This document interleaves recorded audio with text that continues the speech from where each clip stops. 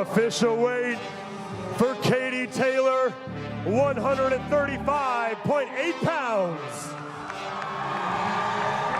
Amanda Serrano.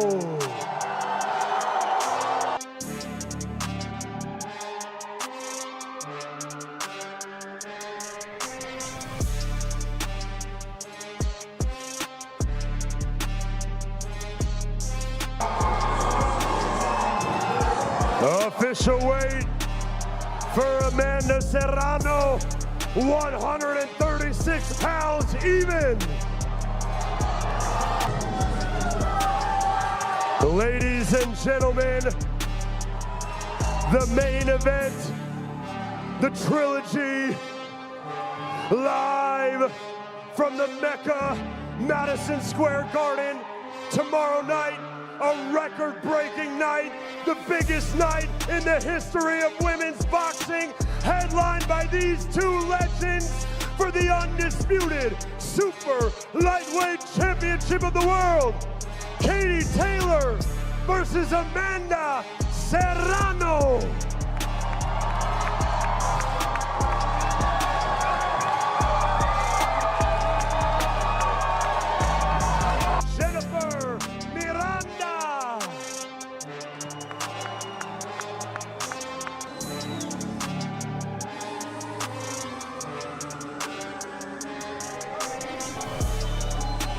Official weight for Jennifer Miranda, 129.4 pounds.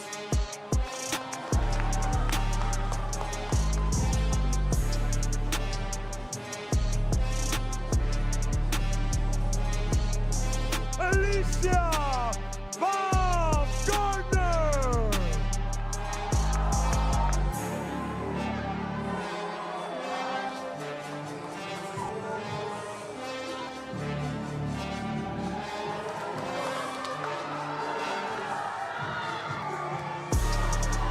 Official weight for Alicia Baumgartner, 130 pounds even.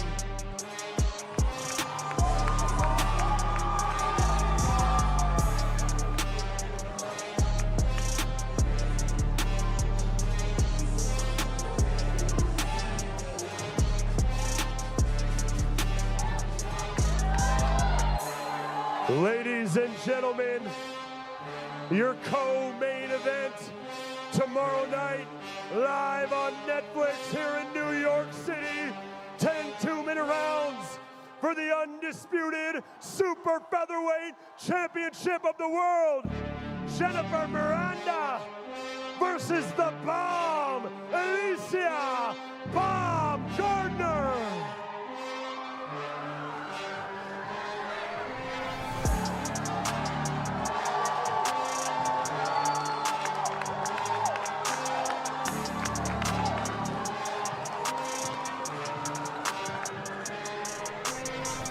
I believe that Alicia Baumgartner is the future face of women's boxing. This is your opportunity. This is your stage that you have been asking for, that you have been craving for. 24 hours before the biggest fight of your life on Netflix, co-main event. What's going on in your mind right now? Listen, baby, I am so ready to go, y'all. I've trained very hard. I'm dedicated, I'm disciplined, and I can't wait to really hit her real hard. I felt that intensity there in the face-off. Could you tell us what you were saying to her? Because I saw you talking a lot. I told her I hope she's ready because I'm coming for that jaw.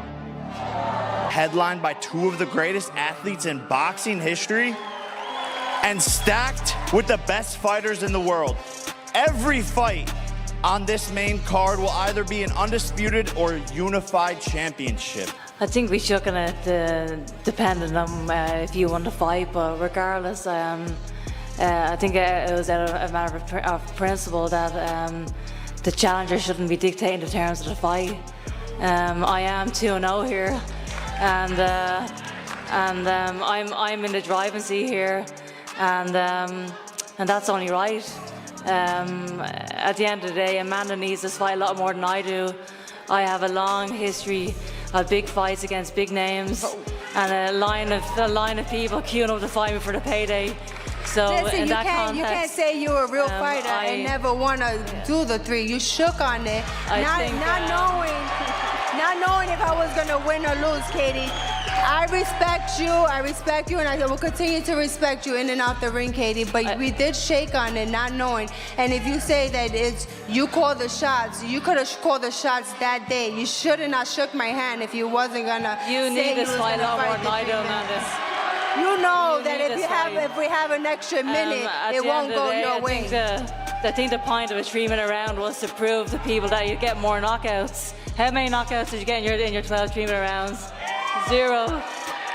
They end up being boring fights, and it was a good advertisement for a 12 3-minute round fight for women. It was boring.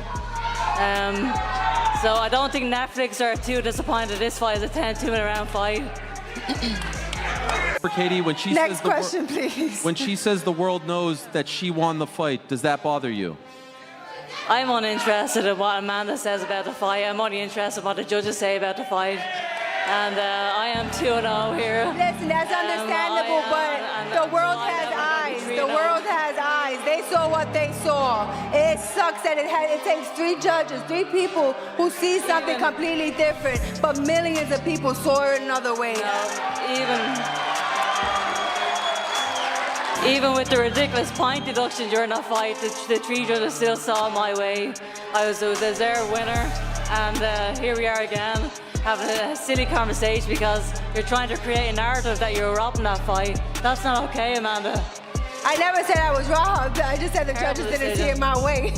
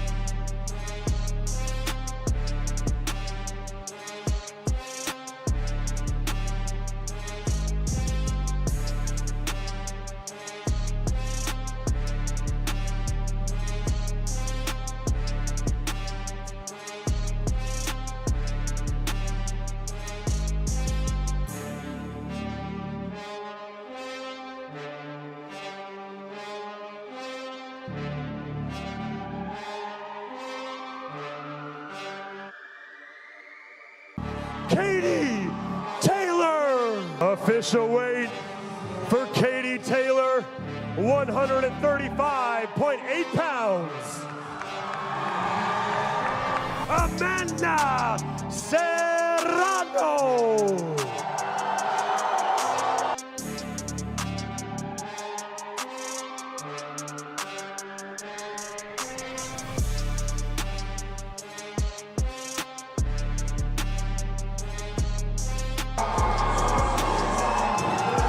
Official weight for Amanda Serrano, 136 pounds even.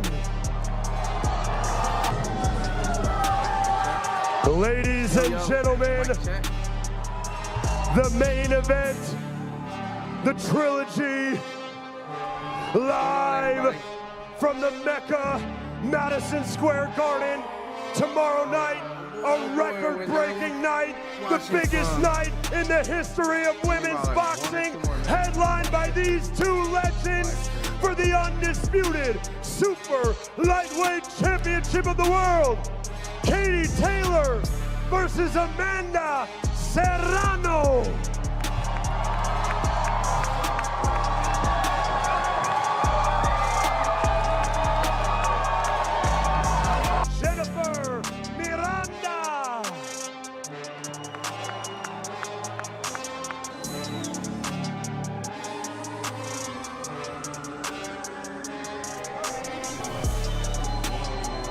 Official weight for Jennifer Miranda, 129.4 pounds. The fight itself is on Netflix. So this is a live watch commentary. So I'm not here to bamboozle y'all. It's the title. Alicia Bob Gardner. Am I going to show the fight? I cannot show the fight. That is a copyright infringement, right? I get a strike. So essentially this is a watch along. I get you guys like a watch companion, essentially a watch party. A group of people, if you're just watching Home Alone, we got a whole chat of people that's gonna be able to watch it. But it's on Netflix, so I don't know what to tell y'all if you ain't got Netflix. So, but that's just me telling you guys right before I get this on. So you guys can share Netflix passwords and usernames in the chat. But I wanted to obviously tell you one more time, this is definitely a watch along. None of the fights have started yet. Essentially, they just got the broadcast. I'll show screenshots here and there, but I can't actually play the audio. So, like I said, give me one more second. I'm gonna get some water. I'm gonna get this going.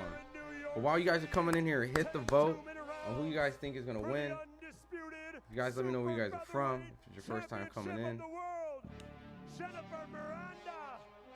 and I'll let you guys share your passwords, man.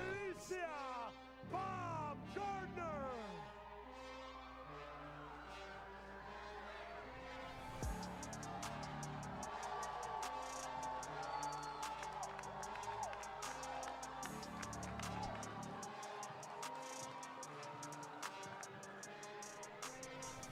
I believe that Alicia Baumgartner is the future face of women's boxing. This is your opportunity.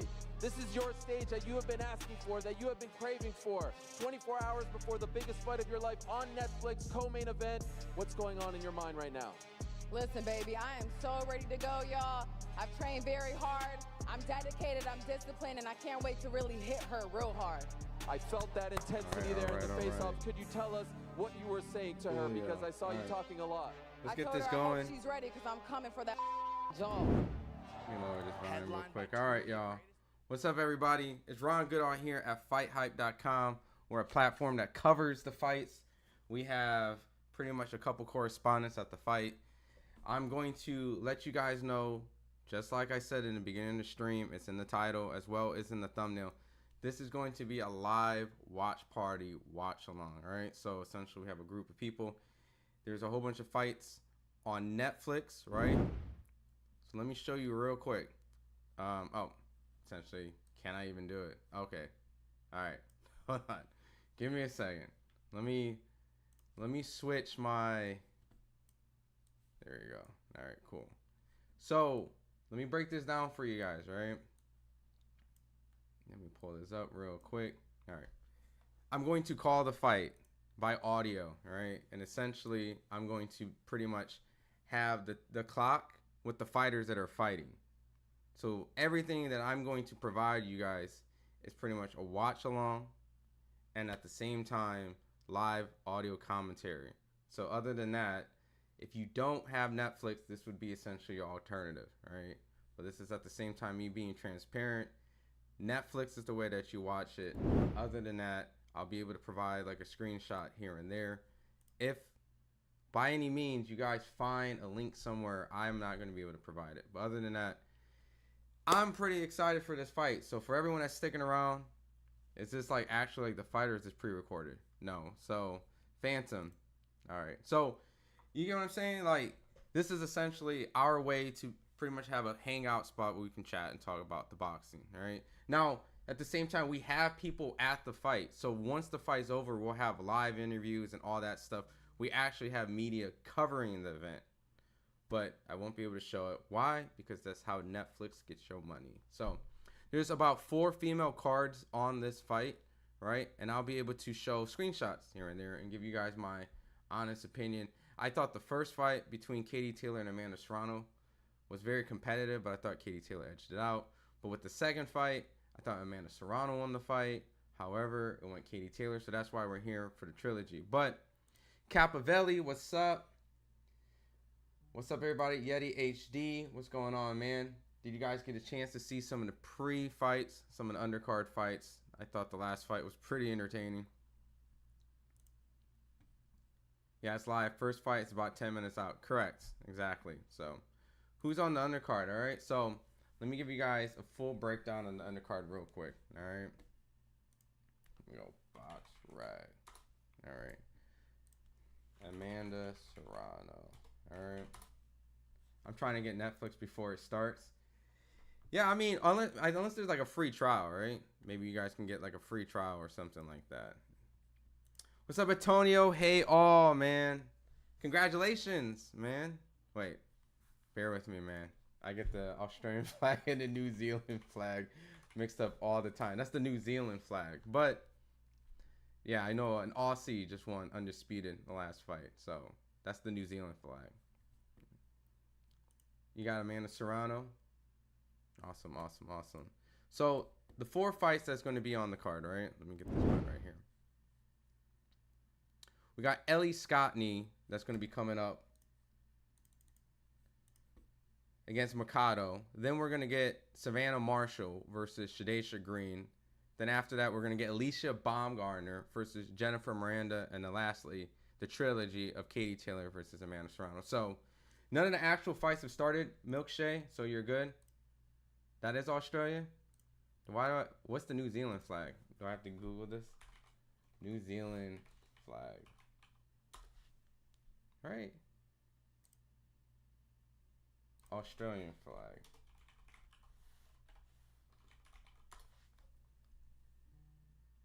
Oh, damn, dude. They're so close, man. Yeah, I'm just dude, they're so close. They're so close. Oh my god. Yeah. My bad for not knowing off rip. But anyways, congratulations, man. You guys got it.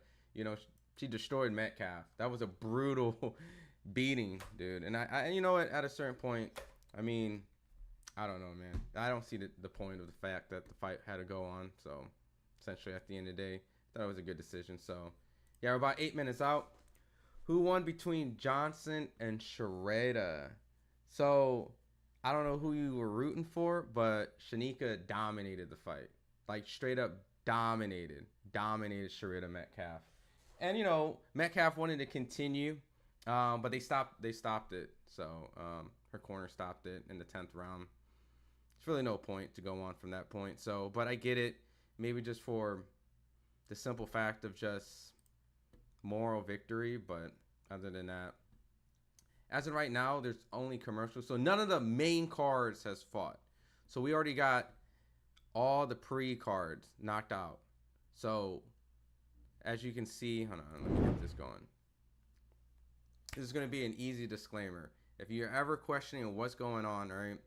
I got the opponents, I got the time, and I got coming up next. Obviously, I'll remove coming up next off, and I will actually start the clock like this. You see how this works?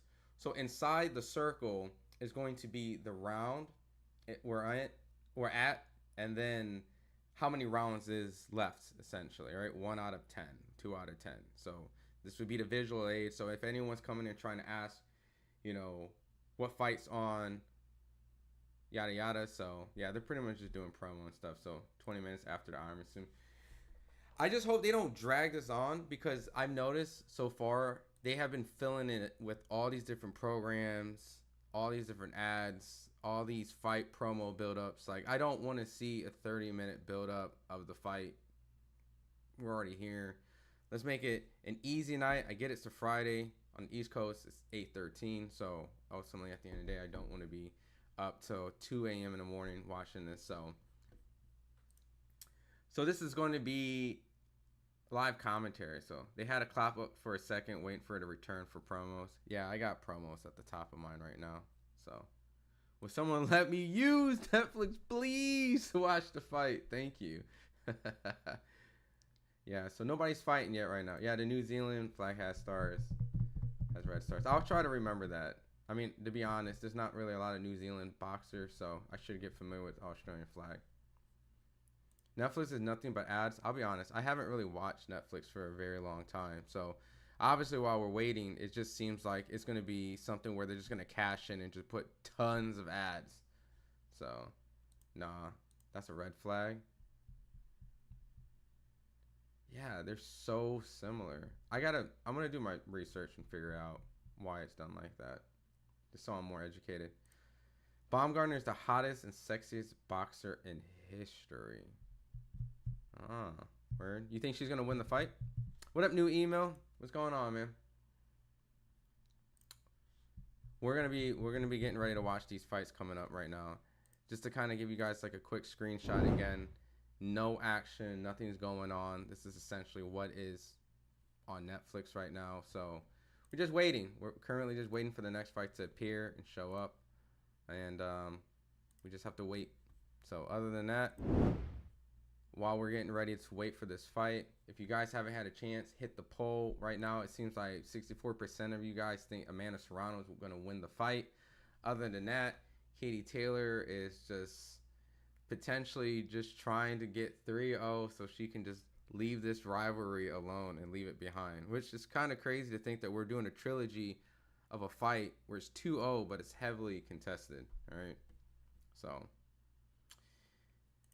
Katie's the best sports person that ever came out of Ireland. Katie for the win. You know, Dennis, I remember the first time I actually met Katie Taylor, right, when I interviewed her. She was extremely chill, humble. I met her in Philly when she was fighting on a Tevin Farmer undercard. Very soft-spoken, very hard worker. There was so much hype around her from Eddie Hearn, but obviously it was just because she dominated Olympics. So it was really curious to see how she was going to turn out as a professional, but sure enough, she did, like, really well. I think she did have some adversity in her career when she first fought Delphine Persoon on the Anthony Joshua undercard, which I thought that, you know, she lost that fight. But for the most part, wait, she did lose that fight, right? They did a rematch, right? Did she lose that fight? Let me double check. She lost that fight, right? No, she didn't lose that fight. However, it was highly contested. That's what it was. She won the fight, but it was heavily debated. And so in that sense, she then fought her again during COVID time and dominated her. So kind of removed that. So she's kind of in that same case where she's trying to right that wrong, even though that she won, because public perception thought she lost the last fight. So I give Katie Taylor lots of props for just doing this fight, because she could simply just be like, yo, I'm good. I'm 2-0. I don't need to take this fight for what, right? But I think as the competitor that she is, you know, she essentially has 3 rivals: Delphine Persoon, Chantel Cameron, and which she avenged, and then Amanda Serrano. So I give Katie Taylor all types of props, and same with Amanda Serrano. But to a certain degree, you know, Katie's the one that really had the opportunity to say, no, I don't want this fight. So, and then, you know, giving you guys like a quick update as a screenshot, because I know some of you guys don't have, you know, just giving you guys live screenshot updates. This is where we're at. No fights, nothing going on. They're just doing live commentary, just getting ready for the first fight of Ellie Scottney and Mercado. So Susan said, nah, sexiest boxer is still Butterbean. Yo, I remember watching Butterbean as a kid. That's crazy. Sugar Neeks is hot. Yo, she definitely belongs up there. She definitely belongs up there. I mean, you know, it's kind of hard not to put her into like the Mount Rushmore right now of active female fighters, right? So, going to watch the past 2 fights. Oh yeah, they were great fights, man. And this is just my honest opinion. I really thought Katie Taylor did win the first fight. She did get hurt. However, I thought she outboxed her. The second fight, I thought, you know, she barely lost, but I thought Amanda Serrano did edge the fight out. So here we are, 3rd fight. So great trilogy, man. Did you watch Jake Paul? Unfortunately, I did. New email. That was pretty rough. The undercard was great. The undercard was amazing, but yeah, it was pretty rough. So as of right now, we're just going to be waiting for them to bring in both fighters so we can do essentially live commentary. So you're going to show the fight. Unfortunately, Lewis, Netflix will not allow me to, because if so, it would get a copyright strike. So this is kind of our watch party, watch along. If you guys want to join, that's what we're here for. Take a drink every time Taylor headbutts her opponent. Yo, chill out. I don't know if you guys saw, but they had their first press conference, right? And Amanda Serrano came out with headgear for their face-to-face. And I'll pull up a picture if you guys haven't seen it, right? But this was definitely to troll her opponent, because there was so much headbutting going on in the fight. I'm not saying it was done intentionally, but Amanda Serrano wore headgear at the first face-off to kind of mock the idea of like, all right, I had a headbutt, I was bleeding, you know, essentially, I'm gonna need some headgear. So, all right. So nah, John, it won't be able to be shown. The fight's delayed on Netflix. It's not delayed on Netflix. I mean, whatever the stream is, whatever the stream is. So, but broadcast-wise, if you're there at the fight, it's always going to be a little bit ahead. But I don't know what their stream delay is. I got to go with my blood, Amanda. You know, I really don't know who right now I'm thinking is going to win the fight, because it was so close the second time. The first one I thought was a Katie Taylor win by default, because she won a lot of the rounds. I didn't really think it was anything outside of the fact that she was just troubled in a couple rounds. But other than that, she controlled it. The second one, however, seeing how it was an MVP promotion, I was very surprised that they gave it to Katie Taylor for how close it is. So, yeah, who's fighting first? Right now, they're doing a national anthem. Ellie Scottney and Mercado is going to be the first fight coming up, and I'll have the time start right when they actually throw the first punch or the first bell. Why hasn't it started on Netflix? The event has started on Netflix. The first fight, however, has not started. They're doing national anthems as we speak. So, giving you a quick screenshot update. This is essentially what's on the screen. So, neither one's entered the ring. Netflix has not started yet. 20 minutes late already. Shit show. The event is started. Just the fight hasn't started yet. How many hours from now is the fight? They got 3 fights before. What's Jake Paul like in person? You know, Antonio, maybe it's because like I'm not like a confrontational person when it comes to talking to Jake Paul. I actually think Jake Paul is like a pretty chill guy, like pretty lax. I know he does a lot of antics, but really, if you get an opportunity to speak with him, he's just a normal person. Not this crazy troll that you think 24/7. However, when he's in that mode, he's in that mode. But Jake's a pretty chill guy, man. Like, I don't have anything negative to say about Jake, you know, for the most part. From at least meeting him and interviewing him and talking to him, just a regular guy, man. So, and he has really put a lot of effort to make women boxing grow. So, not delayed. They were just cutting promos, yep, and singing national anthems. Squidding Pasta, what's up, my guy? They're gonna keep rematching till Amanda wins. Yo, it's almost like Pacquiao Marquez. However, they had a draw in their little series, but at a certain point, it does feel like if Amanda loses, are they gonna try to force a you know what I mean, like a fourth fight? I already feel like at a certain point, like the third fight, it's surprising that it's happening, but I give Katie Taylor props, you know? And obviously the money's probably really good. They probably have a lot of opportunities outside of this fight, but this was probably their best option financially. So, who's starting the first fight in the window?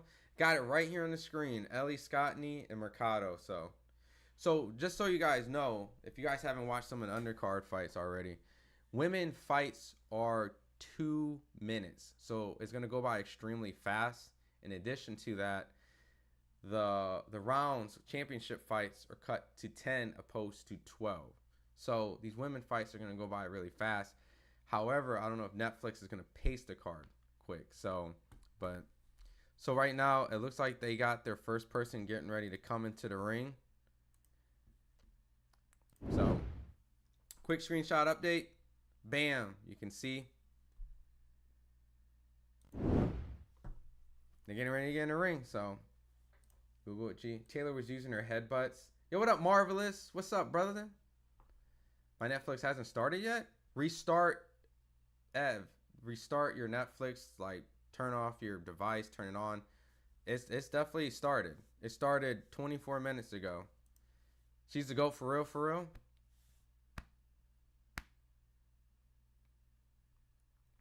Who you talking about as the GOAT? Who you referring to GOAT? Are you gonna show the actual fight? Nah, just live commentary, man. Netflix will flag us. Where can you watch it? You can watch it on Netflix, you know? So just everybody know, like, no one's really going to be able to show it on YouTube. It's like, you know what I mean? It's just going to be all of us doing live commentary. What up, Eric Bell? What's up, my guy? Okay, so I saw the prelims of Taylor Serrano card, and I would say this. Why people like Turkey and Atlas are needed in boxing? Because Ali didn't win that fight against Furtado. Yeah.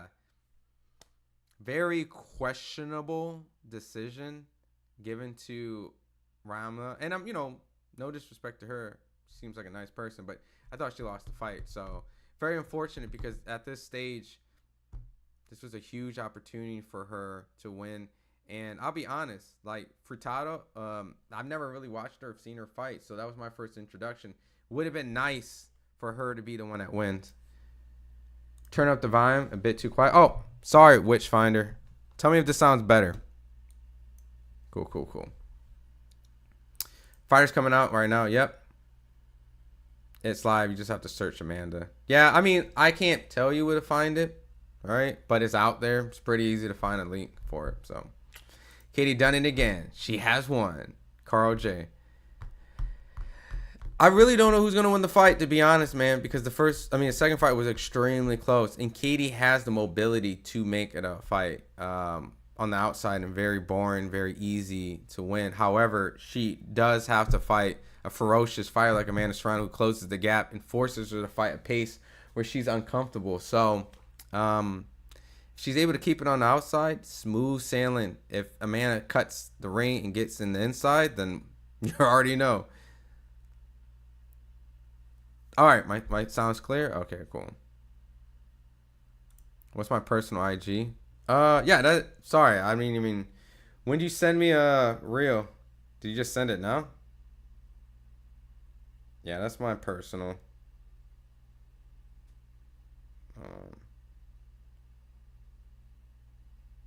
I normally use Twitter. To be honest, I'm more of like a Twitter person. So, I mean, if you hit me up on Twitter, I'll be able to see it a lot easier. But, yeah, whatever you guys need to say, you can say it right here. But Jake Paul versus Johnny Sins live streamed on Yo, chill, man. Serrano's overrated. Is an overrated joke. I mean, I can't really say overrated, right? I mean, she has accomplished a lot in the sport. She is one of the most decorated female boxers, not just by, oh, here's an undisputed, right? Like, I know there's a couple fights where there's a lot of vacant titles that she's picked up, but I think you have to give her props because how shallow the pool of talent and competition in women boxing is, that she is one of the more, if not one of the most dominant female fighters out there. So at the end of the day, you know, like, to say she's overrated based off comparing to men, sure, but to women, no. She's one of the best to ever do it in women boxing, so I can't even say that. A lot of Puerto Rican flags. What up, Larissa? Turns it off and on. Now it works. Appreciate it. Perfect. Let's go, Katie. No, it was maybe almost a year ago, bro. Word? Dude, I'll be honest, dude. I really don't use my Instagram like that. But yeah, that is my... If you use Twitter... I mean, you can shoot me a message right now. I'll send another message. I'll be happy if you can check it live after. Okay, cool. Boxing at its finest. Let me take a picture of that real quick. All right. I got you, brother. Yeah, I just don't really be on social media like that just because I'm always working, if you know what I mean. So, if Katie makes it 3-0, they would still ask for a fourth. I mean, dude, I mean, it's like Pacquiao Marquez, you know, maybe she'll get on the fourth one. I was told the main event was at 1 a.m. UK time. Oh my God. Dude, it's 8. No, you know what? I think we can get this card going at a reasonable time. It's 8:29 East Coast time. First fight on the Netflix portion We got 2 more than the main event. Yeah, I think we can get through it as long as they don't do a million ads, right? So, all right. Like I told you guys, I won't be able to show it, but I'll give you guys like screenshot updates to kind of give you guys some pacing where I'm at. You can see they're already announcing Mikado in the ring. So they got both females in the ring. Once the fight starts, I'll do my commentary. I'll try my best. Attorney Bailey, what's up, man? Greetings, bro. You're doing great things. Still rocking with you, man. I appreciate it, man. The next fight I was looking to go cover was going to be Tank Roach, but I don't know the situation of that, especially after today. So, but I'll definitely be at Crawford Canelo fight. So, and I'll still be doing a lot of interviews as always. Brazil Online. No, that's what annoys me about Katie. Doesn't have to prove anything. She's the GOAT. Serrano needs this more. Oh, for sure. Even though the second fight I thought Amanda won the fight, I mean, she's 2-0. You know what I mean? She could totally just ride off in the sunset in that situation. Because, don't get me wrong, I thought Amanda definitely won the second fight, but it was competitive. The first fight, she definitely won. In my opinion, it wasn't really controversy outside of, she got hurt. She got hurt in like a round or two. But for the most part, Katie dominated most of the fight. So Amanda Serrano really needs this win. Like, Katie's really giving her a huge opportunity to really just get one. And if she loses, it's really like, appreciate it, brother. I'll talk to you after the live. I'm out. Always real. Katie Taylor's the greatest ever female boxer. She's one in the elevator sport. Without Katie, slaves would be fighting in an abandoned Costco somewhere. I mean, look, I give Amanda Serrano her props. I think Clarissa Shields belongs in that conversation because of the stuff that she's done in the UK with Savannah Marshall. All right, cool. All right, I got the clock going. First fight on the Netflix portion, Scottney versus Mikado. All right, Scottney. Both of these fighters seem like pressure fighters, to be honest. Both of the fighters are in the center of the ring, both throwing a lot of punches already early on. As a reminder, female fights are 2-minute rounds, so we're going to go by these fights extremely quick. Good left check hook for Mikado. Scottney seems like the pressure fighter while... Ooh! Scottney landed a good left hook. As I was about to say, Scottney seemed like the pressure fighter. Mikado took a chance to, you know, step forward and got caught. So it's really hard for me to tell because I've never really seen these women fight before. I'll be honest with you guys. They both definitely seem like they're not afraid to duke it out. So I'm not expecting any type of back foot fighting. But Scottney definitely seems to add more pressure. And she landed a really good jab on Mercado that sent her head flying back. They both tangle up right now.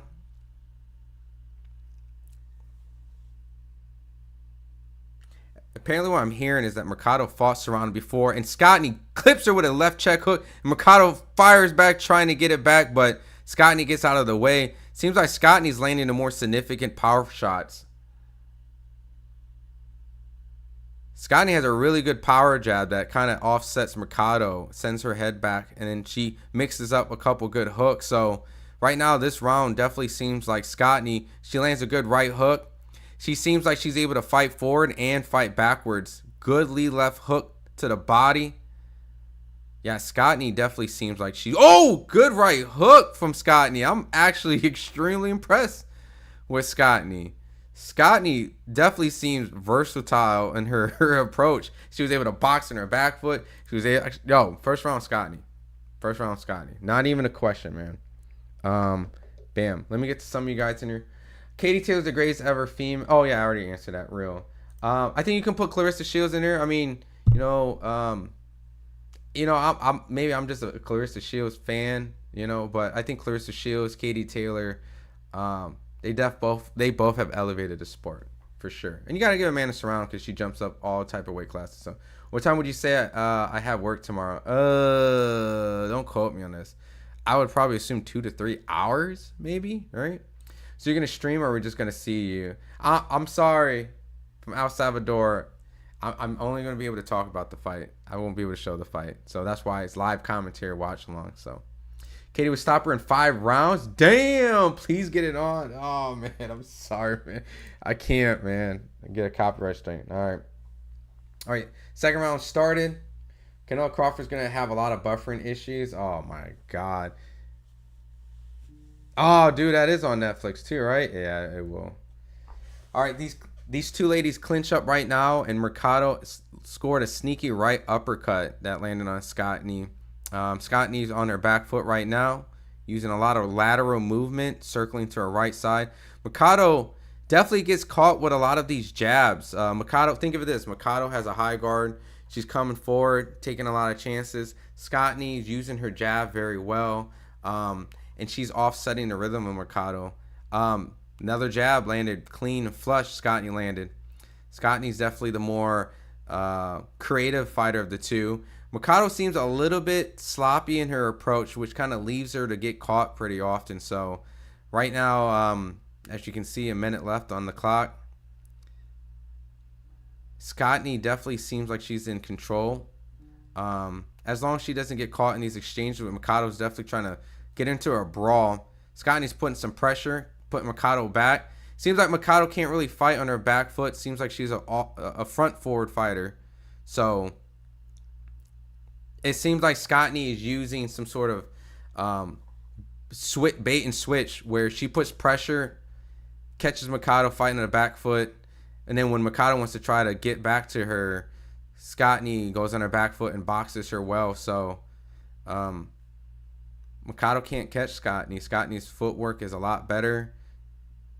She can't cut off the ring. Definitely seems like another Scott Knee round. So, come on, let's go. Watch out for Najee Lopez, the real deal. Known him since, yeah, dude. I've seen some highlights of Najee Lopez, man. Najee looks like the truth. Najee Lopez, very athletic, very explosive. I started watching him on Pro Box, especially when you started putting. I've heard of him, but after you kind of talked about him heavily, I definitely paid a little bit more attention. And he definitely looks like the real deal. Definitely looks like one of Pro Box's darlings that are coming out to enter maybe a big promotional card one day. But I definitely recommended him to be on the Canelo Crawford card just because he seemed like a guy that needs more attention, but extremely explosive. So, boom. Let me set the next round. Please don't tell me all the undercard fights I have to ring my... Yeah, it's 3. We got to get this. And then we got 2 more. Why didn't Jake Paul fight again? This is a women's card. Jake just fought. I guess he wants to highlight the women, you know what I mean? Like the extravagant event of an all-women card. So, Eric Bell, the female referred to as chicken legs, needs to sharp... Oh, yeah, chicken? Yeah, she was getting cooked, bro. She was getting cooked. That was bad, man. But you know what? I'm not surprised. I've actually seen Neeks. She's fundamentally a lot more sound than Chicken. And, you know, you can just tell, like, she's just not as polished. And so once she started exchange, she just got caught. So, have they boxed yet? Or on the first undercard fight? On the main portion of the card. Serrano? What up, Catherine Rosero? Can't wait for the fight. Yeah, man, it's going to be a fun fight tonight. I'm a Savannah Marshall fan. I am too. Savannah Marshall for sure is a monster. She just wasn't able to beat Clarissa, man. So I give her a lot of props. As of right now, Scotty's still on the back foot, using the jab effectively, getting out of the way of the exchanges. Just a fundamentally better boxer. Catches her with another lead left hook, sets it up, and catches Mercado just walking in. Mercado doesn't have any type of good offensive, a good defense going forward. She's just swinging, you know, for the fences. And if Scotty doesn't get tired, she's going to probably just win every round of this fight. So, and Mercado's just not setting her shot. She doesn't use a jab. She's just throwing hooks. So, for the most part, just imagine this. A person who's just constantly swinging from the fences and is not disguising it from the jab. However, Scotty has a really strong jab. They tie up. Scotty lands a good right hook off the break of the clinch. Yeah, man, Scotty just looks way more polished. Has way more tools in the toolbox. Just better counter puncher, better boxer, even the better offensive fighter when she wants to do it. Better defensively. I mean, this fight is not even competitive or even close at all. As long as Scotty doesn't get tired, this is just going to be a wash. Like, I don't even really need to commentate too much. It's gonna look like this every round, to be honest. All right, let me get with y'all, bro. I clicked on multiple streams. You gotta be the best. Appreciate it, baby Marie. I'm trying my best, right? I'm trying my best. I know personally, I would love to give you guys the opportunity to watch the stream, but Netflix would not like that. Well, Vodka 40 is in the building. We got a celebrity in the building. What's up, my guy? What's up, man? Yo, what's up, fam? Clarissa Shields is very good in my opinion, but not lots of competition for her. I find women's boxing low-key boring. No disrespect. No, you're not even wrong. I think that's unfortunately one of the reasons why it's not thriving like it should. Amanda Serrano and Katie Taylor is able to create a lot of attention because they actually have a competitive rivalry that is bloody, and they're getting hurt and a lot of punches. So as good as someone is, you got to have someone that's going to allow you to show how great you are, because if not, it is kind of boring, especially if, you know, female fights don't really produce the type of knockouts that, you know, the men's do. And the physical ability that men have over women also allows them to do a lot more freaky stuff in the ring, you know, like a Roy Jones, and just athletically they're just more gifted. Just, you know, come on, it's biology, right? But I think that's what's missing from Clarissa, and Savannah Marshall was supposed to be that, and it was a good fight, but Clarissa just doesn't have any type of rivals, and so without a rival, just don't really have much there, you know. That's why rivals are extremely important in the sport of boxing, regardless if the competition is here or here. You got to have it, because Arturo Gatti and Mickey Ward, even though that is not going down as one of the best fights to show your students if you were a teacher, it's one of those fights where just the average casual boxing fan can get behind, because you can respect the heart, the blood and guts, the tenacity these guys are putting on in the ring, regardless if the level isn't at the peak. So that's just what's missing in Clarissa Shields' career, and I don't know if she's gonna find an opponent like that unless she's older. And when she did go in MMA, she's so far removed from that talent that it almost seems, you know, ridiculous. So anyways, I didn't really commentate this round too much, my bad, y'all. Scottney's just doing the same thing as she did before, just landing clean shots. When she's on her front foot, she dominates. When she's on her back foot, she dominates. Mikado's lost. She doesn't use her jab well. She falls into her punches, and even to a certain point seems slower than Scottney. I mean, I don't really know what the game plan really is. She just is not going to be able to catch the elusive movement that Ellie's presenting in her. So I really think at a point we could just fast forward this, unless Mikado has secret power that I don't know of. But yeah, man. People forget Katie's an Olympic medalist, a skilled fighter, and one of the elites. She's no joke. For sure. Facts. That's why, like, I put Katie and Clarissa in, like, similar categories, because, you know, by all means, Katie has won against all her opponents at a point. They're both amazing amateur standouts. I believe both two-time gold medalists. Both, like, undisputed in multiple divisions, you know? And they both have shown unbelievable skill, and they all have raised the level of women boxing, right? I mean, I'll be honest, for a while, I think Clarissa kind of started doing that, at least in America, and then Katie kind of opened up the door big time in Europe. And then with the competition that she was able to have and the rivals that she was able to have, and her being in these situations when she gets hurt, like, it's just easy to want to watch Katie Taylor fights, because her vulnerability is what makes you into the fight. She does get hurt, you know, as well as produce great performance. So, man, I think all these women are great, man. I can't even, like, compare them too much. Good jab from Scottney. Look, I'll be honest, like, I'm not really hip to Ellie Scottney, but she is dominating Mercado, and she's showing great footwork, great jabs. I mean, to be honest, she's a pretty good damn boxer, to be honest. Like, she takes chances, you know, by all means. You know, a person who's able to capitalize on that may catch her here or there, but for the most part, the skills that she's showing in this Mercado fight is just by far just levels, like, difference. And she goes to the body. She lands a couple good jabs. I just want her to double up on her jab a little bit more. She's like a single jab, a power jabber. If she doubles up on the jab, kind of like Katie Taylor, right? You know, throwing combinations. I think she can get a lot more off, but her defense is solid. She's very aware of all times where Mikado's trying to get her at. And that pretty much has allowed her to just have full control of this fight. Just constantly going side to side. She gets off the rope. She just turned Mikado right now.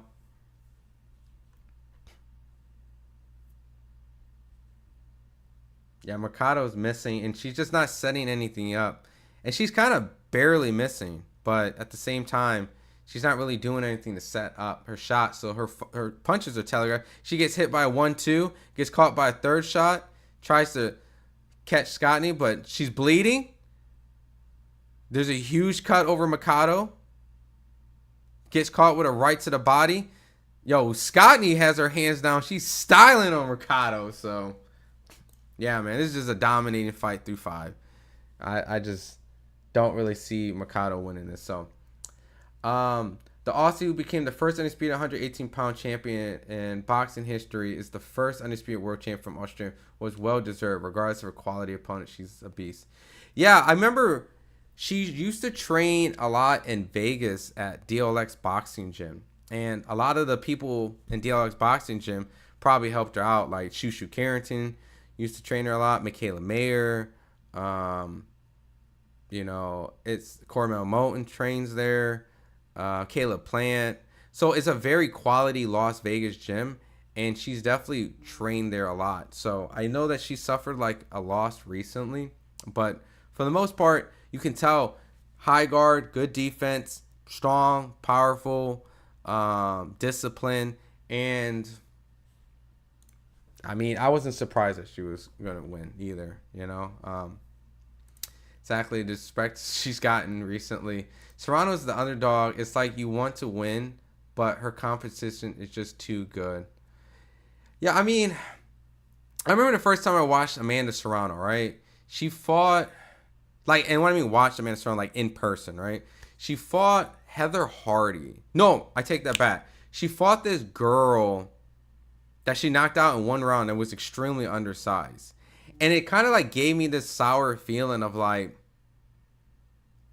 what the hell was that? Like, why was this a thing where this girl was so much smaller than Amanda Serrano? And Amanda Serrano is pretty small, but she was so much smaller when I was watching it at Madison Square Garden. It was the Hulu Theater. Here, I could probably find the actual fight specifically. So if you ever want to YouTube it. She knocked this girl out in the first round. Ava Voraberger, yes. That was on, I think, what was it?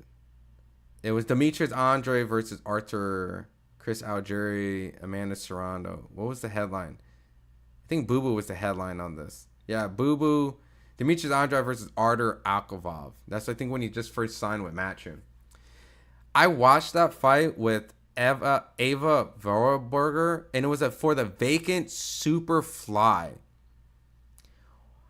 Amanda Serrano, like, you're so much bigger than this girl, and she just destroyed her. And then after that, she fought Heather Hardy, which I thought she was going to destroy her in the first round, but they went 10. So I say all this is that, like, I don't want to say like I know a lot of her competition. Apparently, she's also fought this Mikado girl here too as well. But Katie Taylor, for the most part, when she came out the Olympics, I mean, she's fought a lot of tough opponents. Yeah, some of them were gimmies. You know, Cindy Serrano, her sister, was someone that she faced who was kind of over the hill at that point. But at a certain point, you know, when she stepped up and fought like Rose, I think Volante, and then Delphine Pursoon and Christian Lanadu, which was the girl that beat Alicia Baumgardner. And she's a heavy-handed puncher, like heavy-handed puncher. Katie Taylor beat the girl that beat Alicia Baumgardner on the Real Deal boxing bout cards, right? So, and I remember watching all these fights like here and there, right? I'm not saying I'm a women boxing advocate, but at a certain point, it's just like Katie Taylor's competition by far is just so much better. Natasha Jonas, even Chantel Cameron, and in a sense, you can put Amanda Serrano in there too. Amanda Serrano doesn't have a lot of like opponents, at least that stand out in my opinion, of the quality and consistency. And I don't know if it's because I don't know if people wanted to fight her, right? I really don't know the story and the struggles, right? Not saying that she hasn't had good competition, but I think she just fought actively in a lot. She jumped around a lot of weight classes. So at a certain point, it is interesting that she's able to be very competitive, and it could be a style matchup. That's why she's able to give Katie Taylor a lot of problems. But Katie Taylor at a certain point, and they're both kind of getting older. Katie Taylor is 39. I want you guys to keep that in mind. Amanda Serrano is 36. So at a certain point, Katie Taylor is about a 40-year-old woman that's about to be fighting tonight. So I want you guys to understand, like, at the level of competition that she's competing at, she's still fighting younger girls.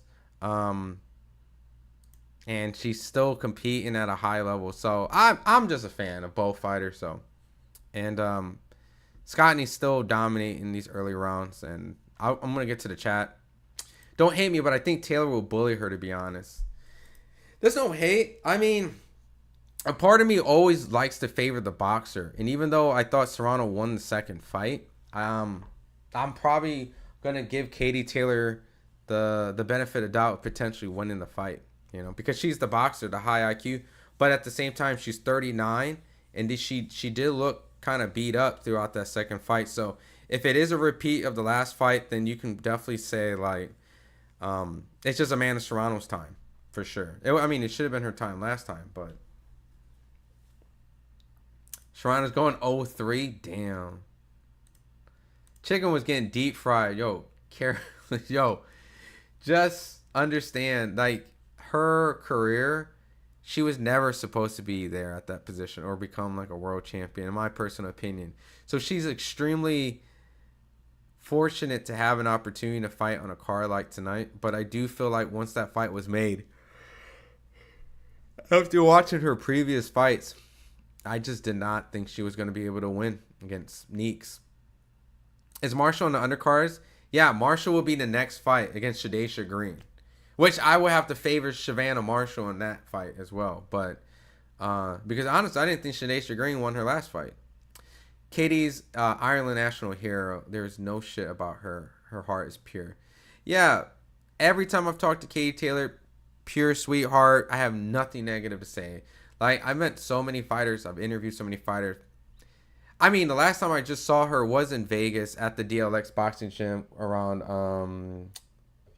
who did I see her with? I saw her with Sandy Ryan. I think they have like the same manager or something like that. But it was before Sandy and Michaela Mayer started fighting. But even then, pure sweetheart, darling. The kids love her. Role model. Even the trash talking between her and Amanda Serrano, Katie Taylor doesn't even really trash talk. She just kind of states the facts, like, I'm 2-0 and I didn't have to take a fight like this. So other than that, she still gives a lot of respect and doesn't speak anything negative about Amanda Serrano in a way where you just can't not like her, right? So is Ellie winning this one? Dude, she's dominating. She's dominating. Like, straight up dominating the fight. Yo, what up, Southpaw? Never use protection. What's up? Yo, man, what's going on, my guy, man? Oh, shit! Scottney just caught Mikado with a good shot. Sorry, you're almost at 100K. I peep your videos here and there, man. Always try to show some love, man. I still had a blast in your Deontay Wilder live, man. Hopefully you do a live today. And I'm just going to keep supporting you, man. Keep doing your thing, man. Because at the end of the day, regardless of what people say, everyone's entitled to their opinion. So, and you're part of developing the sport of boxing, because if you don't cover it, that's one less channel that cares about this sport. So, but I appreciate you, man. Always, I'm going to just hop into your next live when I'm not doing one of these, man. Yeah, Mikado is getting dominated. She's just bleeding. She's grunting from the body shots. She's getting outboxed.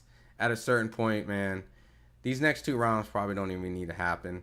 Unless Scottney's trying to stop her. I mean, it looks like she's trying.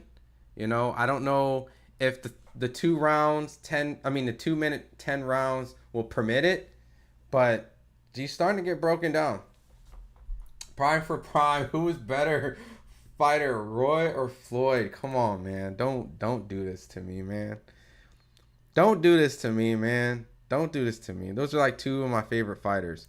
All right, this is how I feel about it. I'm gonna like speak it in like a very simple way while I'm getting through the chat, and I'm gonna make sure I read everyone's chat too. By the way, I'm not skipping anybody. Prime for prime, who was a better fighter, Roy or Floyd? Listen, I think when you have to look at consistency, right? Like overall consistency, Floyd has always shown the same level of technical discipline. He never relied on his athleticism, and he relied on to the most important part of boxing, which was his IQ, right?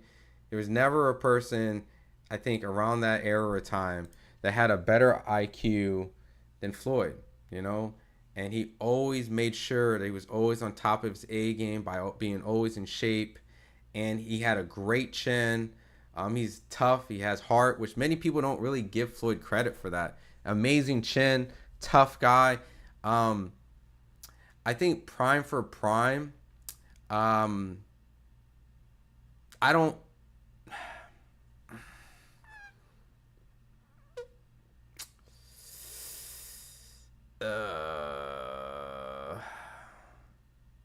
I don't know, man. I mean, at a point they fought at the same time.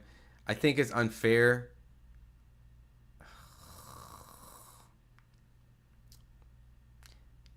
I don't know, man, cause like prime is like who you beat at the moment. Oh shit, good right hand. Like because I'm a huge fan of a fighter being fundamentally sound. Does that make sense? So like, as much as like a fighter is freakishly athletic, I'm always going to give more credit to the person who fundamentally was the better boxer and better fighter. So what I'm saying is like, Roy was more freakishly athletic, but I don't think he was the better boxer. If you gave Floyd the same freakish athletic, like the freakish athleticism, like the freakish athleticism that Roy had, and gave it to Floyd, then I think Floyd, by all means, would have been like Goku, right? But he wasn't. So he had to overcome the athleticism that Roy was able to defy the fundamentals, right? He had to defy the fundamentals. I mean, he could defy the fundamentals, and he would put his hands down and do all this weird, crazy shit that you would never, ever teach your fighters in the gym to imitate. Like, you would never teach someone how to fight like Roy Jones, right? So it really depends how you look at it. And if I want to look at like prime for prime, who was like the more freakishly athletic fighter that was able to get away with doing things, then I would give it to Roy. But if I give it to the consistent work ethic of who was the better fighter, it's Floyd. Like, Roy was the better athlete with great, don't get me wrong, great IQ, great defense, all the same stuff. You can't just be pound for pound at a point and not have those qualities. But I think for the most part, I think Floyd has shown a level of discipline and IQ where it makes me wonder if he fought a guy as freakishly athletic as Roy Jones. Let's say they were the same size, right? You know, I would say, okay, Roy's athleticism by far is like way better, right? So he's going to be able to do all these type of things, right? Who's winning right now? Ellie Scottney's winning. But to me, I've always appreciated someone who definitely, Savannah Marshall's in this. Ellie Scottney right now is dominating the fight. It's not even a question. But when it comes to Roy and Floyd, I'm always going to like the more fundamentally sound fighter. So at a point, I'll probably have Roy Jones over pound for pound Floyd at a period of time. But Floyd is always going to have the longevity of a pound for pound. He's a pound for pound fighter at a longer period of time. So If at their peak, I'll probably edge Roy Jones, like, for a little bit, but yeah. Anyway, sorry. I know there's a couple. Are we not talking about the live fight, Mercado? I got caught up in the whole Roy Jones. As in right now, Ellie Scottney's just completely dominating Mercado. She's just landing at will.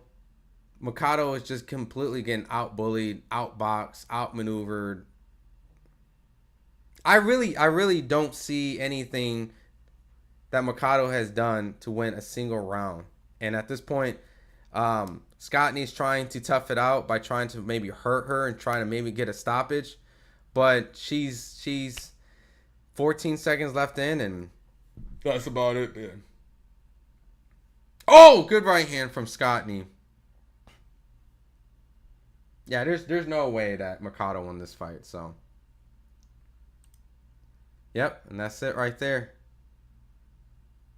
Scottney showed amazing boxing, great IQ, great jab. 10-0, 9-0, 9-1, call it what you want. Who won, Green or Marshall? That fight hasn't happened yet. That will be the next fight coming up. Caroline Mitchell, Floyd Mayweather Jr. I'm also a big Usyk fan. Who wins? I dare say Usyk again. I'll have to favorite Usyk, but you never know with Damian Dubois. I did think the punch was a fair shot, but they didn't call it a fair shot, but he got it and stopped him afterwards. So, and also remember, Usyk was dominating the fight for the most part. So, women boxing like the WNBA, yeah, pretty much. Eric Bell, what's up? I respect Haney because he's willing to take on all hard challenges and still be successful but Brian Norman Jr. put me in the mind of early 80s most dangerous welterweight ever, Tommy Hearns. My thing about Haney jumping up to 147, it's like a mixed bag. It's like, I respect him for taking the fight, right? Like, I do. But I also feel like he wasn't left with a lot of great options. So he was trying to get the Ryan Garcia fight. He was trying to make certain marketable fights happen, and it didn't. So because of it, I think Brian Norman Jr. was a fight that was presented a Devin Haney fight.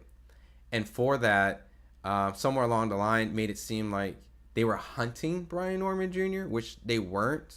Like, essentially, like, we're going after you specifically. Like, that's how he did it. I think he was an option that they were open to.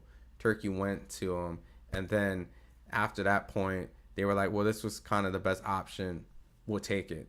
And I give Devin a lot of credit for that. But I feel like there was other fights that they rather could have that just didn't work out. Teo didn't work out. Ryan didn't work out. So they were kind of forced to take a dangerous route, which I appreciate. But Brian Norman's a dangerous fighter, dude. There's rumors of him whacking up Terrence Crawford in sparring, which I wasn't at, so I can't really speak on it. There's rumors of him giving great work with Tank. There's a mixed bag of how the sparring went with Deron Ennis. But he's been in a ring, like, with those type of guys at such a young age that at this point, he's healed. The Giovanni Santillan fight surprised me. And I don't know, man. Like, Devin's feet is extremely solid. I've seen him spar many times. I've seen him up close. I mean, he's a very talented kid. But I always question what type of Norman fight we're going to get, because the fights that I did see Norman up close and personal, he didn't really look that great. But he's told me many times that they're about to read the championship. I mean, the scorecards for this. 190, yeah. 98, 92. So they gave Mercado, two judges gave Mercado 2 rounds. One judge gave Scottney all 10. Ellie Scottney won this fight. No questions asked. But Brian Norman's demeanor has changed from when I originally talked to him then to now, and you can see that he's matured. And the big thing that stood out to me was like, I asked him, I was like, because you were such a big standout prospect that Top Rank signed you, I always watched your fights thinking, when are you going to look special? But because over time, he kind of didn't look that great on TV, on Showbox and Top Rank, he was put in a fight where he was the underdog against a guy who was a sparring partner for Floyd and Pacquiao, who destroyed Alexa Rocha and was just on this trajectory of looking like to be this problem at the welterweight division. And then Brian Norman kind of just had this moment where he was just like, the pressure's off. I'm the underdog. Nobody expected me to win. I don't have to be this prospect that everyone's like, yo, when are you going to look great? They expect me to lose. And that's where he shined, which is so funny. So in this case, he's the underdog against Devin. I know he has a lot of attention, but I think once again, he kind of has that same mentality. And he's so calm and so poised. It almost definitely feels like he's starting to find himself as an adult, a young adult. And when you find that type of balance in a fighter where you're not really stressed out about social media and the perspective of how you look and things like that, dangerous fighter, man. Dangerous fighter. And it seems like he found that. And he looked freaky fast in that Sasaki fight too. Not just powerful, but fast and set up great shots. You can see him kind of force fights a little bit too much at times where I don't know if that'll be an issue fighting Devin. As in like he's going to get clipped and like hurt. But for the most part, I really am interested in this fight. And Brian Norman is a very dangerous fighter. And if he can show that he can cut off the ring, then Devin's fucked. Like if he can cut off the ring, then Devin is fucked. But I think Devin has one of the best, like, I want to say like footwork, but like the ability to move around the ring, you know what I mean? And get away from danger, you know what I mean? So I think at that point, it's a very interesting fight for both, and I'm interested. So Fly Eagles Fly. At what time Netflix at? 8 Eastern. I was so happy when Tyson Fury lost. I think a lot of people did. How you get robbed twice? Yeah, Katie's overrated. Nah, I didn't think Katie... I thought Katie won the first fight. I thought Amanda won the second fight. You know what I mean? I think it is odd that she didn't get the win on the MVP card, but, you know. If Haney can pull off a win against Norman Jr. on November 22nd, there won't be any question about putting him on the pound-for-pound all-time list with other all-time greats between 135 and 147. I mean, he has a win against Lomachenko. Pound-for-pound list of all-time greats between 135 and 147. I mean, well, who are we comparing it to? Like Crawford, Floyd, Pernell Whitaker, Pacquiao, like that list? Because I don't know. You know, we would have to wait till Haney's career completely pans out to really, you know, a Norman win. No disrespect to Norman, it doesn't really make me look at him as like, oh my God, I got to put him next to Pernell and Floyd and things like that. I have to wait till Haney's career ends, and then I can kind of, you know what I mean? It's like Crawford right now. Crawford beating Canelo would change how everyone will put him. And a loss to Canelo will kind of like keep him kind of complacent in a certain area. So we have to wait till their career ends before we can kind of start.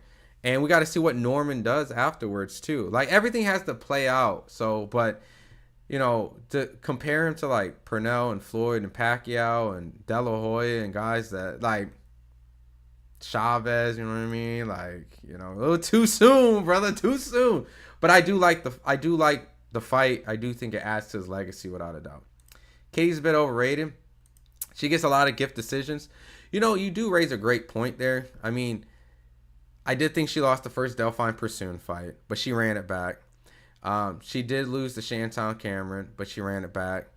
I did think she did beat Amanda the first time, but she ran it back. And she's running it back again. So one thing I'll tell you is even though that she might be blessed to get certain decisions, she's always willing to run it back. And like that's the stuff that like Andre Ward did with Kovalev, Floyd did with Maidana Castillo. Certain fighters I wish like Lomachenko and Devin was able to do it again. Like that's one thing you have to respect with Katie Taylor is that regardless of the fact that if she gets a decision that's not favorable to the public, she's still willing to go back and say, let's do it again. You know, I don't think, you know, by all means, You know, we can criticize someone who is willing to give the public the rematch that many feel like should. And even though she's 2-0 in this situation, with that second fight being very controversial, she's willing to run it back. So at the age of 39, wanting to fight arguably the fighter that just kicked your ass, you gotta give her props. I'm sure there's financial benefits to it, but you have to give her props. So I'm not gonna take away anything from Katie. You know, I don't think she's overrated. I think she's a fighter that's just fighting at the level of her competition, which seems like she has a lot more competition around her weight class than some other people, you know? And you can't fault her for that. Katie's not better. She's not overrated. She's a fraud, a cheater. Damn, a fraud, a cheater. Yo, chill out. Netflix sucks. Iris Lopez. Yo, came in with the fire. It was Katie Taylor who got women boxing to where it is. Did you know she would make out she was a boy at the start? Wow, I respect her. Huh? I'm a little lost with that. By the way, Butterbean over 300 professional fights, including MMA. He did K1 kickboxing too. Said lately in a podcast, Tyson's fight versus Jake Paul was not even close to a real one. I think Jake spared him though. You know, I think he showed mercy. Strong versus Katie is like Wilder and Fury. We all want Wilder to win, but he's not. Damn, that's crazy. What a comparison. But I think Fury won all three in my opinion. Yeah. And two of them was definitive with the knockouts. When it's the fight, oh shit, let me put something up real quick. So this is the next fight for everyone that while everyone's coming in. There we go. Reset. Boom, boom, boom, boom, boom. All right. I'm setting up watch parties on my Discord if anyone want to watch. Who's winning the fight? Amanda and Katie smash or pass? Pass, brother. We about to do that in here, man. Far as boxers of Puerto Rican descent, if Serrano finally managed to beat Taylor, I would not only see her as a Hall of Fame boxer, but as the greatest boxing legend from Puerto Rico. And this is coming from a male. The best Puerto Rican boxer of all time. Ooh.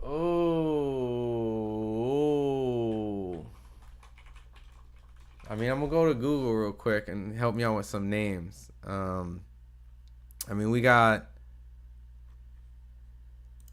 We got. Let me think. Obviously, Tito Trinidad, Miguel Cotto. I'm not really gonna go too deep. Like, I'm not gonna act like I know old school Kid Chocolate and Jose Napales like that. I mean, I did watch a lot of Napales, but I really got to do more research on his opponents to really understand the magnitude of all his fights.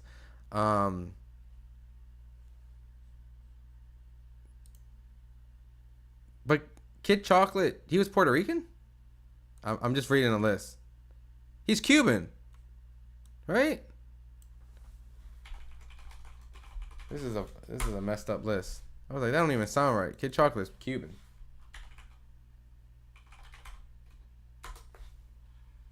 Yeah, Felix Trinidad, Hector Camacho, Miguel Cotto. All right, this is the right list. Wilfred Benitez, Wilfredo Gomez, Jose Torres, Edwin Rosario. Yeah,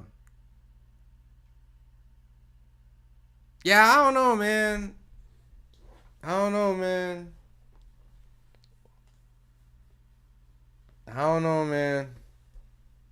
know. Best Puerto Rican fighter of all time.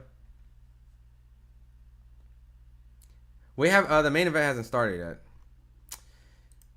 Hell yeah, here for that. I heard Haney's fighting on this women's only card. Squidding pasta, you're nuts, man.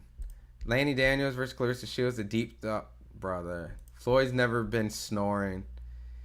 Nah, Floyd's never been snoring. This is facts. I don't know, Scott Knee looking okay. As long as decades male boxers observers saying that the Serrano will become the GOAT of all time Puerto Rican boxers. No disrespect to Puerto Rican greats like Benny. Really? I don't know, man. I might be biased for male boxing then, because really at the end of the day, Miguel Cotto has done some great things. Wilfred Benitez, even though he came up short in his big fights, he did beat Roberto Duran. You guys need to remember that. Wilfredo Wilfred Benitez beat Duran. Like a pretty good time Duran. Not an old Duran.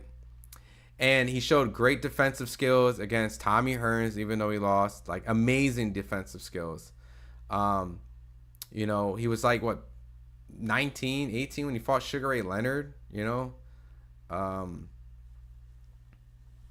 Sometimes you got to look at fighters with losses and kind of like still give them credit for what they were able to do in those type of fights. Even though some fighters have won their fights, some fighters, even though they lost, the things they've done against the competition they fought, it's impressive too. So Roy's style was meant for a younger man. When he got older, he started getting stopped. Floyd fundamentally better. Facts. I agree 1,000%.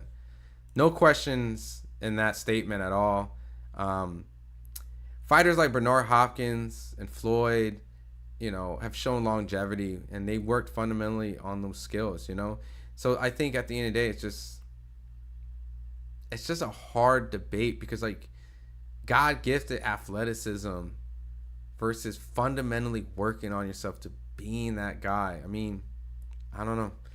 School of Skills, what's up, man? Prime for prime. Roy Jones, hands down. Floyd was better.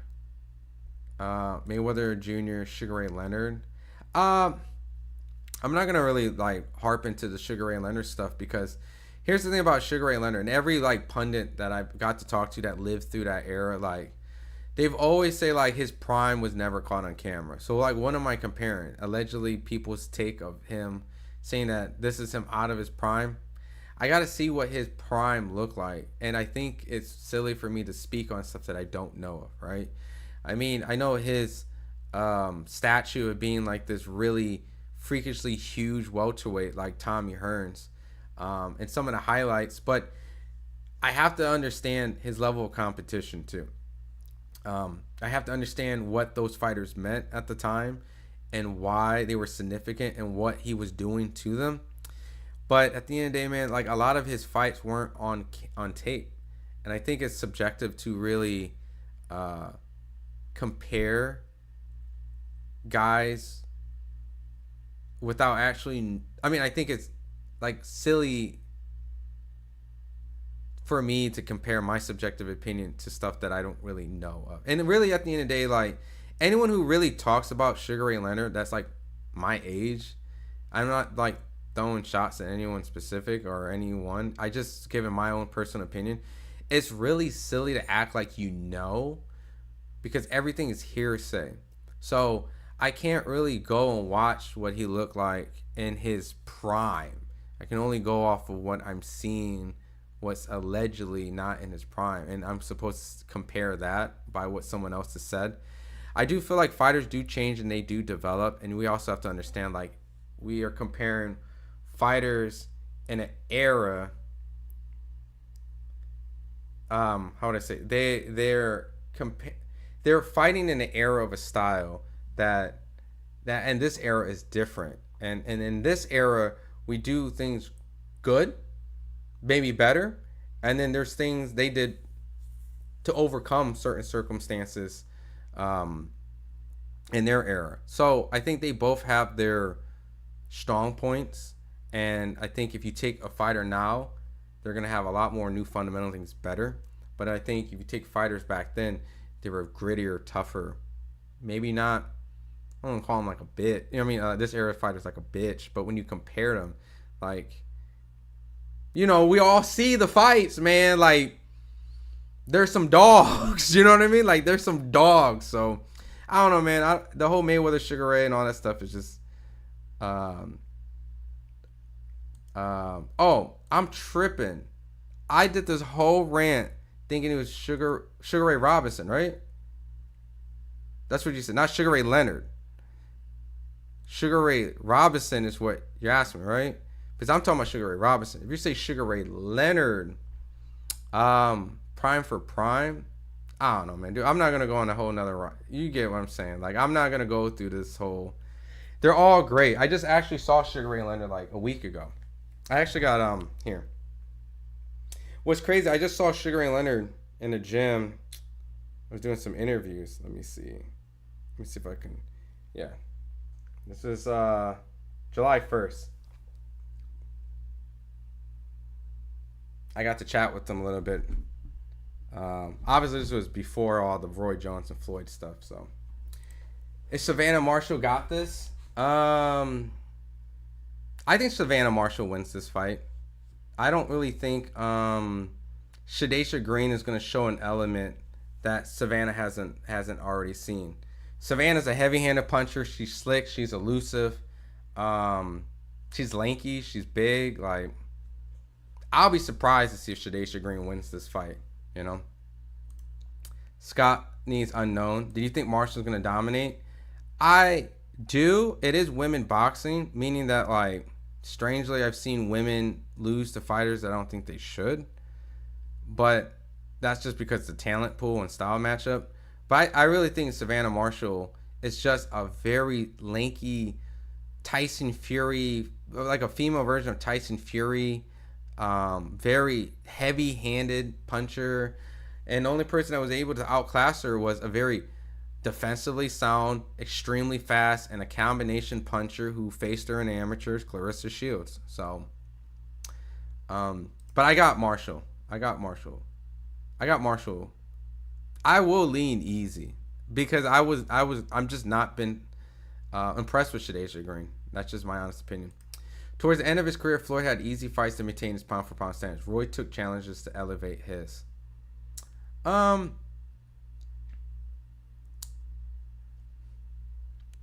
mean, Roy got knocked off at a midpoint of his career. So at a certain point, I mean, it's tough to compare those two. I think we all saw Roy bounce up and down, face a very tough opponent, Antonio Tarver, who was the best light heavyweight champ to face at the time. Roy still never fought his guys like Nigel Benn, Chris Eubank. There's a crop of guys over there that he didn't face, and I'm not saying that I don't think he would have won. I mean, would have lost, right?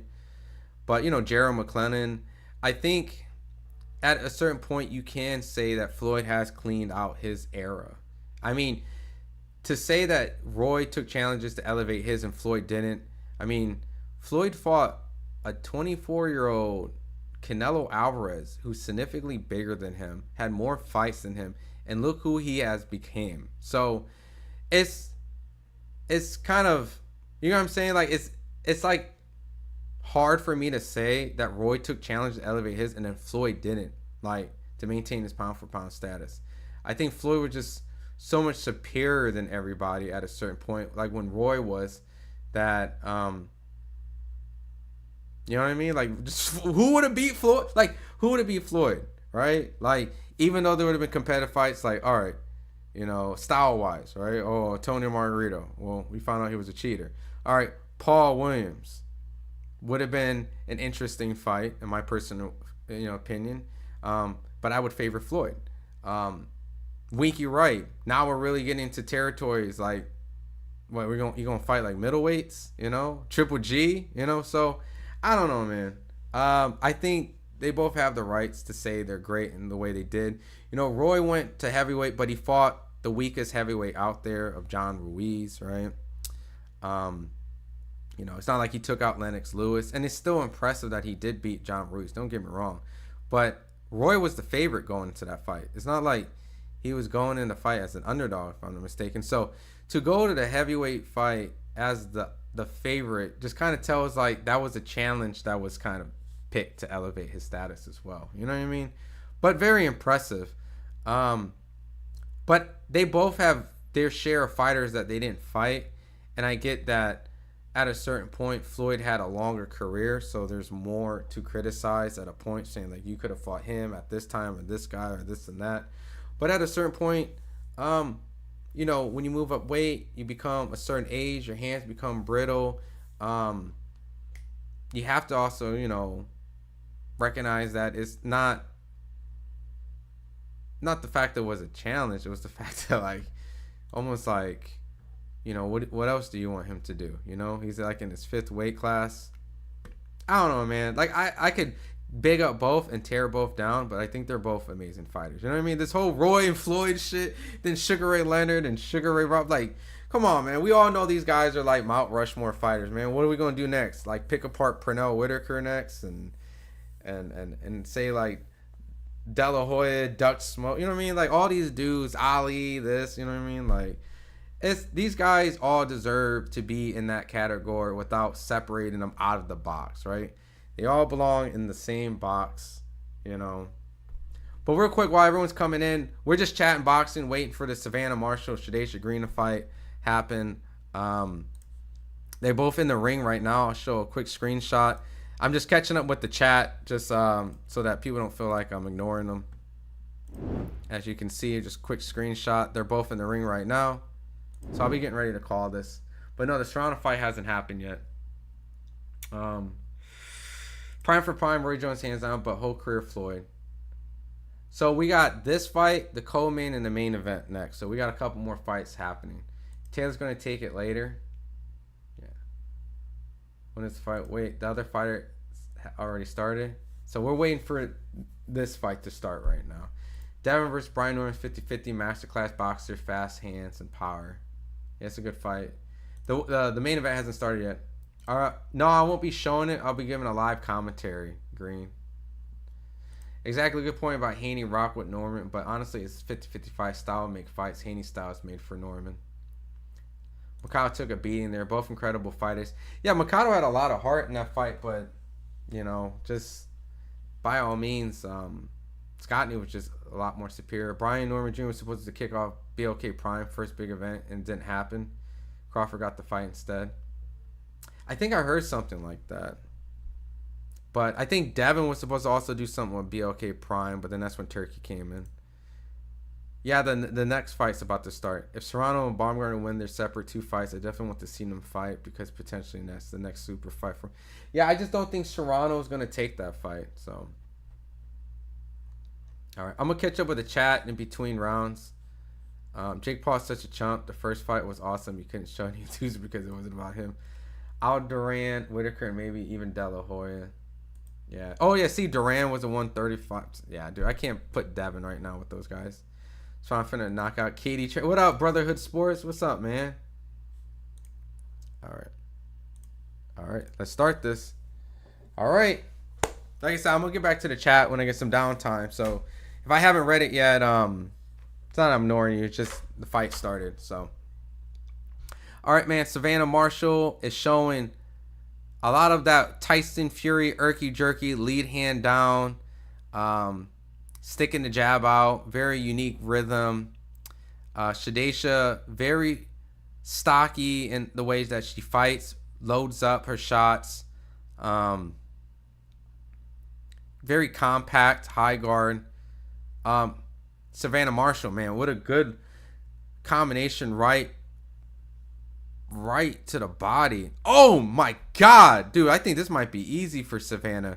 I think that shot just barely missed Shadaysha Green from Marshall, but Marshall just looks so in control. She's so lanky.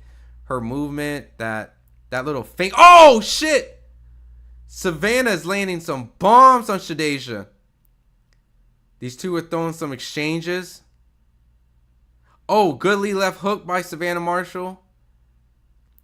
Just right now, I just feel like there's such a huge difference in class between these two. Shadaysha Green was definitely someone that many people wanted to see Clarissa Shields with, but dude, Savannah Marshall, man, just already just showing levels in this first round with this erky rhythm, good control of distance, good jab. I think Shadaysha did land a good little shot over the head, but the double jabs from Marshall, the awkward rhythm, putting the pressure, that she's trying to set this right. Dude, Savannah Marshall's trying to go for a knockout, like a right hand, vicious highlight reel knockout, because apparently they have $250,000 for like the performance of the night, and Savannah Marshall's fighting like she wants that performance of the night, because dear God, she is setting up, like, you remember, since we were talking about Paul Williams in the chat, you know that shot where Sergio Martinez caught Paul Williams? Like, he kind of like did the double jabs, and he set over the top with the hook, and they caught Paul falling into it, like in exchange of trying to hook, right? That's what it looks like. Savannah Marshall was doing the double jab to kind of like bait Shadesha to kind of counter her, but then come over the top with the hook, and it just seems like she's trying to catch that. Woof! Woo! Woo! I know, no way Roy Jones would ever fight Lennox Lewis. I know he wouldn't. But you get what I'm saying? Like, I'm just saying, like, by all means, they fought fights that made sense for them at the time that they were fighting. So, all right. What time is the fight? We're getting some fights going. The third fight wasn't needed. Yeah. Who do you think is gonna win the fight? RB, you talking about this fight? If this is the fight you're talking about, I think Savannah Marshall. Yeah, man. And for a lot of people who like, yeah, Savannah Marshall does look like she fights like Tyson Fury because she's been trained by a Fury. So her style has definitely been very similar to that irky jerky double up jab. Dude, I don't know how Shadesha Green's gonna get past this jab. You know, I mean, she's on a back foot trying to counter, but I don't know, man.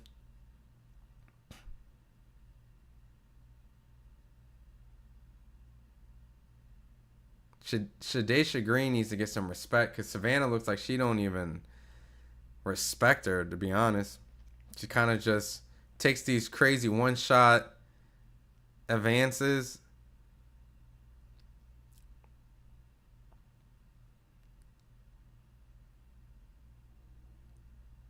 Shadesha throws a double jab that misses. Not a lot of action going on in the second round compared to the first one, but Shadesha lands a good lead left hook, taking some chances, trying to catch Savannah Marshall in between.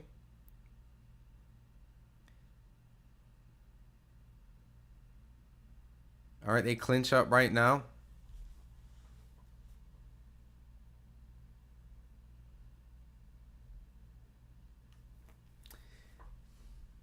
We should get some body shots going. You know, I've noticed like there's not a lot of body shots going on in these fights, you know.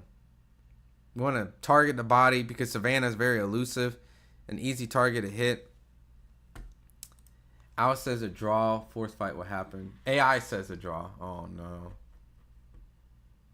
Good body shot from Savannah Marshall. Remember Verdejo? Crazy. Yeah. Very sad story, man. The main event hasn't happened yet, Delta. Miguel Cotto. Yeah, the fight is shown for us. Eric, but the reason why I said that Haney's beating Norman Jr. would finally put him as a pound-for-pound candidate is because his quality wins at 135 and 140. Yeah, I mean, look, I think Devin beating Brian Norman, you have to give a guy that's 3 division, and every belt that he essentially picked up arguably came from a person who had the title and was defending it. So, and they beat a man that beat the guy essentially, or some sort of top competition in that division. So you have to give Devin, you know what I mean? Like, Devin doesn't get a lot of credit, you know, and I get it because of his dad and things like that. But Devin is a pretty good boxer, but there is still holes in his game where he needs to prove himself, in which this fight will definitely do, right?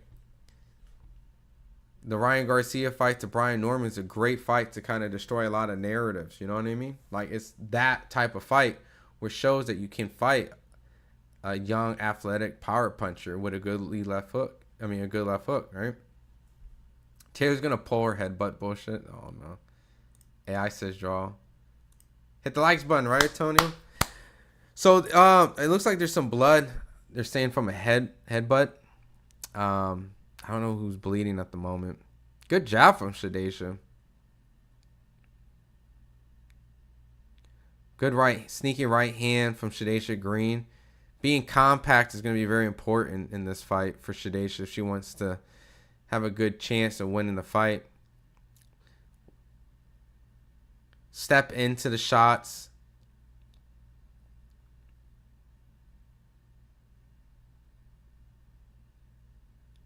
They clinch. Not a lot of action going on right now.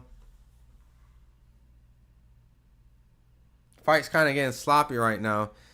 It seems like Shadayshia's starting to work her in the inside a little bit right now. Savannah not really looking like she's kind of able to dictate the pace like she did in the first round. Shadayshia high guard. Catches Savannah with a lead check hook. Shadayshia starting to systematically get herself into this fight. A lot of patience, well-placed counters, body shots, good attention to detail. She's starting to walk Savannah Marshall down slightly. Fighting inside, not give her that range that she's really comfortable at. Probably have to give that round to Shadayshiah Green, actually. So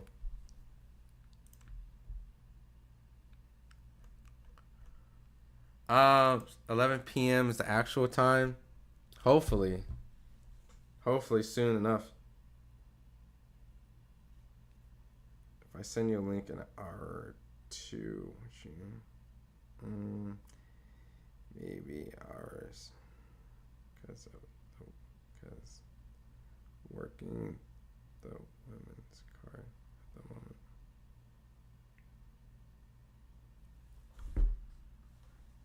But I'll get it for you.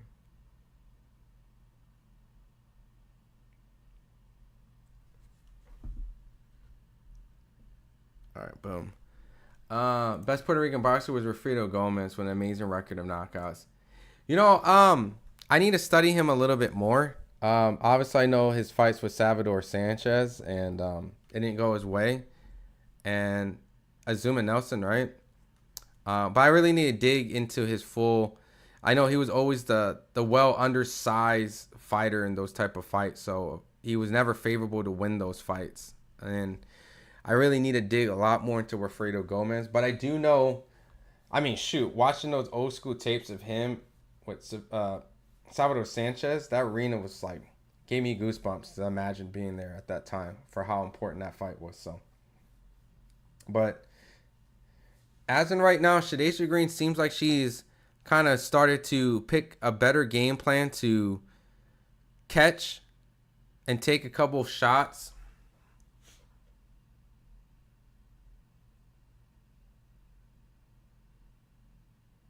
The ref is warning Shadayshiah Green. Oh, man. She got a point taken away from holding?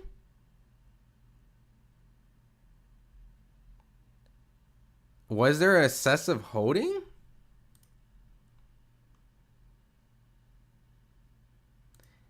Yeah, Marshall hit her with a sneaky right hand. That is definitely the money shot. I mean, I think she's been trying to land it since the first round. But I didn't like that point deduction. I didn't even really see this excessive holding that the ref was claiming.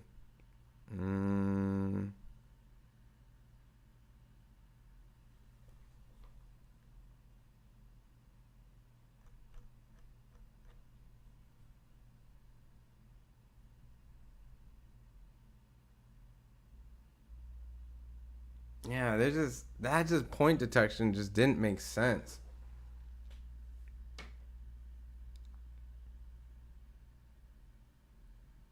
Yeah, I don't know, man. They just completely just sapped that round. Oh, good right hand for Savannah Marshall. Oh, shit. Savannah Marshall instantly smiles like, caught your ass. Shadayshiah Green needs to stay focused because I know that point deduction is extremely discouraging, but it almost feels like the second it happened, it sucked the life out of her. And she just ate a vicious right hand by Savannah Marshall. Oh, man. She gonna get clipped if her mind is not focused. But it was I thought it was a terrible point deduction. I don't know what that was about. All right. And I point out Haney potentially being a pound for pound fight, even when winning titles in 2 ways, but being a multiple weight class don't make a fighter great, like Brawner and Garcia. Oh, I get it. Yeah, no, I agree. How is this UK girl just dog walking Shadayshiah? Hey, man, look. She got that Tyson Fury, man. That Tyson Fury. This is the female Tyson Fury Wilder fight, man. I mean, look, Savannah's a dog. I mean, come on, Ben. I mean, you remember Floyd went to sign her.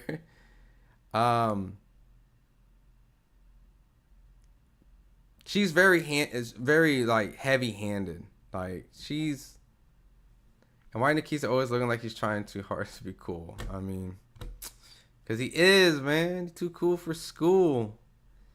Many more. We got one more fight after this fight. Good jab from Shadaysha Green. Is this the co-main? No, we got one more. We got Alicia Baumgartner that's going to be next. And then afterwards. Ooh. Did Shadaysha hurt Savannah? Oh, shit. Savannah's rocked. Savannah's rocked. This is like the female Fury Wilder. This the female Wilder Fury right here. Oh shit, Shadaysha needs to get some space. She can't smother. She can't smother the work. She definitely caught Savannah Marshall. Savannah's hurt. Savannah's hurt. They're clinching.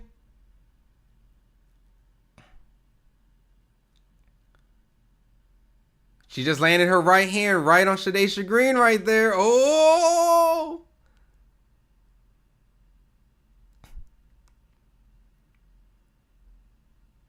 Good body shot from Shadaysha Green. Oh! Oh, good right hand from Shadaysha Green. Savannah's hurt. Oh, shit, dude. Shadaysha being Savannah would definitely set up a Clarissa Shields fight. I don't care.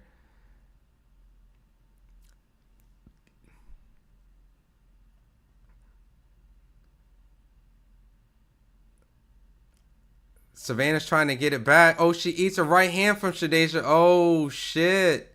And just like that, ties have turned. Lord. Green may be winning so far. It seemed like she started to get the momentum after like the second round. It started at the end of the second round. And then the third round, she definitely won that. But then she got the weird point deduction.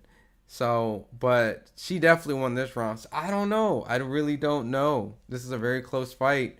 You got to take in count of that point deduction. But yeah, the right hand. This is the female Deontay Wilder, Tyson Fury, man. When Amanda, we got co-main and then the main event. I mean, we got one more fight after this. Did I even start this clock? I didn't even start it. Even though Shadaysha lost awfully against Franchon Cruz, I wouldn't sleep on Shadaysha because she could sleep Savannah with one of her powerful shots. I can see that. I definitely underestimated Shadaysha, right? I'm open to that. All right. What's the score midway? We're in the 6th round. I mean, I think Savannah's up. You know, I think she probably won the...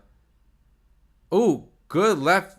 But at the rate of how this fight is going, Shadaysha is for sure on the way of winning the fight. If she wins these, you know, next couple rounds. The momentum's in her direction. She hurt her in the last round, so...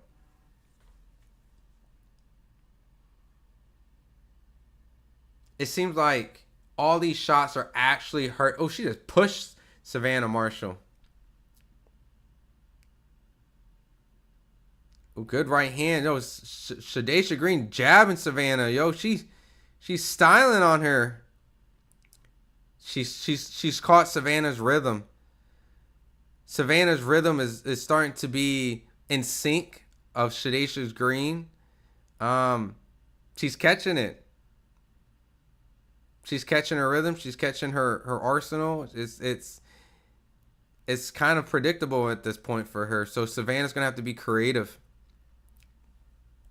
One more fight after the main event. Yep. I'm going to read all the side combos after this fight because this is a good fight. So anything that's referring to this fight, I'm going to read that. And in between, I'll go back to like all the Leonard and all that stuff that we were talking about earlier. Green open for a left hook. Green has the rough, but watch out for the left hook. Yeah, these hooks.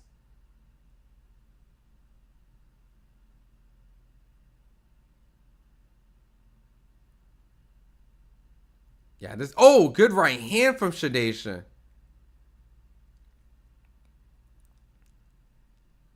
Yeah, somewhere along the line, Savannah's rhythm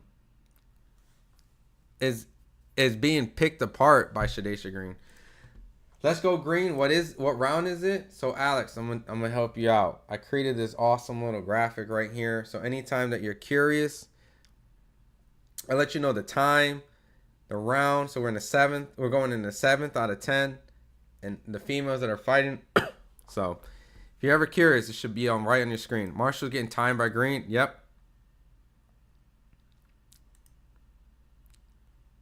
Now Jake Paul. Yeah, Marshall definitely got hurt. When the main event, we got the co-main coming up.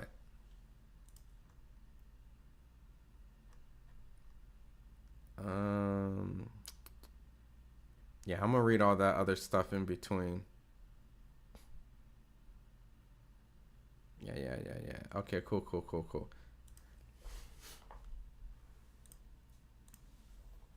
Oh shit, I didn't start my clock. My bad.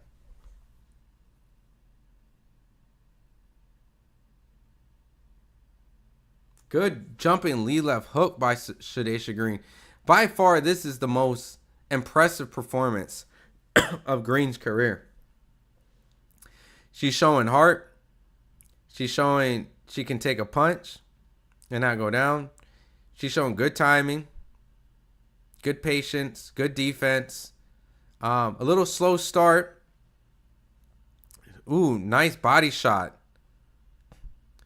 Yo, Shadesha Green win this fight, we might got Clarissa Shields might got an opponent that people want to see.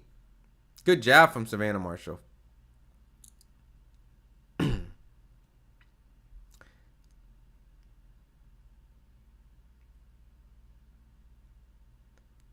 Savannah Marshall definitely needs to figure out how to change the pace, the rhythm, give some different looks, set up some traps. Savannah threw a wide right, caught her with a little short right inside. Ref is warning both right now for roughhousing tactics.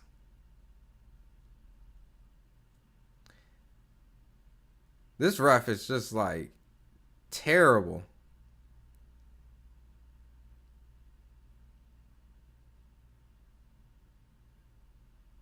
I don't know what this ref is doing.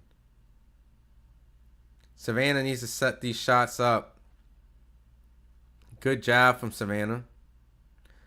But Shadesha lands a good shot of her own. Ref is too active, not looking right. I don't know. It almost feels like he's inserting himself at this point. I didn't really understand the point deduction because I didn't really see this overwhelming active holding that he keeps claiming.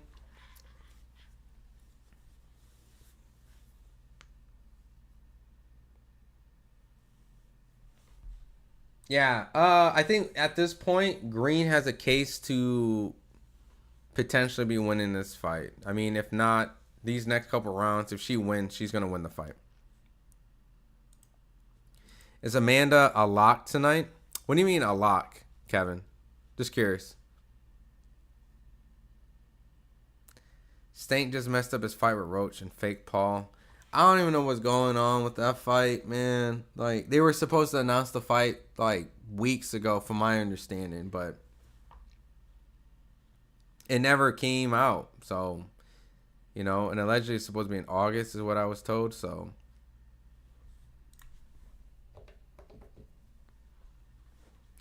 When it's Katie boxing match, brother, we got the Alicia Baumgartner fight after this one. So we got 3 more rounds of this fight, Alicia's fight, and then the main event. But the pacing seems like it's going pretty cool. I think we might get the main event maybe around 11. Are you confident Amanda getting the job done? You know, I really don't know, to be honest. I really don't know. Because Katie's a boxer, you know. She can make the fight a lot easier, you know, if she can get out of the corners. And if she does, she wins the fight, like, you know what I mean? But she's 39, keep in mind, you know. So them legs don't work as well as she did when I covered her early on in his career. Like when I started covering her was like a long time ago when DAZN like first came into the picture.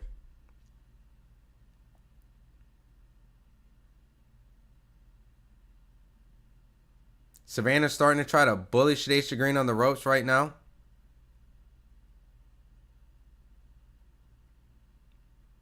Like, the way that Savannah was fighting the first round, good body shot from Savannah. It felt like she was going to dominate the fight, but now she's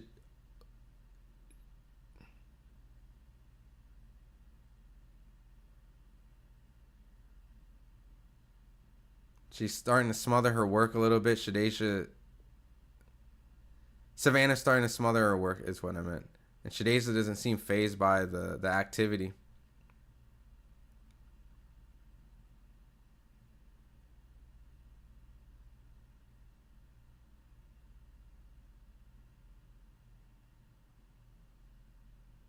Starting to take some different looks. Tough round to score, to be honest.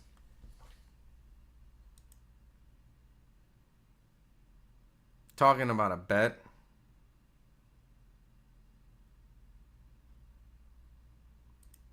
What times the figures? We got co-main coming up after this, and then main event. I want Katie to win, but she's going to need some luck, I think. I mean, she won on the MVP card last time, so luck is definitely on her side. I thought she lost the last fight. What up, Officer Jews? God bless you as well. Sharkeisha, no!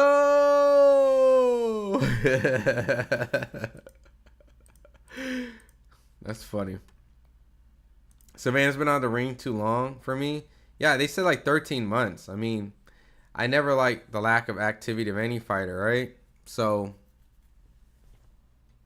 activity does matter. I'm in Ireland, so what time? Europe time, brother? I mean, I don't know what time in Europe, but I would probably assume maybe an hour and a half. An hour and a half, maybe the main event might start. This could be Katie Taylor's last fight. I didn't know she was 39. Yeah. She's up there. Serrano's 36, too.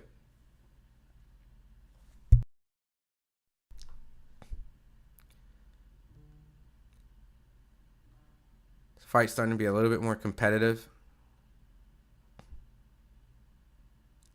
Shadaysha does not look like she has the same sort of control she did the last couple rounds, and Savannah's just now looking like she's starting to. Oh, good jab from Shadaysha Green. Look like Savannah's starting to try to do some stuff right now. Good body shot from Savannah. Good right hand by Savannah Marshall. Oh, shit. Good right hand from Savannah. Yo, Savannah's in her bag right now. Oh, shit. Is Savannah going to get these last couple rounds and edge out a win? Shadaysha looks like just like a punching bag right now. She's not throwing punches. She's just sitting there. She kind of looks tired. She's getting outworked. She eats the lead left hook from Savannah Marshall and a sneaky right uppercut in the clinch.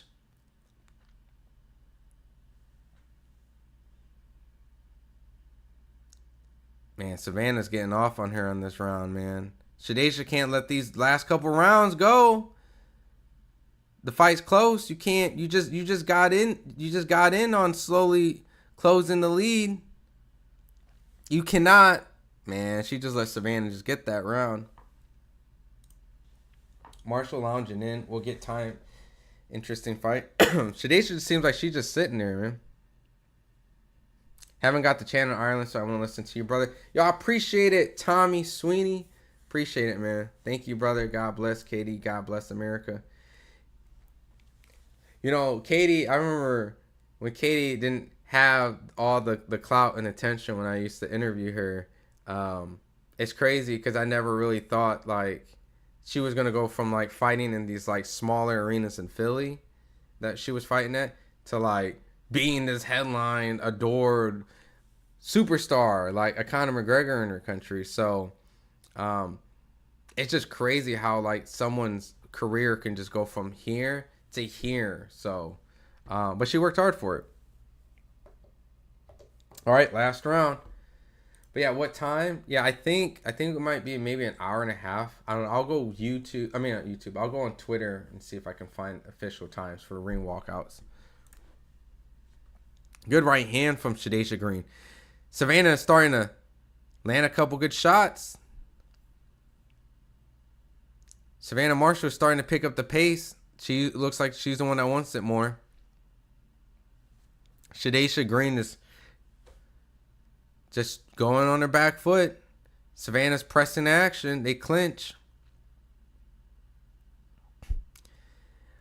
Look, Shadaysha needs this round. If she don't get this round, she loses for sure. Because the early lead and now the late rounds that she's letting Savannah get, plus the point deduction, it's just not going to be enough if she lets this round go by. Good right hand. Shadaysha's going to have to get in her bag and to become a dog. She needs to fight Savannah Marshall.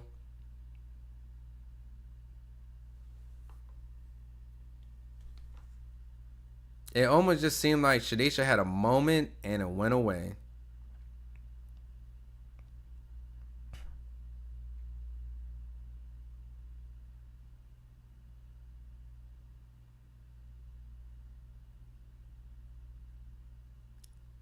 I mean, there was moments in this fight that I thought Shadaysha was going to turn it around, but man, this last round's let me know still not enough.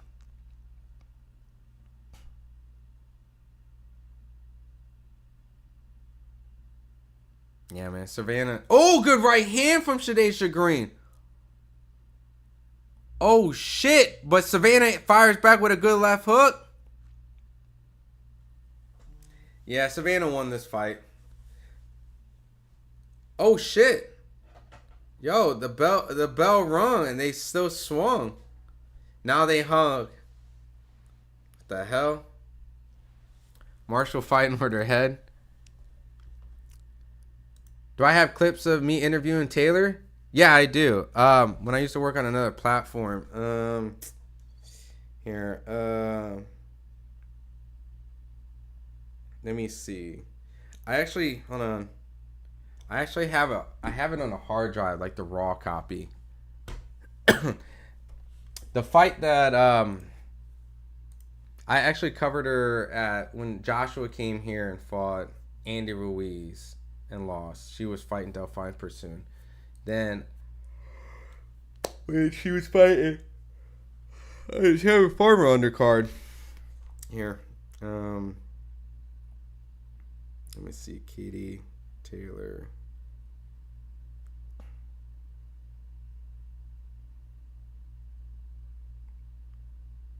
Let me see if I can at least tell you. Because I don't think I interviewed Katie on this platform.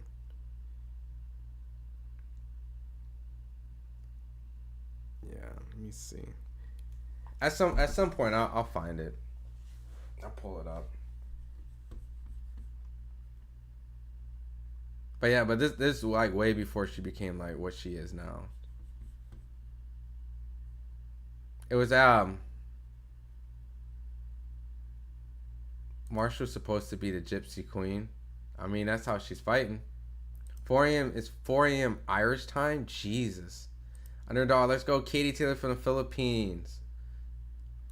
I'm a Michigan native who's proud of my Michigan boxing roots. But although I'm glad for Shields' ring success, but I believe Green would be a better rival for Shields than. Yeah, I mean, at that point, I think Shadaysha would have been a great opponent if she was able to get this win. You know, I mean, she might still get this win. You know, it's an MVP card, so we'll have to see. I think Savannah edged it though. Savannah really put in belt to. Yo, she got caught though. Clarissa Shields in the house. She's there. Of course she's going to be there. Come on, man. She goes to all the women's fights. But she's always said she goes to all the women's fights, but all the women don't go to her fights. Dun, dun, dun. And that's true. I've been to a lot of her fights. Clarissa's always at people's fight support. Trying to time Savannah, just need to throw punches. Have to let her go. Katie's a true champion. I agree. When we're young, at 6 or 7 years age in Ireland, we get taught to fight. Really? I mean, I know you guys are the fighting Irish, but that's really a thing. Like, guys are tough. 6 to 7, like that's a normal thing. How many more fight? We got one more fight. We got the Alicia Baumgartner fight. My son's 3 and already wants to be a boxer. He idolizes Muhammad Ali. That's what's up. You know, just be there to make sure that nothing goes wrong, and he's being taught defense and not only offense. Okay. 95-94 to Green. Okay. 96-93 Marshall. Uh-oh, split decision. 96-93. They're going to give it to Marshall.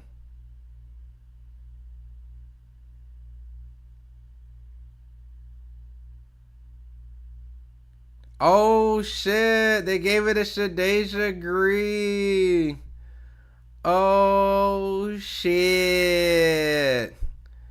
They gave it to Shadeja Green. Oh, shit. That seems kind of wonky. Remember, she got a point deduction. Close fight, though.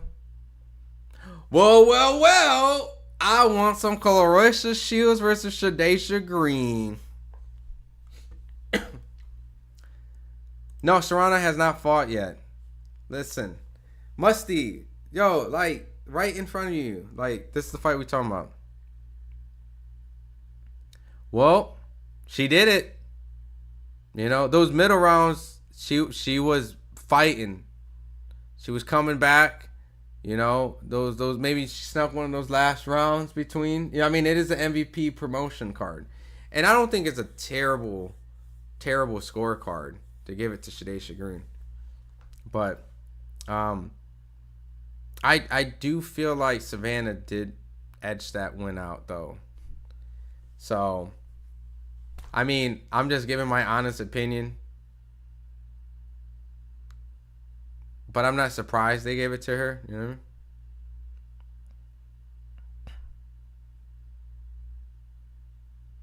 But let's keep it a buck. Is she ready for Clarissa Shields? Nah, man. Nah. Clarissa's too fast, man. But I want to see the fight because you never know, right? Because I thought Savannah Marshall was going to wash Shadeja Green, right? You know? I thought she was gonna get washed, but she hurt her opponent, man. So I can't take anything away.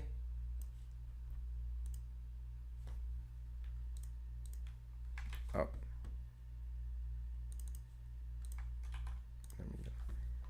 All right, let's see. I'm not sure if I missed. No, I think we'll go full distance, but Katie wins it. If it does go to distance, Katie has a huge chance of winning. But if someone gets stopped, it's going to be Katie.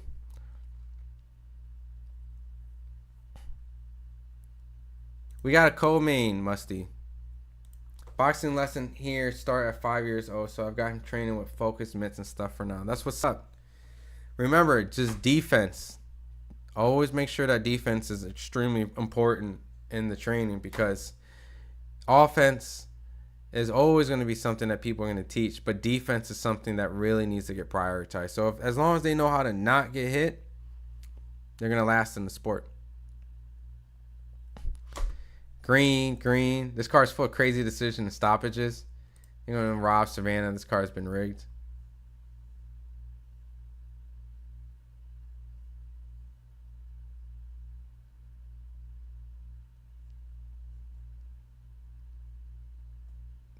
Oh.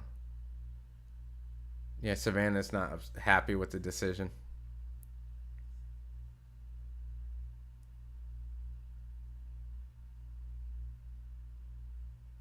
Yeah, I mean, she has had a long layoff, from my understanding. So, not taking away anything Shadasia Green has done. You know, she accepted a fight, didn't do a tune-up. Probably I don't want to say underestimated, but I underestimated Shadasia Green being able to catch Savannah Marshall and hurt her like that. But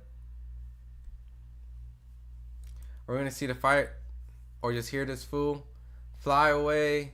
You just going to hear this fool. So you can fly away. Nah, brother, it's on Netflix, man. It's just a live commentary, man. So the next fight, obviously. Yo, so I got a lot of insight with the Alicia Baumgartner fight that I'm going to share with you guys. With her opponent. But let me read the chat real quick. That long layoff, Marshall in, yeah. What was it, like 13 months or so? Like over a year? Well, Green versus Shields, it would be publicity right now. Shields needs to step in the ring while Green is having her moment again. Nah, Clarissa's not like that. Plus, it's like, why would she feel like she needs to do that? She always felt like she's that guy, right? You know what I mean? So, I mean, not that guy, that woman, right? The quote. So, it's above her to go in there, right? You know what I mean? Plus, I don't think she's, I want to say it's a classless thing because it does hype up fights, but I don't think, like, in her mind, she's thinking, I'm going to come in and take that moment away from her. Nah. Not from the times that I've interviewed Clarissa Shields that she's giving me that kind of sense that she would do something like that, you know? Nah, Savannah lost by Shadasia Green won by points. Yo, is this the best commentary stream right now? Big ups, man. Yo, I appreciate it. Appreciate it. Hey, man, defense first. I agree. Yeah, man, good commentary. Thanks for streaming. I know that a lot of people want me to illegally stream the fight, but I appreciate you guys not being one of those people that understand how copyright works and just wanting to hang out. So, rematch or run it back. If it makes sense, obviously, I think Shadasia would do it. But I think Shadasia probably wants a Clarissa Shields fight, right? Because at the end of the day, I mean, I didn't think she was going to be Savannah Marshall. You know what I mean? You know, and look, I don't want to be that guy too, right? This is my honest opinion. I didn't think she won this fight or the fight before it, but she did get the decision both times. So if she fights on a Clarissa Shields card, you know, I don't think that's going to happen. I'm not saying MVP is responsible of these scorecards, but Savannah criticized the scoring. She's entitled to but at the end of the day, man, this was supposed to be a fight that she was supposed to wash, in my opinion. And she had a very tough fight. It was a very tough fight for her. And she had to dig in those later rounds and still wasn't enough. So, yeah, Marshall won the fight. Yeah, I thought Marshall won the fight. Jennifer Miranda fights, sir. All right, so let me change the fighters real quick so you guys know who's coming up. Boom. Boom, boom. All right. So hear me out. Marshall got robbed. I don't blame her comments. Yeah, I thought she won. Clear fix. What up, Mr. Grandi? What's up, man? Who won the first fight? Scottney won the fight. Boxing such a dirty sport. UFC over boxing. I mean, UFC gets some messed up scorecards too, man. Katie all day long. What the is this poll? I mean, look, that poll, Ian, is definitely comes from the optics of the last fight, right? I mean, I thought Katie won the first fight, and I thought Amanda won the second fight. So I think a lot of people going off what they felt was based off the last fight. But Jake Paul is a fraud bum. Jake Paul paid that under table money. Eddie Hearn is there. Of course he's going to be there. Katie Taylor's his fighter. Katie, December again, watch people. No, decision again, watch people. So, let me talk a little bit about Jennifer Miranda. What's up, brother? Who you got? Baumgartner and Miranda. All right, so this is what I want to talk about, Israel Gonzalez. This is what I wanted to talk about. So, I've had two people, two coaches. One, I won't say by name. Because it's kind of like, you know, I don't know if this information is technically supposed to be out, like, discussed like that. But he's seen Jennifer Miranda train, seeing how Alicia Baumgartner's trained, right? So he has a matter of opinion of how he feels one trains better than the other. But in addition to that, he has female fighters that Jennifer Miranda has sparred, and was like, yo, she's actually really good. She's physically strong. She has really like a good engine. And I also talked to Barry Hunter from the Headbangers Gym. And everyone knows Headbangers Gym, where Tank and Broner and a lot of talented people have kind of trained out of. So Jennifer Miranda actually trained at the Headbangers Gym before, and she's been very active. She's done like the TCL stuff as well. From my understanding, she's strong. She's long and lanky. And I've been told on numerous occasions that Alicia is going to actually have to make sure that she has a good gas tank. And she's going to actually at some point going to have to force a fight with Jennifer Miranda, which doesn't really seem like her style, because Alicia Baumgartner is a fighter who relies on athleticism, mid-range, long distance. She's a great counterpuncher. You've seen the knockouts that she's done against Terry Harper. But after a certain point, like, she gets dragged into kind of like a dogfight in the second half, and she's like a front runner. Her gas tank slowly diminishes the longer the fight goes on. The Michaela Mayer fight was clearly, obviously, a fight where she was dominant. Hand speed, timing, precision, traps, everything. She was setting everything up wonderfully. Like, it looked too easy. Footwork. But then somewhere along like the fifth round, everything started crashing down. Her first loss came to getting outworked, out hustled, and not really having that gas tank. And then when she fought for Undisputed, same situation. Looked great in the beginning, dropped her opponent, but then later became in kind of like a defensive, sloppy war. So she's now with Derek James, and I want you guys to keep in mind, she went from Tony Harrison to allegedly supposed to be working with Bill Haney. But then something happened after that, and then she worked with, someone that worked with Bill Haney. And then now she's with Derek James. That's 3 different trainers on 3 different occasions. Plus her last fight only lasted, I think, like 2 rounds, if that. So she didn't really get a lot of activity because of the failed testing that she had to prove her innocent, that kept her out of the ring, which I'm not really going to get into the whole drug testing thing, because I don't know what that was all about. That was kind of like a weird situation that never publicly was explained to the public, why the sanctioning bodies allowed her to keep her belt. Like, she failed a drug test and she proved her innocence with the sanctioning bodies, and they were like, all right, that's fine. But how? Like, I really don't understand. I still don't understand. Like, how do you do that? But regardless, here or there, she's going to be fighting someone who a lot of people have told me that she has good range, she has good power, she has good stamina. She might be physically bigger. She's going to actually keep her distance. So we're going to see. And I'm curious what Derek James was able to add to her arsenal. I mean, hopefully getting her in great shape and being able to go the distance is the most important thing for me, because I think she's always had natural ability. So I think, like, with the little information I know about Jennifer Miranda, I do feel like it's going to be an action-packed fight. But, Alicia Baumgartner is supposed to win this fight by all means. She's supposed to be the new face of MVP. She has great boxing IQ, great athleticism. I've seen her spar men. I've seen her spar and went to her camp before she fought Terry Harper. And I didn't think she was going to win that fight. I thought she was being set up. I remember telling her that when I went out to Tony Harrison gym out in Detroit when she was with him.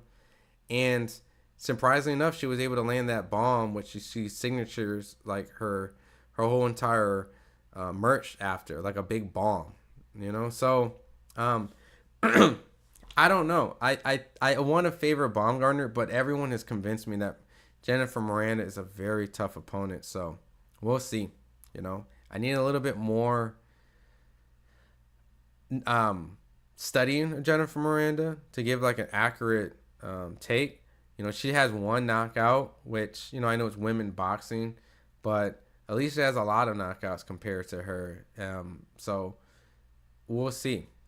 We're dealing with arguably the best American boxer in her weight class versus the best Spanish fighter. And You know, the last time we've seen kind of stuff like that, like the best Spanish fighter come to America, was when Mikey Garcia fought Sandor Martin. You know, when Teofimo Lopez fought Sandor Martin. So putting that into the equation, Spain does produce very talented fighters that know how to box. We're just not very familiar with them. So I'm going to just watch this as a fan. But I did get, you know, information from Headbangers and Barry Hunter and them, like, this could be a very tough fight if she does not get an inside. So I'm going to be looking to see if that's correct. So, wow, they're actually putting they're showing Clarissa Shields on an MVP promotion. Wow. Wow, they acknowledged Clarissa Shields on an MVP card. Impressive. Oh, man. Taylor for revenge. Katie better get the knockout. She's getting robbed. I mean, we'll see, man. She got it last time. Wait for Marshall's comments. All MVP has gotten the close decision was one big robbery. Lately, Ali looked like she's been TRAI.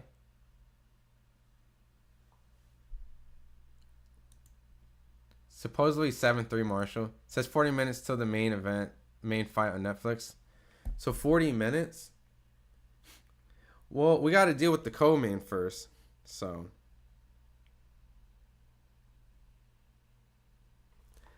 Baumgartner reminds me of Thurman, 7-round fighter. I mean, in this case, 6-round fighter, right? But that's a good analogy. But, you know, Thurman picked it up in the Pacquiao fight in the second half, you know. But that's a good analogy. MVP don't mess around getting the next fight started. All this Riyadh season has blown. Yeah, dude. Oh, don't get me started, man. Oh, you're going to... Yo, Goggles, we're going to be up all night tomorrow, right? Just waiting to see how Amanda is going to get robbed. You know, Hector, I thought Katie won the first fight. I thought Amanda won the second fight. So, in my mind, it's really 1-1. So, and the one that I thought she won was on an MVP card. So, that's like the ironic part.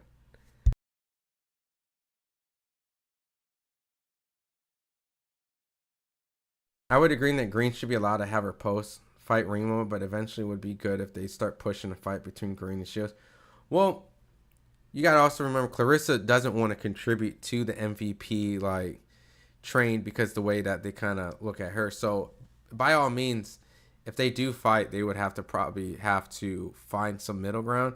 And you know how Clarissa, she's not going to bend, you know, backwards for any Jake Paul promotion or nothing like that. So I don't know, man. We'll have to see. I know she's there. People are probably going to interview her and get her opinion. So I can't even watch a regular broadcast in the USA. My USA teams play, but at least I got this amazing women's boxing.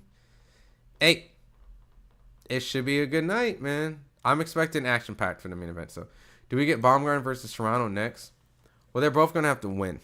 And the feeling that I get is that Serrano is going to pass the torch to MVP. So if Serrano wins, I think she's going to ride off in the sunset. Not do a fourth fight. And then allow Baumgartner to kind of step in the picture while Serrano becomes the face of women promoting. You know, like as a female. And then kind of help Alicia reach new heights. But they're both going to have to get past that part. And even if Serrano loses, I still see her doing that. But her winning, I don't see it. But you never know. That makes sense for them to fight.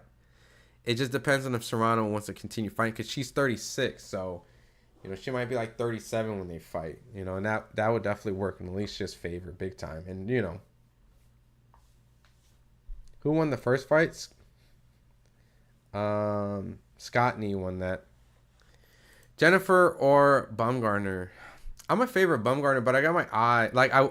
From what everyone's told me, if it could be a very tough fight for Alicia, you know, second half, if her stamina is not there. BC, Alicia positive test was contested because her sample was mishandled. It sat in a transporter fridge for a week before being delivered to the lab for testing.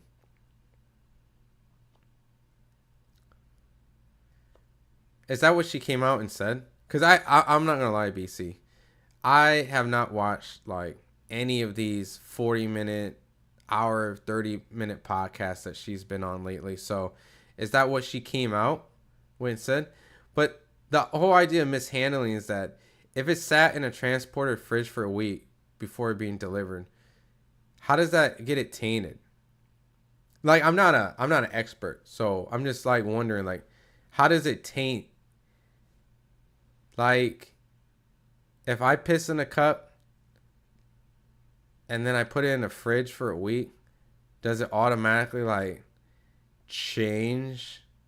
Does my piss start to like start adding whatever the hell that shit was that she failed the drug test for? like does your piss naturally develop it over time in a week? Like, what did she fail it for again? Hold on. And I'm not like throwing any, like, I personally know also Alicia. Like, I've known her since she was like 14 or 15. So this is not me speaking in a negative light. Like, I've always kind of had a rooting interest for her because she was someone I knew before I even covered boxing, right? But, you know, I really don't understand the whole situation. She failed for, what was it? Mestrolone and methylone metabolites. So she had two things she failed for. So like, did the piss automatically change? Like, I don't understand how that works. I don't know, BC. I think that sounds like a whole bunch of crock of shit. You know what I mean? But I don't know. But then again, I don't know how all this works. So for me to kind of give like an opinion, it's an uneducated, ignorant opinion because I'm not a person that does this and studies it and really is well versed in it.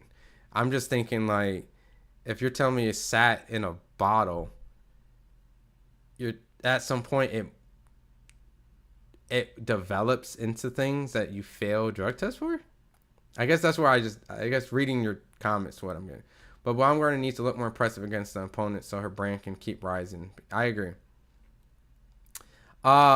Jennifer Miranda just got in the ring right now, so yeah, Jennifer Miranda's fight's coming up, and Alicia Baumgartner. Why are women still doing 2-minute rounds?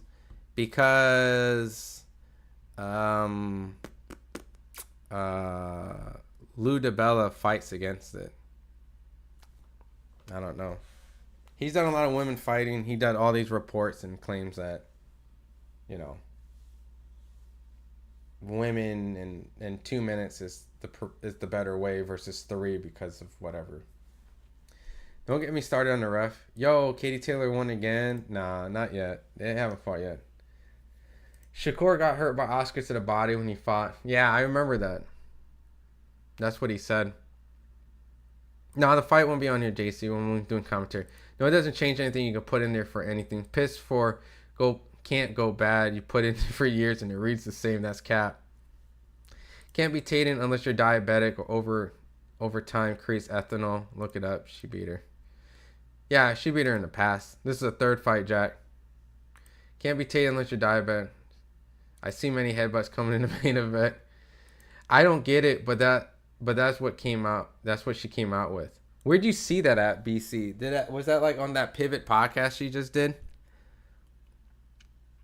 I mean, she just kind of like also alluded like there's these powers of boxing that like kind of went to sabotage. I don't know, man. Like,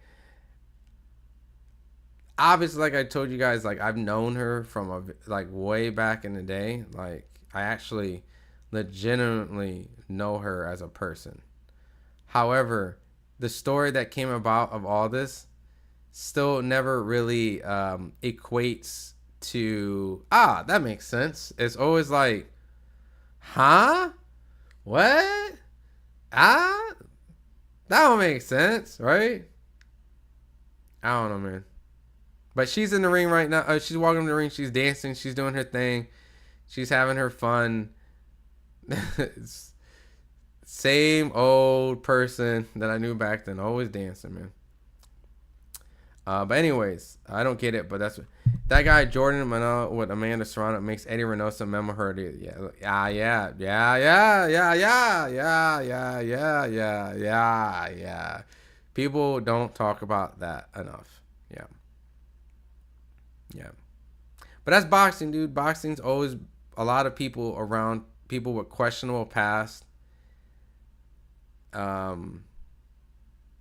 If you want to have a clean image, then you stay away from people like that, regardless if they've changed. But urine samples, Cheech and Chong films for my education. Yo, chill, Patty. At the in the end, it was said that she was unintentionally ingested an illegal substance, but then I think they let her keep her vote because of the mishandling of her samples. So, like, she unintentionally ingested an illegal substance, but because they mishandled her samples, like, she was defaulted to keep her belts. Yeah, but then there's a lot of people that unintentionally, like, can say, like, they unintentionally ingested stuff, but they still get punishment. And I don't know, dude, boxing and drug testing, like, I'm not going to sit here and act like I care. Because at the end of the day, boxing and drug testing is a joke. So for me to really care about it at the end of the day, it's just really just, it's full of shit. You know, there's fighters that I've supported that failed drug tests. Like, as a fan, I watched and I endured and I enjoyed. So, you know, people don't take drug testing serious in boxing. It's a shame, but, you know, I want to care and I try to care, but then things like kind of that happens. It's just like, you know. Is that Coach K in Jennifer Miranda's corner? That's Coach K.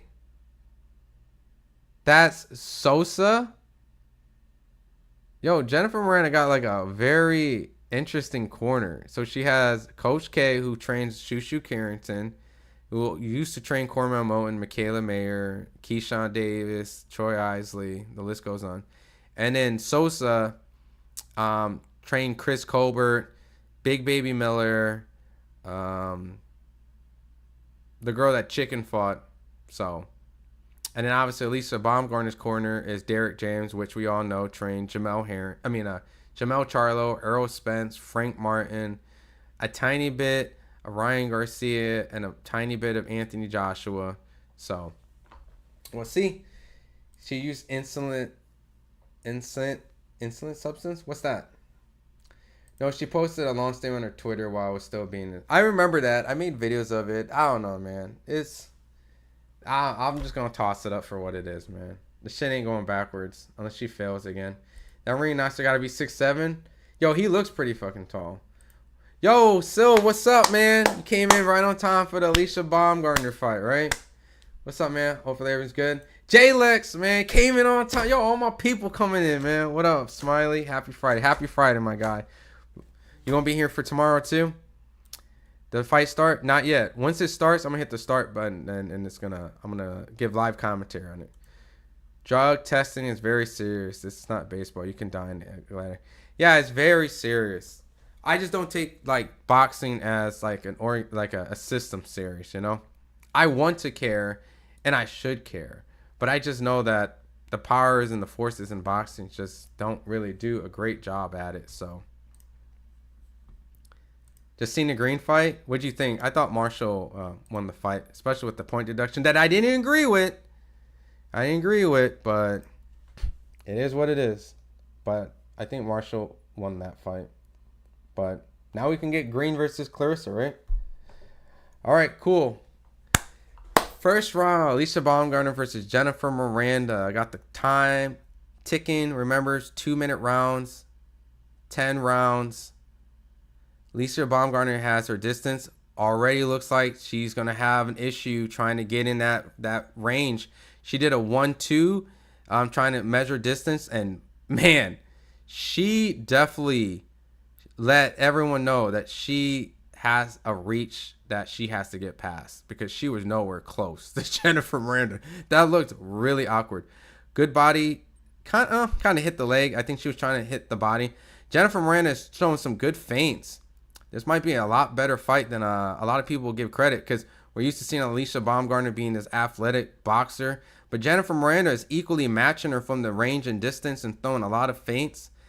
Visibly the bigger fighter. Alicia is throwing a lot of feints at the moment. A lot of feeling out, trying to get in position with the jab. Feels like Alicia might be a little bit faster, but Jennifer Miranda clearly looks like the bigger fighter with the bigger reach. Been told Jennifer has power. We've seen Alicia Baumgartner on the big stage land devastating shots that drop opponents. So it definitely, Barry Hunter told me when being around Jennifer Miranda is that this fight is going to be a case where whoever is able to take each other's punching power, you know what I mean?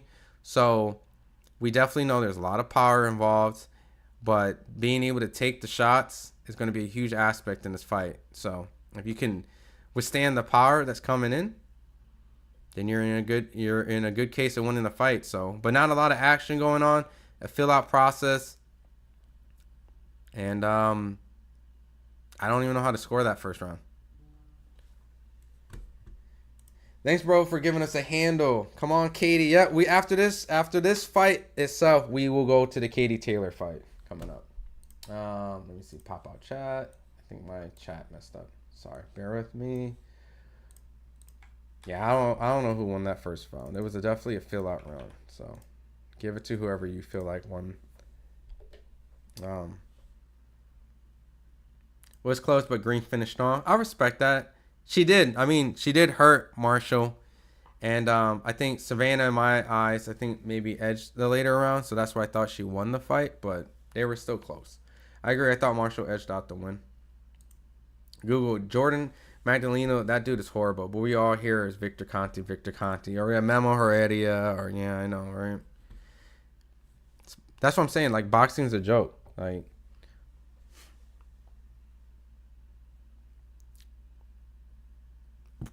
all right. Miranda comes out. Both exchange a good jab. Oh, shit. Miranda's landing some good jabs right now. Alicia is starting to put some pressure a little bit. Trying to land a right hand. Alicia got to be careful and not overextend. But this is crazy. Barry Hunter told me Alicia's going to have to go and fight Miranda. Oh, shit. Oh! As a slip? Okay, punches was landing on both sides. Baumgartner got hit. Miranda got hit. But the ref called that a slip. So, I guess because I saw a punch and her go down. But they both caught each other.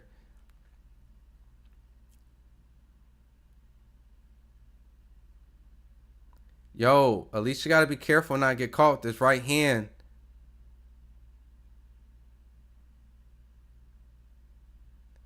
There's a lot of right hands going into this fight. But Lee left hook by Alicia lands on Miranda.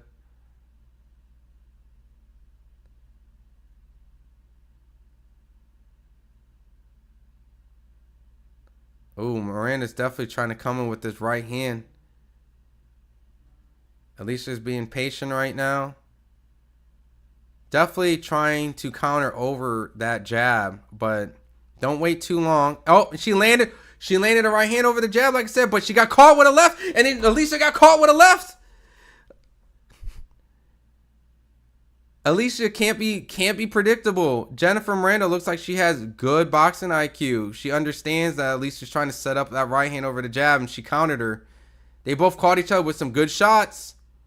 Another close round. Both caught each other really well. How long do you think that until the main event starts? I mean, I don't want to sleep until I don't want to sleep until it starts 3:30. Man, dude, that's terrible.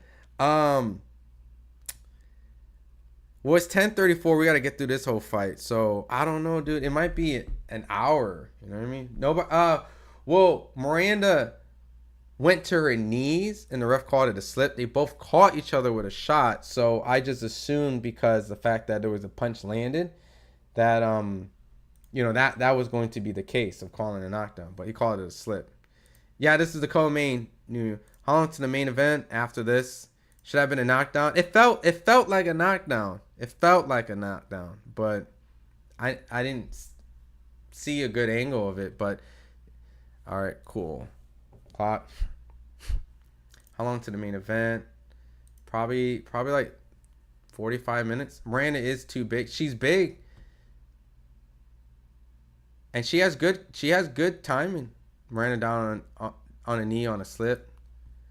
Alicia's coming in, forcing a fight.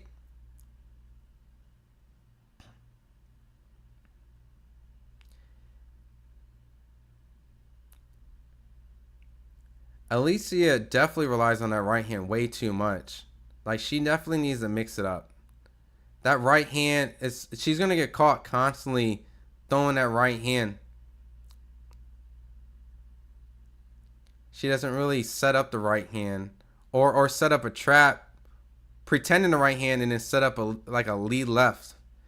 Because this is the taller fighter. Because every time Alicia goes in to attempt to make a shot, and when she does land, she gets caught herself. So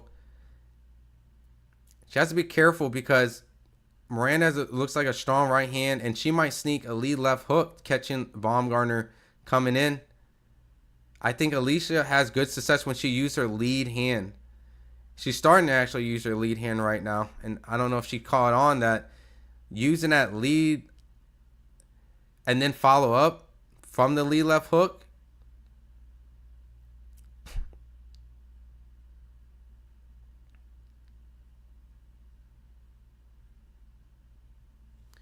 Why not? Why didn't I show? I don't know. I don't know why I didn't show the replay. Yeah, that's terrible production, because I can't really determine if that was a knockdown. The way that they just kind of just had her on her knee and Alicia's back covering it. Good right hand to the body. Right now, I feel like Alicia's winning the fight. I think the pace and the rhythm kind of favors her right now, where she's putting the pressure on and landing a shot in exchanges. Even if she gets caught, she's pressing the action. Gets maybe a kind of like a lead left hook or maybe a jab every once in a while. To you now, Logan Paul. They said the main event would start 11:15 Eastern time where I live. Okay. So then in that case, yeah, about 45 minutes then. And then, oh man, we can get some sleep, man.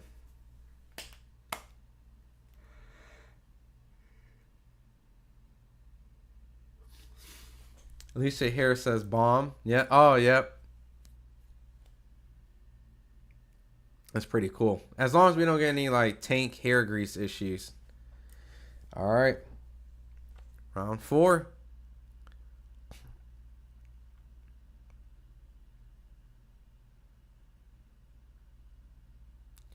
Lisa's pressing action a little bit, but gets caught with a right. I feel like some action is going to break out. I think one of these women are going to get hurt.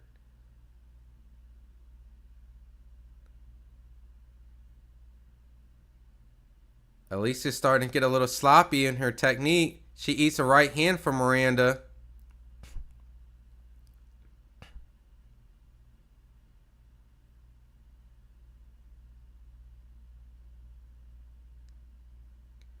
Man, Alicia just throws right hand after right hand. She don't ease her way in. She don't set nothing up with that lead hand. This person is so much taller than you. You got to measure with that jab.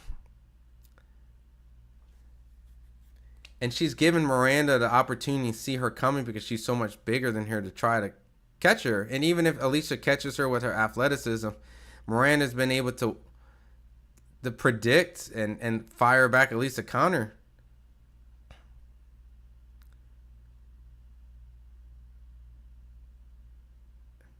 Yeah, Alicia, she's on the outside trying to box, but Miranda's starting to slowly try to get her rhythm. Starting to take some chances and be sneaky. Ooh, catches Alicia with a lead left. They're starting to exchange. Miranda catches Alicia with a right. They both catch each other. But it feels like Miranda's expecting to get caught. But I feel like a pace right now, like it's not favoring Alicia because she doesn't look confident like she normally does. She doesn't look happy, or she looks a little concerned. Like, how do I get inside of this huge, tall fighter who has good sense of rhythm, good timing, good power? A little frustrating. It is a good fight. And this is where I was told. Remember I told you, you say decision? Remember I told you, Barry said she's going to have to get in on the inside to really make this a fight. But that's going to be hard for Alicia because of the type of fight this is. So, oh, they're doing a replay. Okay. I was like, yo, they're like, why is Shadesha Green and Savannah Marshall fight in the background right now? But this is pre-recorded.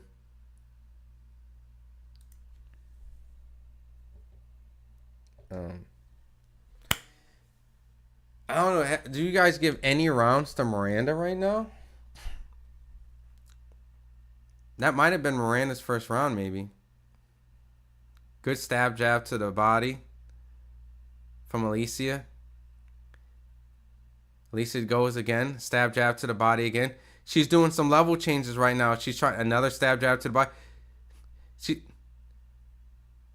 Another jab to the body. She's trying to set Miranda up with a right hand now. You can tell because she's trying to give her a different look. She's throwing 4 lead jabs to the body to give her a different look. A 5th jab to the body. She's trying to condition her opponent. But she got to be careful because Miranda has a good right hand. She's going to try to throw it when she jabs to the body. So if Miranda can read the play, she's going to try to throw a sneaky uppercut.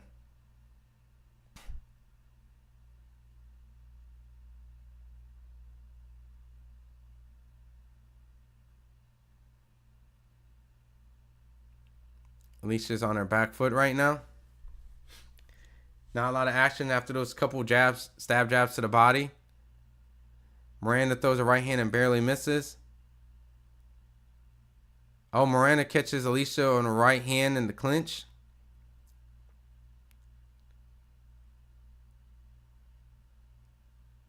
It's starting to become a little ugly fight. Oh, shit. I feel like Miranda landed a shot on Alicia right there.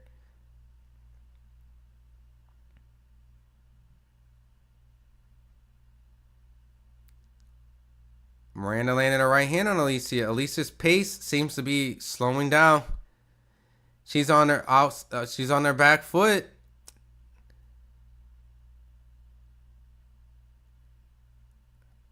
I mean, Alicia landed a lot of early jabs in the first round, but at a point, Miranda kind of landed some right hands in that second half. So I'm going to give that round to Miranda. Yeah. So going into the 6th round, I might have it 4-2.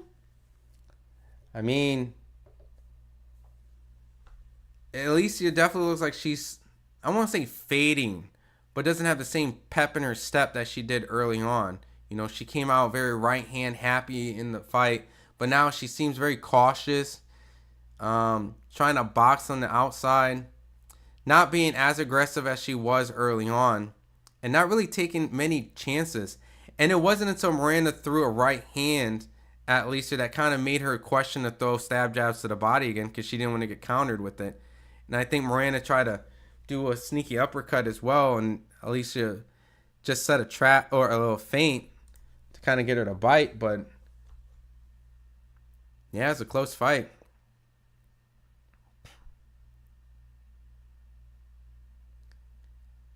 At least she just doesn't really use that jab to kind of work her way in, but she is fighting a girl who has visibly a longer reach.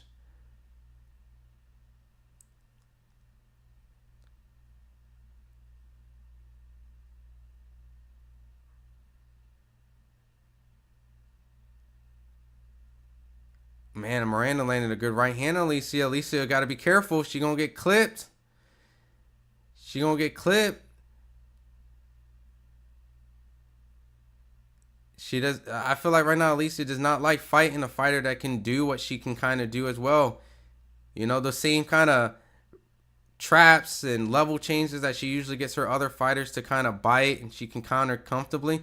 She's fighting a person that seems like she's very well. Like she's fighting Miranda. She got caught. Yeah, they're both trading, which I think is what makes this fight kind of tough, because when they're in these exchanges, they definitely both catch each other. And you remember I said Alicia in the second half sometimes gets sloppy. And she's getting kind of sloppy, but forcing a fight where she's trying to have the taller fighter not have the reach and kind of shrink her down. But Miranda knows how to fight in the inside, it looks like, and she's willing to take one to give one. They're both able to take each other's shots, which is good. Nothing devastating or flush seen from either or, but Alicia's starting to get peppered out with that jab a little bit and starting to feel like Miranda's edging, because Alicia just kind of walks into these shots. And she throws a flurry. Lands a good right hand, maybe trying to steal the round. Main events after this fight. Oof.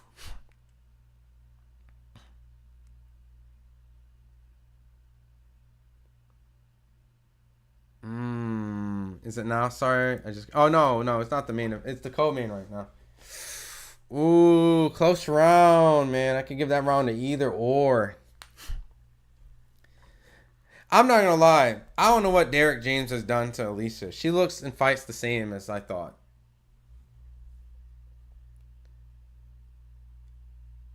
Unless Derek is telling her stuff and Alicia's just not doing it. Which, like I said, this is her third trainer in 3 fights. So, like, I don't know, like, if there's something that she's able to click with Derek and do, or she's just doing what she's been doing with different trainers, and maybe he's just been helping her get in shape.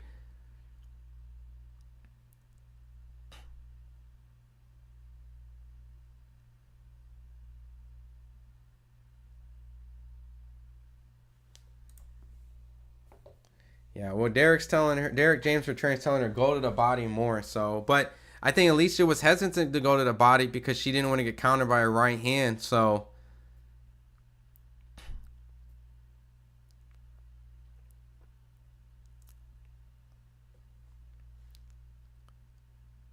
yeah, but Miranda definitely won that last round.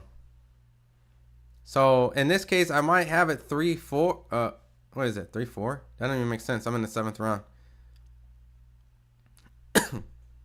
Maybe 3-3. Shit. Is the fight a draw right now? But she needs to be careful. They're starting to exchange. Okay, thanks, brother. Sounds like Alicia's going to have to slip her way into the inside with a combination to set Miranda with there over the right hand. She's going to have to do more than just stab jab to the body and single right hands over the top and not use her lead hand to get in. I agree. There definitely has to be combinations. But Miranda is also aware of these looks that she's giving her, and she's able to match her energy and catch her. Plus, she's freakishly taller than her. She has a good right hand, and she looks like she's game to go the distance. But bombs are flying. Left hook from Alicia Baumgartner. They're starting to trade. I don't know if Alicia can hurt Jennifer, it seems like. These exchanges seem pretty equal. And, you know, Alicia seems like she takes Miranda's punches well. But it just seems like Miranda's just like super unfazed.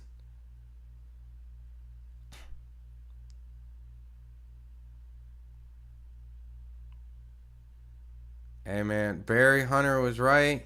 The coaches I talked to was right. Yo, I'm going to text them, man, right now. I'm like, man. Another close round.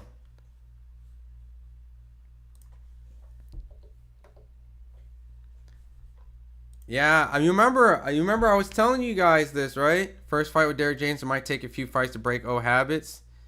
Definitely going to take a while. She definitely fights the same. Did Taylor Serrano fight? No, not yet. You remember I told you this was going to be kind of what was going to happen. The second half is going to be a tough fight where Alicia is going to have to go after Miranda. You know, this was good information I was given.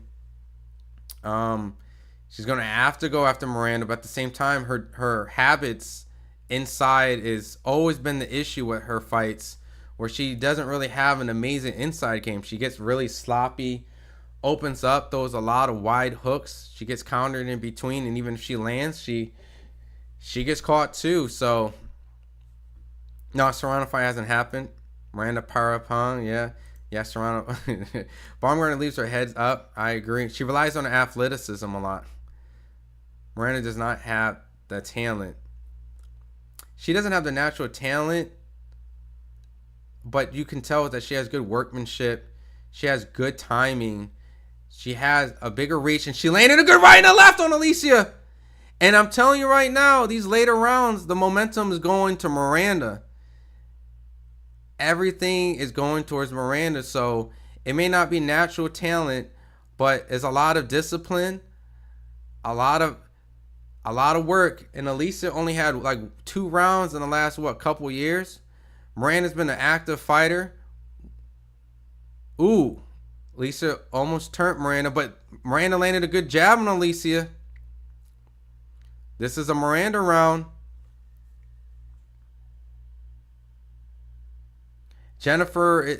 Miranda's not flashy. She's not special effects, but fundamentally, she's catching Alicia with these right hands.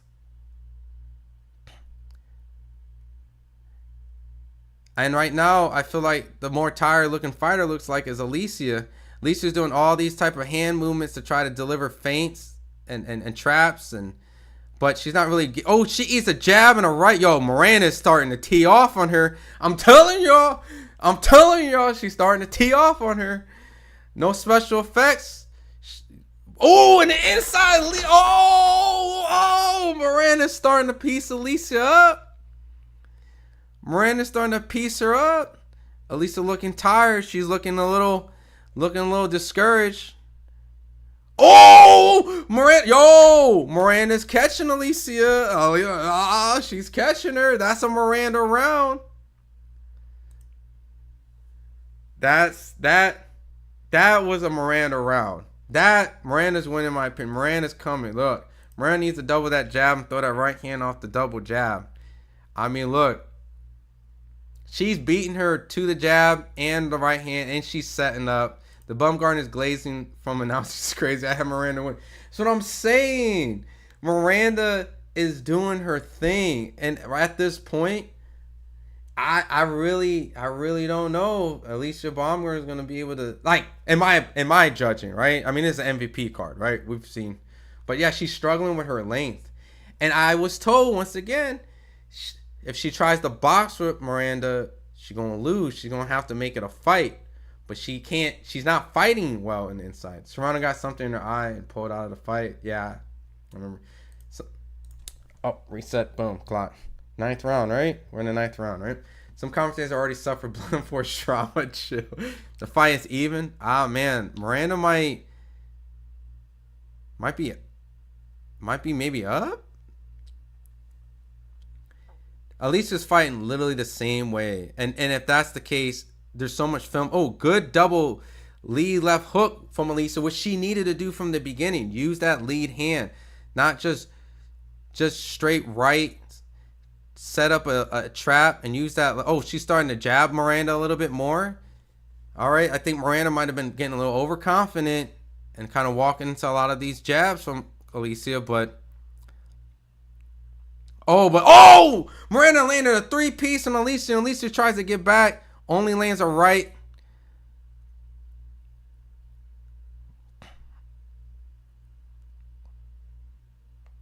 It's a close fight, but Miranda, good right hand from Miranda. Yo, these rounds have to be Miranda. These shots are so flush. Like, they're so unquestionably flush. She's landing clean on Alicia. And yeah, Alicia maybe landing a couple jabs here and there, but the solid, effective power punching is coming from Miranda. Good right hand to the body. Alicia's punches don't seem like they have an effect. They don't seem like they land flush. It kind of seemed like get back punches. They're just kind of in kind of exchanges, but Miranda's landing solid flush shots. And Alicia is just on the boxing range right now. And when she tries to force herself in, good right hand by, Miranda's digging to the body with that right hand. That's a Miranda round. This has to be Miranda's fight. There's no way that Miranda's not winning the fight. At least what? We're at what? 5'4" at his worst. But Miranda 5'4", 6'3".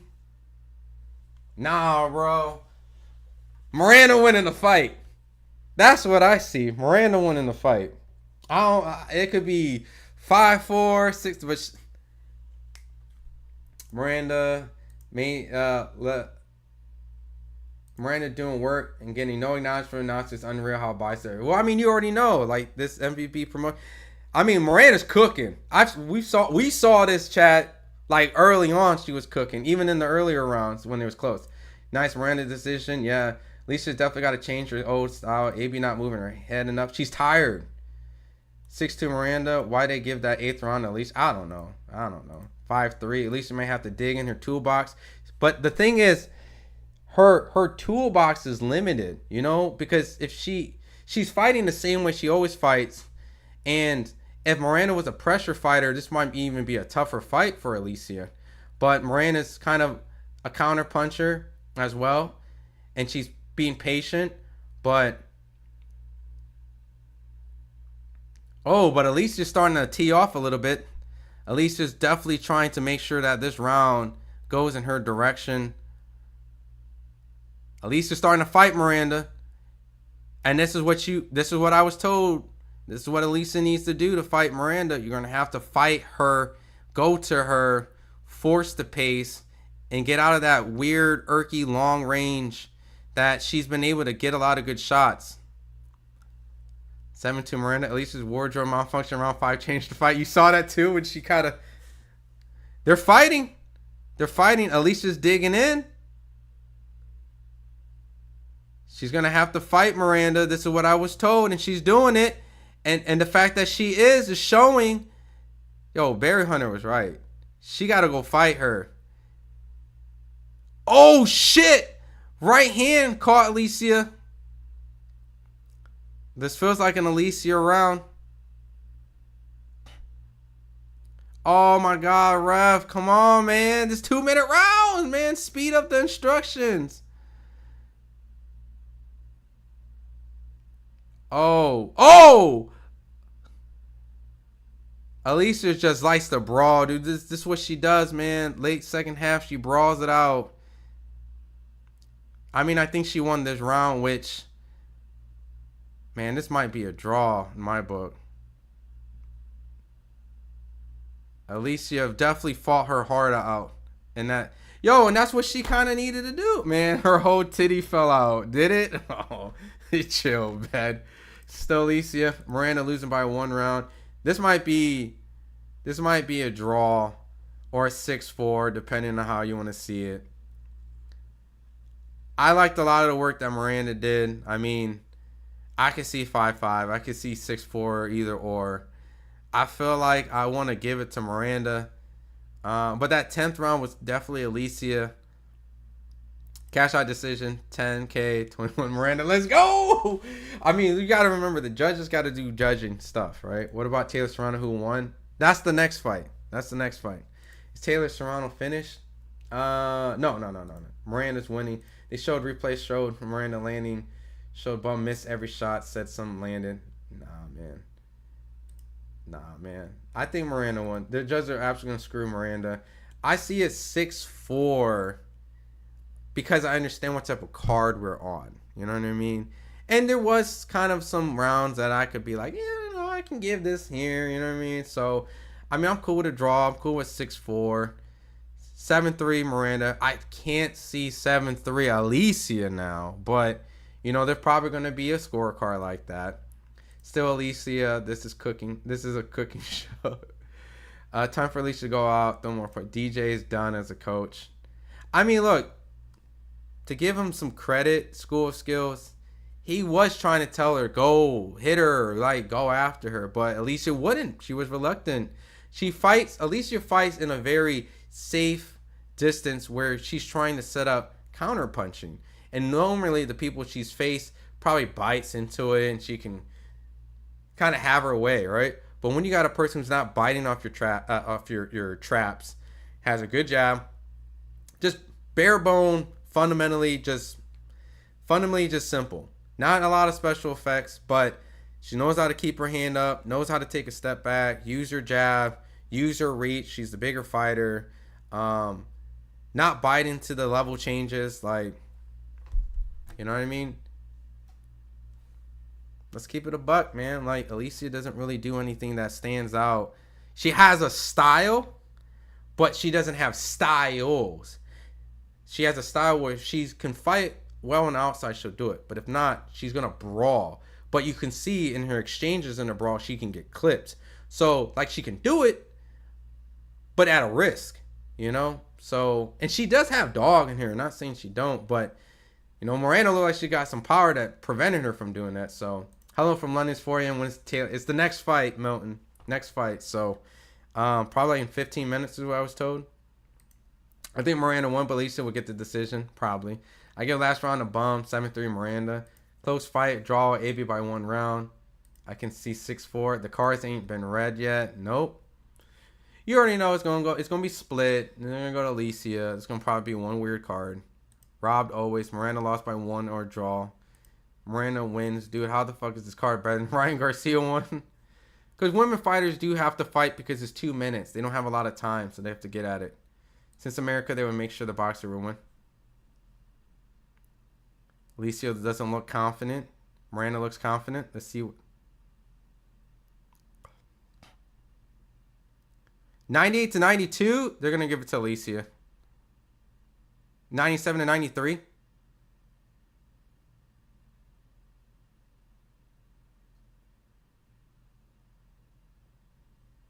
$98? 98. 98. Like, you can let Alicia win. But 98 and 97. Didn't I say there's going to be one? No, they're all fucked up. They're all fucked up. 1, 2, 3. 98? Oh my God, bro. Hey, if Katie Taylor does win the fight, she ain't going to win the fight. Like, tonight is clearly MVP. Oh my God, brother. I'm not even mad at the fact that Alicia won, because I could see a 6-4 on an MVP, a 5-5. 90 motherfucking 8. 8 rounds to 2. Miranda only won 2 fucking rounds. 2 rounds. 2 rounds. 2 rounds. 2 rounds. 2 rounds is all they gave Miranda. Oh my God. This is terrible, bro. I mean, the Marshall fight, whatever. Like, alright. It was split. 3 to Alicia, 97. It was a 98. Oh my God. And this is not even like hate, because like, I know Alicia Baumgartner personally. I wouldn't mind seeing her win, but I also have to keep it a buck with you guys and tell you guys how I honestly feel, right? You know? Like, oh man.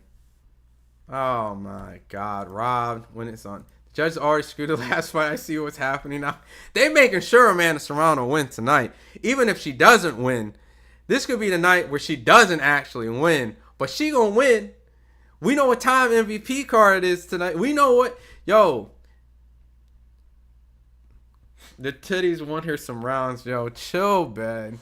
Well, it looks like Serrano about to win the 3rd fight. Yep, wow. Oh, no matter if Alicia wins, lost, draws, gonna have to go back bases. Harness. I agree, man. There's a lot of stuff that There's no way this was a 98. Oh my god, dude. Bro, her titty on Netflix though. What the fuck? DJ needs, yo. That did it really? DJ needs to retire SMH. Miranda's a better dancer, deserves to win. 98-92. BS scorecard. Who won? Alicia Baumgartner got the decision. 3-0. That's 2 fights in a row. Judges robbed a fighter. That's boxing. WTF. Taylor 3-0. Wow, that's BS scorecard. Who won? Jennifer. Alicia won. Cards are preview what's to come. Taylor needs a knockout for sure. 3-0. It's Alicia. Damn, that's some bullshit. Nah, it's rigged. Alicia won because she's an American fighter on American soil. Facts. We're the real fight. Now you mean Serrano needs to KO Taylor. Dude, you remember I said them Spanish fighters, they come over to America and they do some really good work. You know, always keep an eye out to the #1 Spanish fighter, because when they come here, they always show like a Sandro Martin, Sergio Garcia, all Spanish fighters. Last 2 fights, the judge paid off. 3-0 Taylor. These scorecards are wild. Serrano, don't go to the judge. Trust. If she wins, it's rigged. Taylor 3-0. I had that fight as a draw. I could see it as a draw. I could. MVP's full of ish. Oh my god, bro, man. 98. Oh, we ain't about to do this, boxing world. We are not about to do this. Oh my god. Oh my god. Yo, I'm lost for words. 98.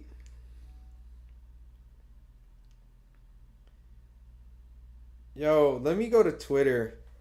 I want to go to Twitter and see what people think, man. I can't be the only one that just...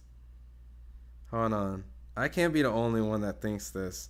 Like, I know we're talking in the chat and we're perpetuating our similar ideas together, right? So we might all be influencing each other, right? I might be influencing you guys, right? I hope I'm but yeah, dude, I don't know. I didn't think she won that fight. Yeah, bro. Oh, man. I mean, I did think Alicia won the 10th round. Hear me out. I did think she won the 10th round, but to win 98. Yo, Derek has not been able to get a solid like performance as a coach for a long time. Yeah, man. Boxing's a joke sometimes, man. You just have to just laugh it off after a while. This privilege, man. You could fail a drug test, not have to don't explain it, like it's not explained in a rational way of like that makes sense factually, right? And then this. But hey, man, boxing got some chosen ones, man. I don't hate on the ones that become the chosen ones, but I just call it for what I see, man. That was not a 90 motherfucking 8 type of performance, man. I hate these 2-minute rounds, which they were 3s. If it was 3s, then I don't know. I feel like the rounds would probably be more definitive, but the scorecards would be even wider. Robbery. I thought Miranda won the fight. I ain't gonna lie. I thought Miranda won the fight. Draw at his worst. I didn't see Alicia winning the fight at all. Who won? Alicia. Miranda lost, but I thought we thought she won. Told you. How did Miranda react to the decision? Well, by the time the decision was getting read out, she looked happy. Alicia looked sad. When the announcement was announced, she looked shocked, and Alicia looked like, yeah, I'm supposed to win. That's right, I am supposed to win. Don't be sour, grippers. Serrano fought Taylor before, so it's not impossible. It's simple. Katie's the better boxer for. Yeah, I mean, when it comes to the main event, look, I have this fight 1-1. I thought Katie won the first one. I thought Serrano won the second one. So I'm just going to watch this for what it is. 50-50 fight. Whoever style gets to be employed, and if Katie prevents getting hurt, You know, I know that the headbutt situation was kind of like, you know, not favorable. I get it. Like, that did affect Amanda. And I don't think Katie intentionally did it. Just the way she fights. Because Katie's like, she runs in. Like, that's how she always fights. Like, but I don't think she did intentionally. So, but this might be the top 10 worst trilogy of all time. Even though my number worst trilogy of all time will always be Amelia Griffin and Benny Parrott. Really? You think this is one of the worst trilogies of all time? The second fight, well, I mean, listen, sometimes magic happens the third time. Wilder Fury didn't need a trilogy, but the third one ended up being amazing. You know, I was at that fight and I was in shock of like what that was. To be honest, Wilder Fury was like my modern day of like Ali Frazier or Riddick Bowe and Evander Holyfield, simply because of how many times they dropped each other. So you never know, man. Why is this Pitbull rematch not getting no hype? Getting the hype? That was definitely, absolutely, man. Bro, every time I do a Pitbull interview, it does like 2K. Like, nobody cares about Pitbull. I mean, at least I care about that fight. That rematch is going to be great. Marshall and Miranda both going to cry when they get in the quiet place. Yeah, man. I don't know, man. I don't know, man.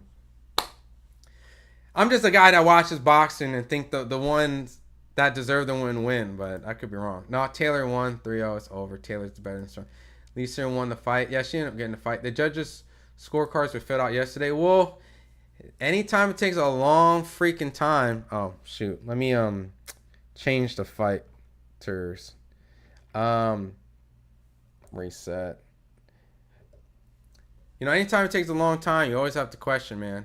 Get it together, Jake Paul. You're giving away the winner, Rich Acts prize when the fake smile.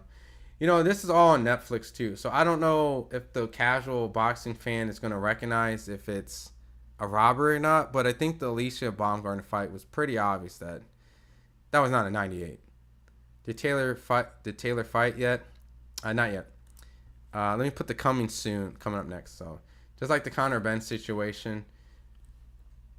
I don't understand anything about the Conor Benn situation. Like, that shit makes no sense to me. So, Conor Benn, Alicia Baumgartner, just some of these failed drug tests just never have an explanation that really, like, satisfies the public. Because if someone, like, is able to exonerate themselves, wouldn't you want to, like, go in full detail so everyone understands clearly? Like, I didn't fail my drug test. You know why?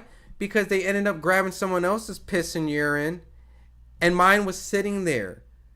So they grabbed the wrong one. Oh, shit. That explains a lot, actually. I can see why you're innocent. They're grabbing wrong piss. All right. I'm just being, like, ridiculous right now. But this is why boxing period had a similar scoring system rule to UFC, that the better regulation scoring cards that would make promoters more reluctant to stage certain matchups.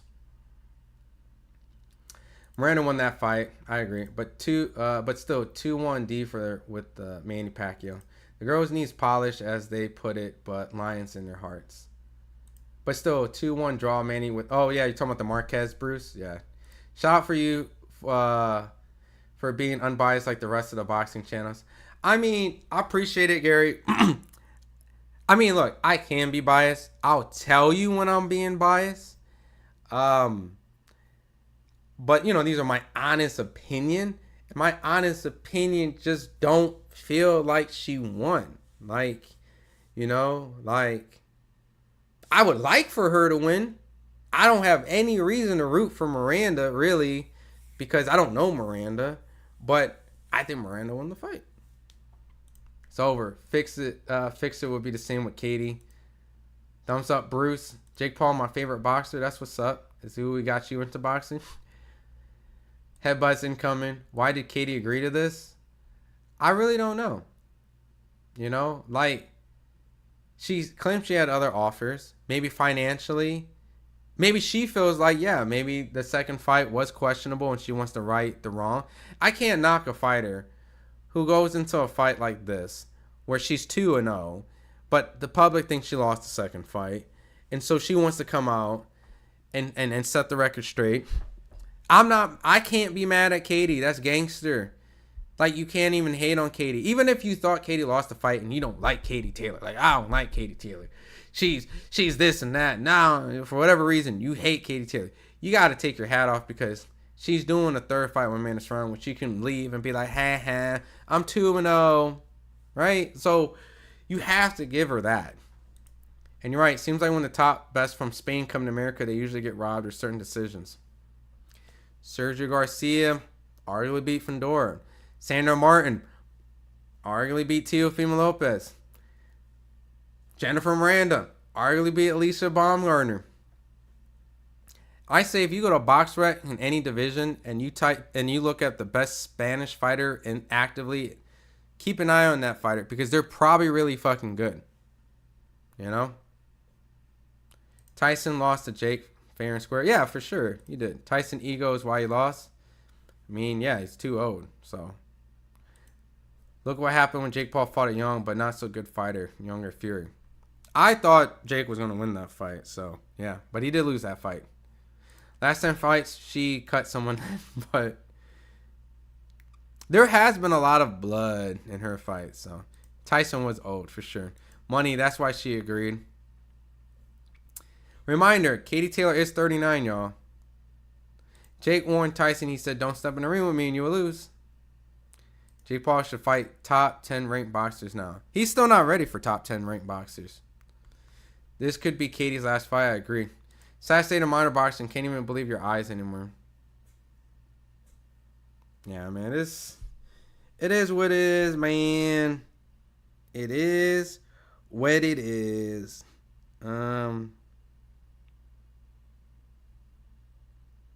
Yeah, I don't know, man. I don't get why women, at least they're fighting to how I scored. Damn, bro. Miranda should have won that shit, man. I can't get over it, man. I can't get over it. She lost. She was supposed to be undisputed. Like, this is what kills me about the sport. All right, I'm about to go on a rant. When it's starting, they're about to get ready to get in the ring soon. This is what kills me about the sport. I'm about to go back on this Alicia Baumgartner Miranda shit again. And this Marshall and Green. You train all this fucking time. Especially the Miranda fight. You spend all this time training and this and that. And you go in there and you punch the shit out of your opponent. The whole world has seen you punch the shit out of this opponent. You've been punching the shit out of this opponent.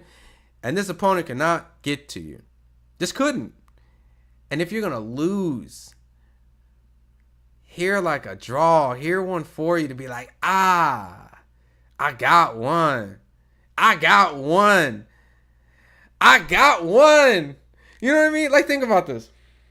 Imagine you study hard for a test and you got all the right answers, but you know the teacher don't like you. But you know you got all the right answers. All the right answers. All the right answers. But you know this teacher don't like you. Do not want to get you in the college. But something about hearing, all right, you got an A on this paper, but 2 F's on here. Something about that paper, the A, you feel like justice. It's like, yeah, at least my hard work has at least produced an A+ paper. You had to at least give me an A+ paper somewhere along the line. Like, you couldn't just F me across all 3, right? You couldn't just F, right? You couldn't just F. But that's what they just did. They were like, F. You sons of bitches. You fucking pieces of shit judges, man. God, dude, judges sometimes, man, just make you just. I don't even know Miranda for shit, bro. I have no reason to even but I understand because I cover boxing. Yeah, I'll be commentating for this fight. I cover boxing. I talk to these people every day of every week of every month of every year from now on to probably the rest until my entire life. I'll never be out of boxing, all right? I see kids and the amateurs, then turn professionals, then become champions, and again they're big. Like I see it at all the stages, every stage imaginable. So I see the hard work. I see like what they sacrifice, because the things that I don't do in my life to cover the sport of boxing, because I could be doing other fun stuff, but I choose to cover boxing and go to smelly gyms and do all this stuff, right? And there's glamour to what I do because I go to the events. But for what they do is they sit in the gym and do all this stuff and eat in a certain way and do all this type of stuff, get punched by people bigger than them, better than them, younger than them, all fucking man. It's all about the money. Yeah, man. That shit's ass, bro. Now she got to go back to Spain with nothing. I mean, she got her money, but you know what I'm saying? Proven by fighting washed up MMA guys, Amanda will win. They're really pushing this Happy Gilmore 2 on us. I don't care about watching it. Olympic boxing was so fixed that they had to go to the real-time scoring. You know what's crazy about the I was told of a story where typically you're supposed to have a boxer and like all right, so they're getting ready to go in the ring right now. So we're about to call this fight coming up. But while they're getting ready to get in the ring, I'll tell you this. Typically you're supposed to have your Olympic team and your alternatives, just, you know, like in case something happens to that fighter. There was a fighter on an American team. I'm not going to get too deep into it, but they're supposed to have number 1 and number 2, and number 2 is supposed to be there to also spar number 1 to help them get, you know, prepare for the Olympics. And in case something happens, you know, I already told you, he's the replacement. And sometimes if they feel like 2 might be better than 1, then they swap. They were so afraid that this kid was going to be the replacement or take a spot. They chose not to actually put an alternative like for that position and just had that dude spar bigger and smaller guys. The fuck? That don't sound like favoritism, then what is, right? We're going to completely remove our backup because we're afraid the backup might actually take the place of the... We don't want that to happen. All right, anyways, enough of all this ranting. Well, let's talk about what you guys are hearing for. Katie Taylor and Amanda Serrano, right? Because I can rant about all this other dumb shit. I see a lot of people talking about the fight, so I'm going to read everyone that speaks specifically about the Katie and Taylor. Tell me, how do you see this fight going? Who do you see winning and why? I know I keep seeing a lot of like 3-0 and like fanboy comments. Like, let's just... How do you think the fight will actually play out? Is it going to be competitive? Do you see it being a split decision? Do you see it being a robbery? Do you see Katie outboxing her? Do you see Amanda Serrano stopping her? Give me actual, you know, predictions, because I'm still kind of torn, because I think Katie can be a fighter that can win this purely off her boxing ability. But if she gets dragged into another war or fight, I can see her get destroyed and maybe getting hurt.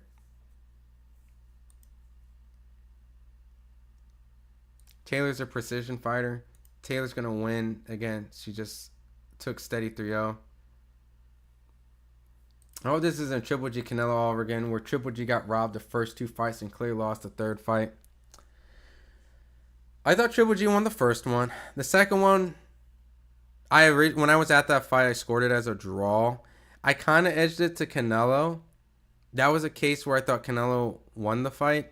The third one's obvious. Canelo fought super old Triple G. But the first one I thought Triple G won. So I know my man Ben here disagrees. He thinks Canelo won that first fight, which I still don't see. But, you know, we don't always agree. We mostly agree, but I thought Triple G won the first fight.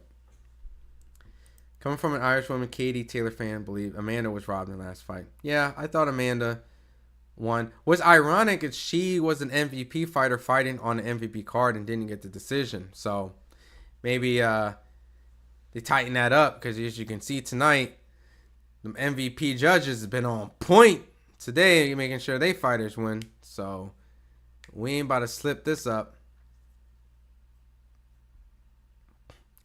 Katie's game plan is to headbutt and concuss her opponents to win. Chill, Gary.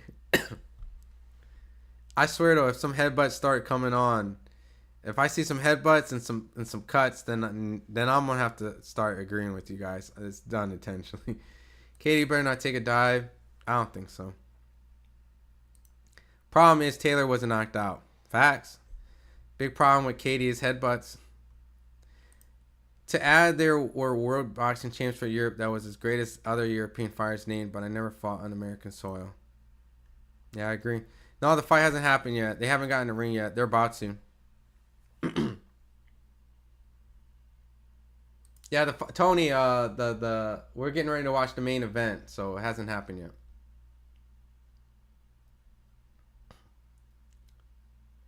If these are the same judges that judge the Baumgartner fight, Serrano loses. Well, if they're MVP employees, you know, it's cool seeing boxing back at MSG, because I haven't covered a boxing event at MSG since like Triple G and Terrence Crawford. It's been some time. Dude, I don't really know any of these people they're showing in the crowd. I know this Asian dude. I know Kevin Hart.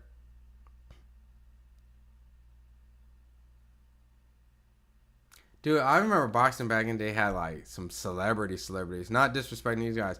Will Smith is in the building. We got Denzel Washington. We have Jim Carrey. Shaquille O'Neal actively playing. Michael Jordan. Tiger Woods. Leonardo DiCaprio. Like, bro, those fights had some mega stars. Like, a mega fight with mega stars would be like, in this era, would be like, I don't know. I mean, Kevin Hart belongs in there. You know, like, we have Tom Holland. We have The Rock in the building. I don't know. I don't know who's big actors nowadays. I don't know. Maybe those are big actors. I don't know. We have Jake Gyllenhaal. We have Tom Hardy and Christian Bale is in the building. I don't know. I don't know who's big nowadays. But back in the day, dude, they were like, there were just so many mega stars that was just like, we got Keanu Reeves in the building, Morgan Freeman in the building. We have Johnny Depp and Nicolas Cage in the building, and Tom Cruise just walked in the building, and Brad Pitt with Angela Jolie, and Robert De Niro's over there, and Sylvester Stallone over there, and Arnold Schwarzenegger, and Dan DeVito, and Mark Wahlberg's over there, which is that Robin Williams and Clint Eastwood, and Mel Gibson's over there. We got Chris Rock. Yeah, man. I want boxing to get back to those type of days where like that type amount of stars get out. Ryan Garcia and Tank Davis had a crowd kind of like that. Why is Katie the underdog? Is she the underdog? Let me see the odds. Katie Taylor, Amanda Serrano odds. Of course they're gonna. Yo, Ben, where you at? They announced the card. The event was sold out, but they gave away 200. Okay, I'm not gonna shade. All right. Anyways, the odds today. Amanda Serrano is a -200. Katie Taylor's a +160. So today, going into the fight, Katie Taylor is considered the underdog. So, ooh, can Katie Taylor not just defend her titles, but defend her titles as the underdog? Yo, Taylor studied Holyfield. Chill out. A little bit of Tim Bradley as well. If Serrano's aggressive, but give Taylor more different looks this time, I can see her beating Taylor this time. But if Taylor out fights Serrano, even at point hurting her, it will officially be 3-0. Yeah, it can go both ways, man. That's why I don't know how to... Taylor's going to win. Who's Nanny Natasha?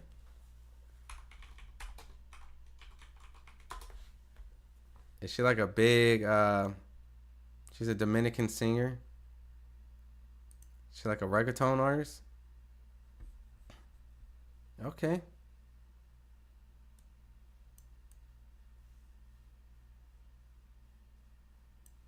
Okay. Very island, very Puerto Rican, Dominican, New Age Nina Sky. How much did the judges get paid to destroy Veter's future? Katie's scared of 3-minute rounds, and we don't know why. I mean, dude, 3-minute rounds would favor Serrano, but she did win the last 2 fights, so she does have to say have a say. So I'll have to say Taylor definitely would have to score a knockout, because winning convincingly, like in the case of Furtado Ali, will not be enough for Taylor to get this. Oh, dude, I forgot about that decision too. Muhammad Ali did not win that fight either.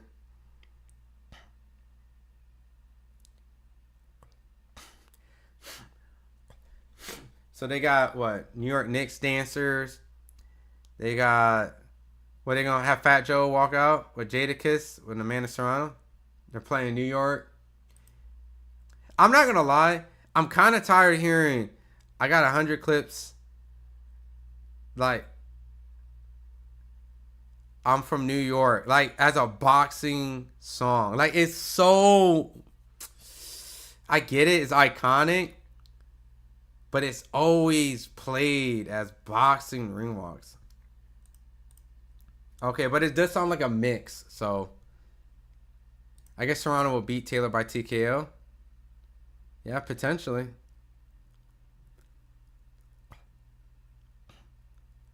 She's coming out dancing, having a good time. Jess from Puerto Rico. Amanda to win. Katie will retire after this fight. She looked jaded in her last fight. Natty and Tasha walked in off the street, I think. Yo, chill.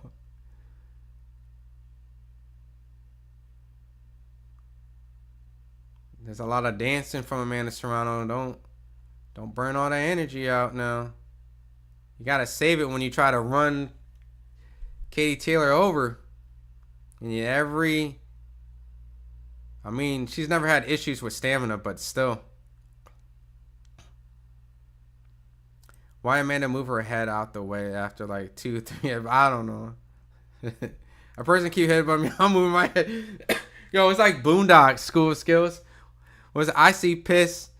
I moved. She saw piss. She stayed. And why should I miss out the next R. Kelly album? I mean, I don't know, dude. When is the fight supposed to start? Well, Amanda Serrano just got in the ring.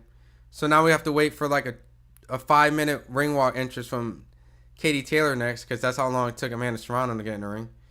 I personally think headbutting is a no-no. I agree. I think headbutting is a no-no. Serrano twerking to this ring. She can't lose tonight. She can't do all this shit. She can't do all this shit, all this crying, all this MVP, I'm the favorite. Serrano's my bet. I think if we base off the last performance to now, I mean, I think you have to favor Serrano. I might pick Serrano, but I like boxers. So anywhere along the line, if Katie's outboxing her and moving and Serrano just plotting her feet and, all right, get your ass here, Katie. What they should have did is made the ring smaller to help. I don't know if they did a ring change, but probably not. Crazy, all the punches Amanda takes over 50 fights and her face still looks good. Yeah, it's crazy. Katie has a lot of scar tissues, but Amanda did cut from those headbutts. I think the general rule in boxing, if some butts you, butt them back. Same with low blows. Fight fire with fire. I mean, I wouldn't know if I would headbutt someone back. I don't want to hurt my head. Rigged fights? I hope not. I'm Irish, but I have my life savings on Serrano. I think Serrano should be the favorite. I agree. They about to rob Katie even if she wins. Yo, how crazy would it be if Katie like boxed her brains out and then they gave it to Amanda, where Amanda's the one that everyone's like, boo. Katie Taylor's about to come out to some epic,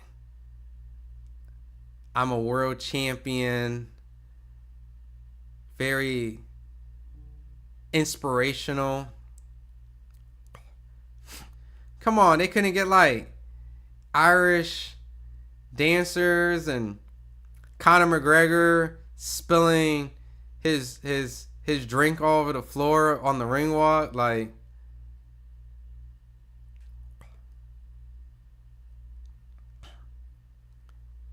they just got her just walking in like the chosen one. I guess it's cool. This has always been Katie Taylor's swag, though. She don't need all that extra shit. Katie just comes in, handles business, has her elegant robe on, not wasting a lot of energy, just representing her country as she did in the Olympics, as a 2-time undisputed, you know what I mean? Just real. When does it start? They're getting in the ring right now. 2 contrasting personalities. I guess this is what I love about boxing. You can literally get 2 people who are completely opposites from walks of life. Like completely opposites. And their fan bases come together to make an event where it's so divided in the crowd, however, equally as excited to watch the fight. And that's why we're all here. So Katie Taylor all the way, but Serrano will probably take this one. Katie had her spotlight, and Serrano needs a win. Time for the champ to pass it on. You're going to have to take it from her, though. Katie's not going to lay down. I'm straight up old school boxing fan. That's what's up, Suzanne. Katie's corner should be telling her she needs a knockout before opening bell. I mean, when's the last time Katie got a knockout? Amanda came out dancing and Katie came out all business. She's a scary woman. Look, they're both scary in their own rights. That's what gets them in the zone. Amanda Serrano, you know, a lot of Puerto Rican fighters, you know, Felix Trinidad used to be getting that party on, and he'd be whooping all type of ass, you know. And some people, they come in locked in, super serious. You know, Terrence Crawford doesn't dance, all serious, walking forward. 2 different type of ring walks, all great fighters. So when does it start? They're in the ring now, so they're about to announce them. They're about to announce the fight. Surely Conor McGregor isn't allowed near girls. Yo, chill out. Yo, Paul, you are wild. That is funny. That made me laugh. If Katie Taylor does her signature headbutt, then she should be disqualified. It's cheating. If I do see a lot of headbutts again, I'm gonna be like, yo, come on, man. And then I'll be kind of like, all right, man, this is an issue that really needs to kind of be nipped. Ref. Taylor by a UD. South versus Orthodox headbutts are always, I mean, yeah, opposing stances, yeah, that is true. When you do have a southpaw and Orthodox fighter, because they're trying to get position of their lead foot, and because of that, they typically clash heads often, especially when they throw the left and right too.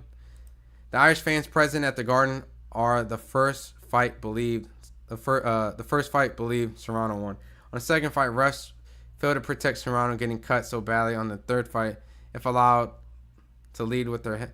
No, a lot of people thought Katie Taylor won the first fight too. New York Jinx incoming. I think it's Taylor's strong neck opening cut on Serrano. Chill out. Strong neck. Oh my god. New York Jinx incoming. Oh man. Yeah, New York does get it bad. I like Tyson. Black shoes, no socks, no robe. Yeah, that's a scary ring walk. Mike was a scary guy when he did that stuff. Taylor ain't scary at all. She looked like a Vogue model. When does it start? Well, you're doing the announcements in the ring right now. I'll do a screenshot just to show you guys. This is where we're at.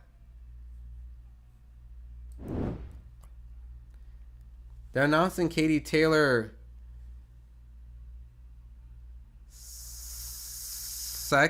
first? Is Amanda Serrano fighting for her belts? Isn't she also the one that lost? I hate when they do that. Unless there's a unification fight, which I get. But this ain't a unification fight. Let alone this is a rematch. Let alone a trilogy of a person that's two. Did I just completely miss Amanda Serrano's announcement?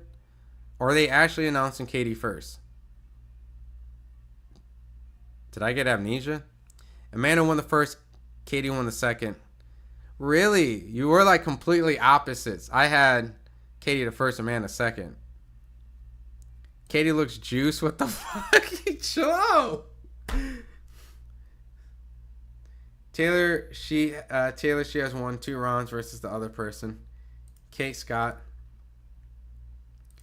They are announcing Amanda Serrano second. Yo, I hate when they do this shit. I get it. It's an MVP promotion. Man, I hate when they do this shit, man. Oh, my man feeling Kate Scott. Guys, is on Netflix. It's only $8. Stop being cheap and get it. I agree. But if you want to be here to hang out, I'm not mad at that either. Listen. When you're the champion and you won the last match, just let that be the one that gets announced last. But whatever, man. Katie, once again. Yo, Amanda Serrano, you better fucking win. Like, you better win. You better win. Katie Taylor's 12 gold medals, 4 medals of honor, 7 belts. Serrano, a chick from Puerto Rico. Yo, don't do that, Evan. Don't do that. They haven't fought yet. They're like 1-2 minutes getting ready to fight. Yeah, let's fucking go.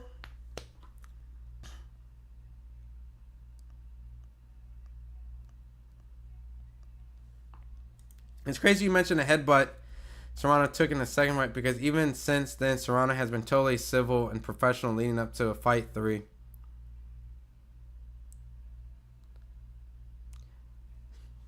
Didn't Serrano have like another situation when she got headbutted too?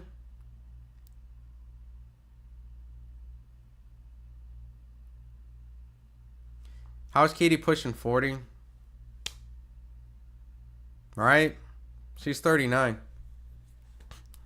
Getting ready to fight.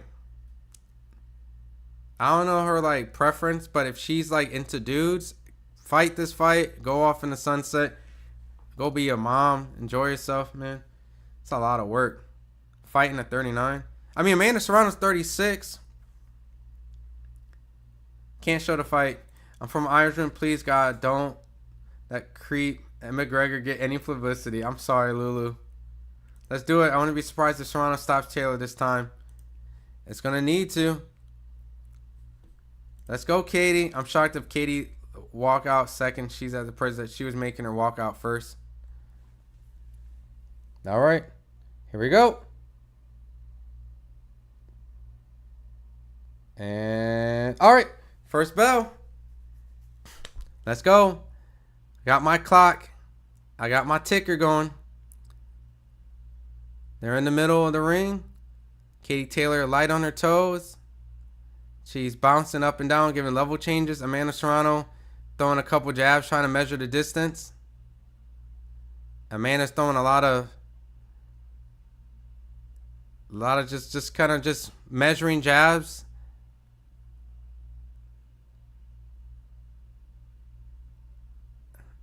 I really don't know what Amanda's setups are right now with her jabs.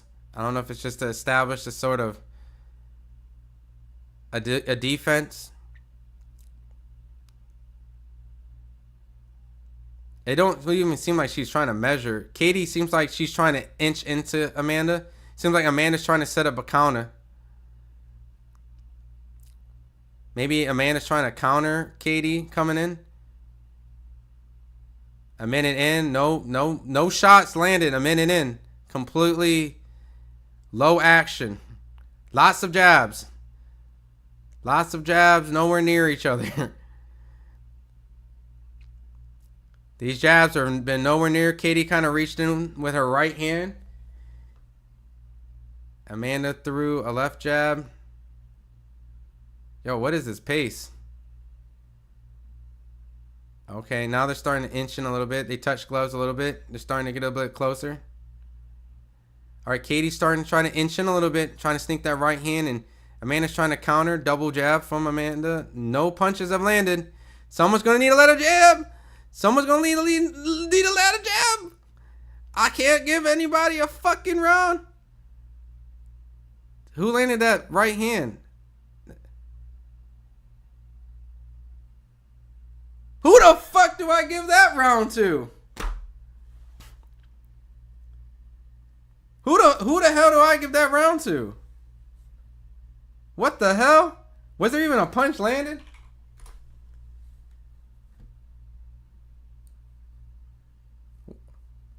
Yo, the corner of Amanda Serrano said, don't get crazy, let it happen. Yo, what the fuck? What is there to get crazy about? Ain't nobody landing nothing.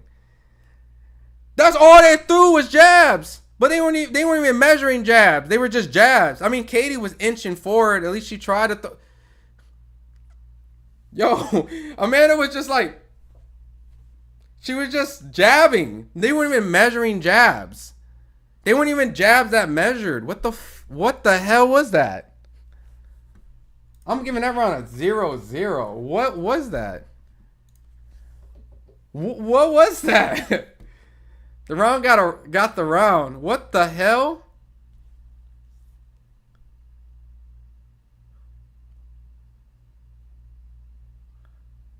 Like, inch with the jab. I guess I do give it to Taylor. I guess because she kind of threw a right that was going in the direction towards her opponent. Okay. That might have been the first punch landed by Amanda Serrano.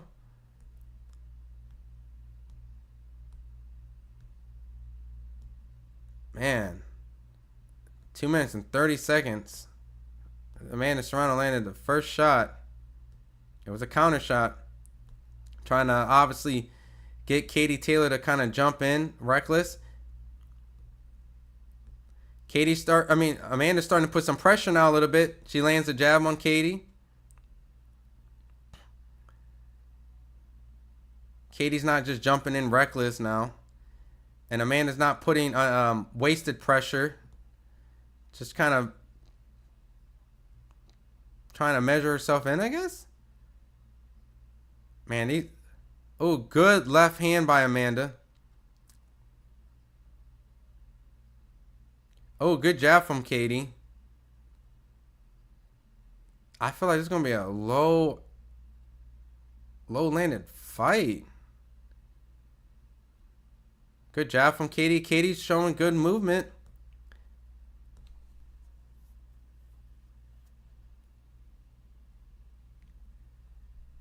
Unofficial gave it to Taylor. How? That's round 1 to know. I don't know.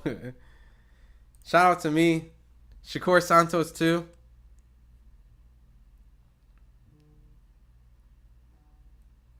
Damn, that's another close round.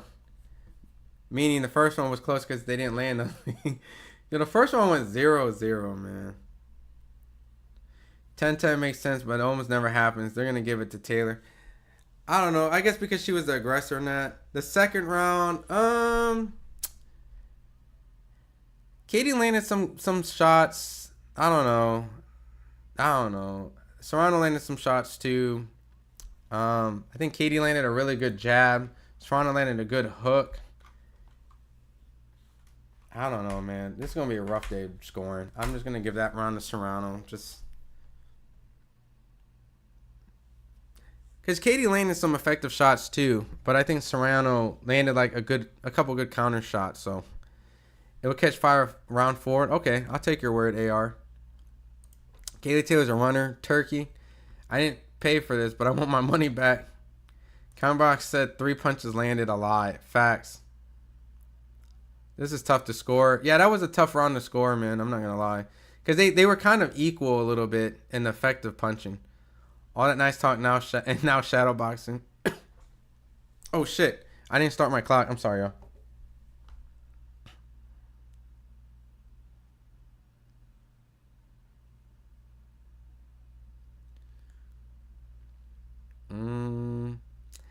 All right, Amanda Serrano trying to pump that jab, that double jab to cut the distance.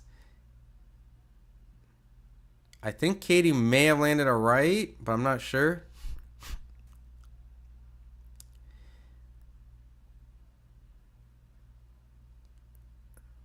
A couple jabs from Katie. Katie's on her back foot. Amanda Serrano needs to cut the ring off a little bit. A lot of lateral movement from Katie Taylor.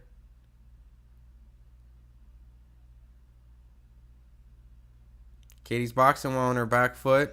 Amanda's not able to cut off the ring right now. She eats the double right. Amanda tries to get back. Katie caught her with a little sneaky uppercut in the clinch. Amanda Serrano's fighting in the clinch.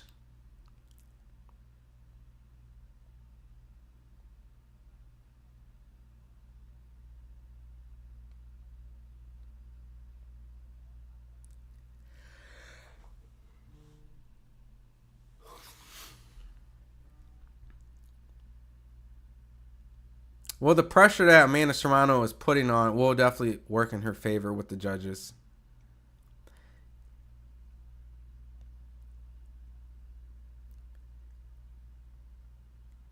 All right, not a lot of action going. Oh, Katie landed a combination. Oh, I think Katie might have stole that round. Not a lot of action, but she landed a couple good shots at the end.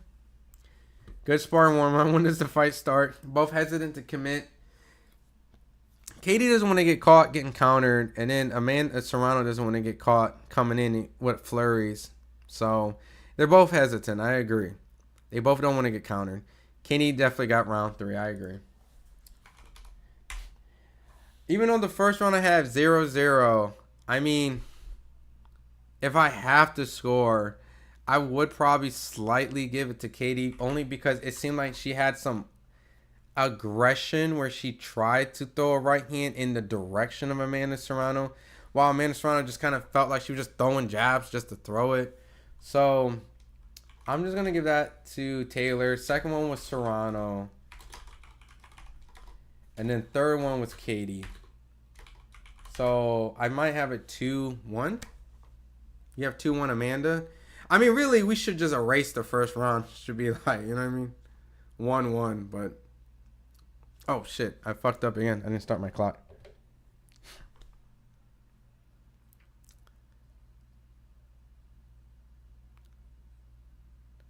It just feels like Amanda Serrano is trying to be patient on her back foot, which may work against her because she's trying to catch Katie jumping in with counter shots. But I think she has a lot more.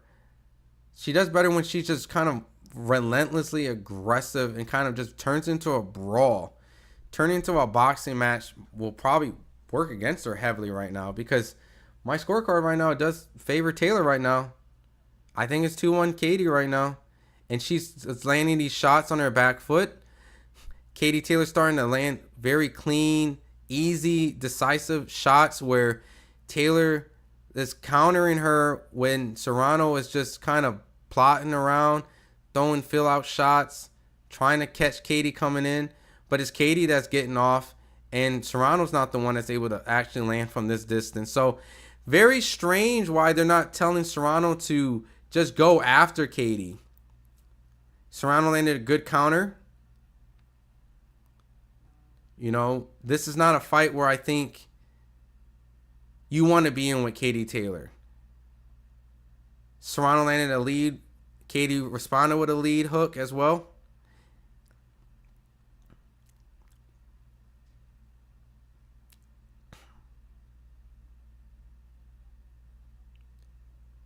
Katie's landing some good shots to the body. Good counter shot from Amanda Serrano right there after Katie landed some shots in a flurry. Another close round to score. Oh, man. You're right. I do need to fix my round. We're on the 5th now. All right. Thanks. We're locked in. We're good. Thanks. T. All right. I'm all good.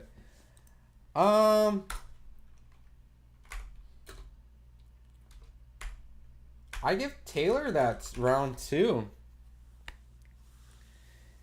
I get that Serrano's getting some counter shots in, but I already feel it. I feel it. Taylor's going to win, and they're going to give it to Serrano. And it's going to be the worst judges of all time on one card, man. Oh, no, man. Don't let it happen like this, man. It's already round 8, already here in the stadium. Let me find out Netflix is buffering that far back so that the stream doesn't. All right.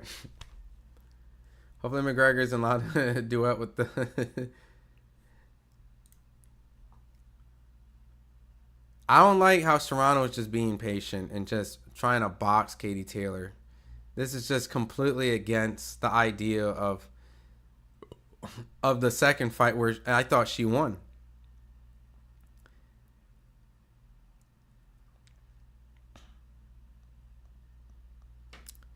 Katie's just picking her off on the outside.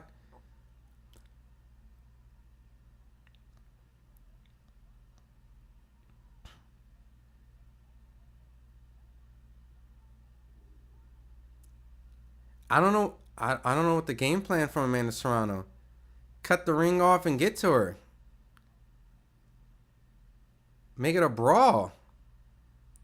All right, they clinch up after they kind of exchange some punches.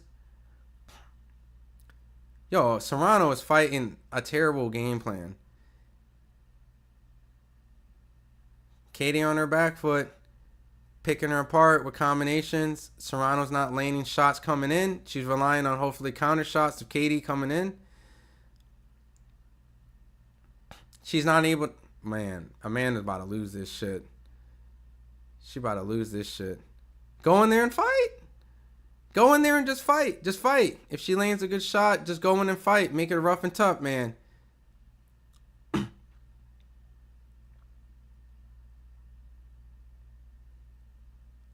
Serrano does look timid. Like for some strange reason she is. But she's getting picked. Katie catches her with a right, then clinches up, turns her opponent, backs out. Not the prettiest fight. Very kind of systematically boring in many people's eyes. But it's boxing. And Taylor is winning the boxing match because Serrano decides to box the boxer. Why is she boxing the boxer? You have a very controversial second fight where you did not box the boxer and people thought you won. Now in the third fight, you are boxing the boxer and you're losing the fight. What are we doing? What is... I already said Serrano can't box. She's a brawler. Amanda's game plan is terrible, right? Amanda with the Jordan basketball shoes on, that's sick. I agree. I like that swag. But 3-1 Taylor. Oh, yeah, obviously that was early. Katie, round 5. She doesn't have the mark on her face. This fight's over. They fucked it up. It's not Serrano doing what she truly does. Cut the bloody ring off. Serrano looking timid. Serrano going to lose. Taylor family looks like they just released from Ellis. Yo, what? You a hater. Her only option, Taylor gets tired. From what? She ain't get punched by none. Amanda needs to brawl. Taylor going to school right now. Who's winning? I'm new. I got Taylor winning 4-1. We're in the 6th round. Amanda Serrano decides to box. They gave that round to Serrano? Whose unofficial scorecard is that? Amanda Serrano. They have Amanda Serrano up on the unofficial score. I mean, to be fair, the first round was like, whatever. I mean, that first round was, yeah. I mean, I guess I can see 3-2. Amanda's starting to brawl a little bit. All right, Katie let her hands go in the corner. Amanda needs to cut off the ring, man. Katie's just landing like anytime Katie throws her shots, they pretty much land. While Serrano, oh, good body shot from Serrano. But Serrano might get a good shot here or two in an exchange, but Katie be like landing so many shots. It's like 1, 2, 3, 4. All right, well, good check hook. Amanda landed a good hook, maybe 2.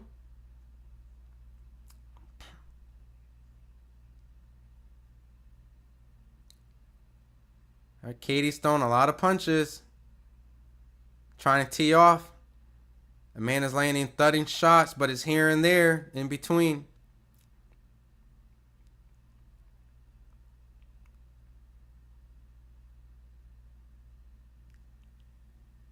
Yeah, that could still be a Taylor round. I mean, that's a close round because it depends on what you like, right? Serrano landing some strong counter shots. But I like the amount of punches that Katie landed, you know, the combinations that she landed. So, I mean, my scorecard is going to be different from yours. So I'm not saying that your scorecard is wrong. But from what I'm seeing is that Katie's landing an abundance of punches in these combinations while Serrano is just following her around. And every once in a while, there's a sharp right hand that lands from Taylor. I give that round to Taylor too. You give that round to Amanda? I can respect that. It was a close round. There's a couple close rounds in here. Katie has her number. Taylor another round. Amanda's gassing herself out. Good clean style, but needs to get closer. Amanda lost, the fight's over.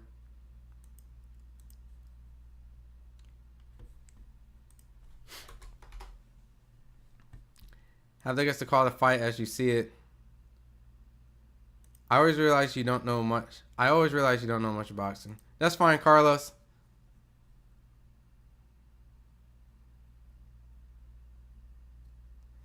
I mean, I thought I was a close round. I mean, if you think Amanda Serrano's fighting an excellent game plan, then please tell me why Amanda Serrano's boxing so amazing. Katie owns Amanda and her little... Yo, chill out. We ain't gonna do that. Serrano needs to get in there and brawl. Katie's starting to land these right hands.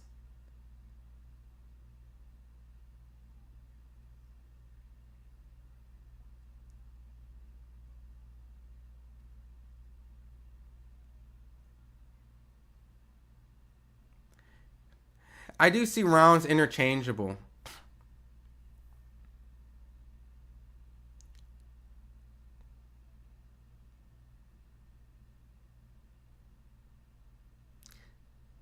Mexico's whip. Katie, let's go.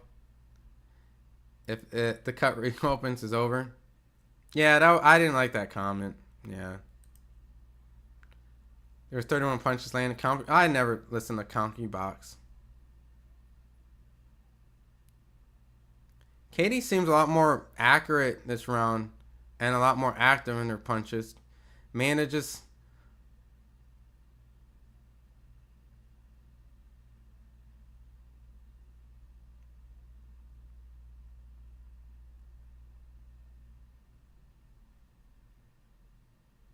Good shot from Amanda. Good shot again from Amanda. Ends the round. Oh my God. Give that round to Taylor. I mean, look, everyone's scorecard is going to be different. Steven. I give Serrano probably 2 rounds. Maybe 3, but my scorecard right now, it's going to sound pretty haterish, but at max 2 rounds Serrano is what I got. The first round, I don't know what to call that. You can, so if you want to do 3 Serrano, cool. The first round was whatever, but I do have it max 2 rounds Serrano. How many knockdowns do I have? None. And that record, least amount of punches landing in a championship fight. Amanda ain't cutting the ring. She ain't doing nothing. Amanda needs to land some punches, wasting a lot with no connection. Yeah, Amanda's cooked. I got it 5-1-1. Yeah. I'm assuming that won with that first round. What's the punch ratio? I don't know. I don't know what the punch ratio. It feels like Amanda. It feels like Katie's landing like 3-1 to.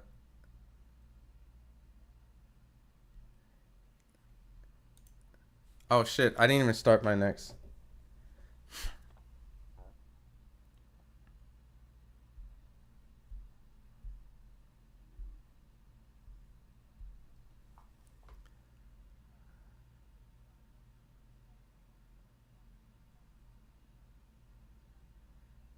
Man. This might be one of the worst trilogies. Seeing the fact that why it comes down to this. I mean, I know there's people that's really invested in this fight, optimistic. That's why. But I do see there is rounds that I can, I guess, give Serrano. But dude, Serrano is not doing nothing, dude. This is a rough fight. And remember, this is on Netflix, y'all. Netflix is looking at this fight like, yo. Good counter by Amanda Serrano. She might have won the round from that, but Katie landed a shot. And Katie just landed another shot.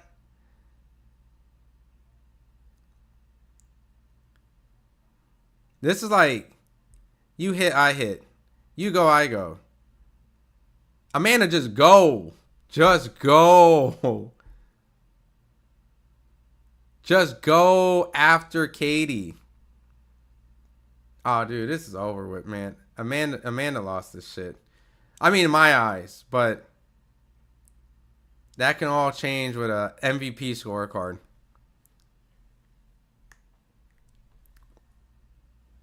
Taylor's outboxing her hands down. She looks bad. Stop. Just call the fight. Serrano's just getting schooled. Why are you afraid to admit she's losing? I think she is losing. I guess, in my eyes, I'm trying to give Amanda some credit so that I can understand what other people can see. I don't see it that way, but I like to score the fight in two different ways so I can understand how it could go this way as well.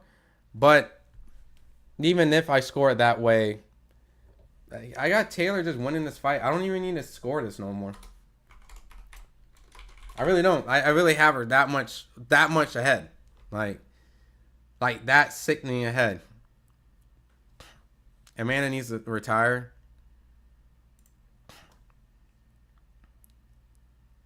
She needs to go for broke.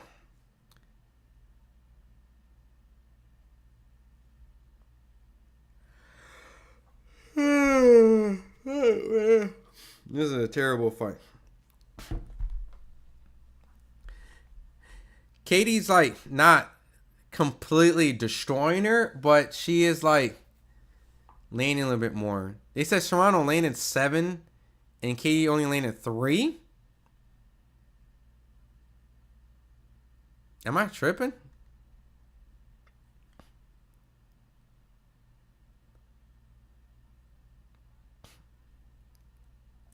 I gave her 2 at max, optimistic. I gave Serrano in the second round. And then there's a round I gave to Taylor that I could see for Serrano. Amanda's gassed out. Already gassed out. Amanda lost 4 rounds ago. Tom and Jerry. Katie's running. How many punches have they both landed? I hear they're punching the air. Yeah, pretty much.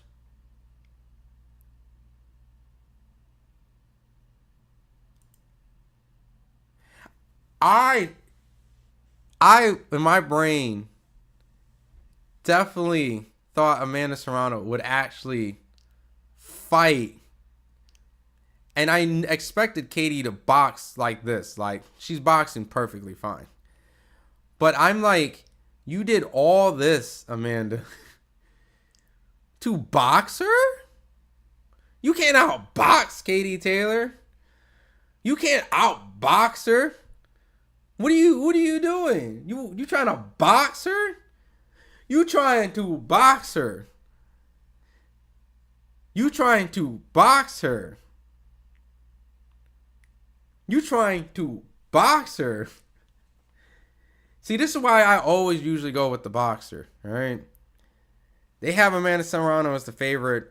When this fight was kind of put, I said fuck it, 50-50. Because I thought the first fight Katie won, second fight Amanda won. But by far, this has to be, like Gary says, the worst Amanda Serrano performance ever. Amanda just swinging at the air at that round. Draw? No way. Watch Katie get robbed. Yo, if Katie gets robbed, Clarissa's the face of boxing, hands down. This fight's trash. I mean, look, I definitely take my hat off to Katie Taylor, and I definitely take my hat off to Clarissa Shields. But Amanda Serrano has given this fight 3-0 to Katie Taylor on paper. Amanda's trying to box, and she can't even box. I don't even know what she's doing. What are we doing? I feel like Amanda's throwing the fight at this point. This is so weird. Amanda is not even nowhere near the same type of intensity she brought the last fight. Couple good shots from Amanda Serrano right there. I'm Irish and I have to say Shields is the face of boxing. At this rate, she is. Cage Walker, I knew she meant business. That was like the Irish 8 Mile. Oh, she is countering the fuck out of Amanda Serrano. Just like you can't hook with a hooker, you can't outbox a boxer. Oh, Katie's peppering her, man. Oh, she peppering her. Game over. Your clock is off. I know. I started late, Hillary. I started late. I appreciate it though. Yeah, I am off. Taylor just breezed through this easy win. Katie gets better in rematches, man. How does CompuBox have Amanda Lamb? I don't know, dude. CompuBox is stupid. Just throw it away. Everything about CompuBox is stupid. It's there for just to paint a narrative at this point. Clearly, the son of CompuBox works for MVP. I'm not saying it's like all that, but of course, it's just to put a narrative. It's a person clicking. Yo, Katie schooled her. Yo, Katie schooled Amanda Serrano. I'm putting that as a tweet. This is...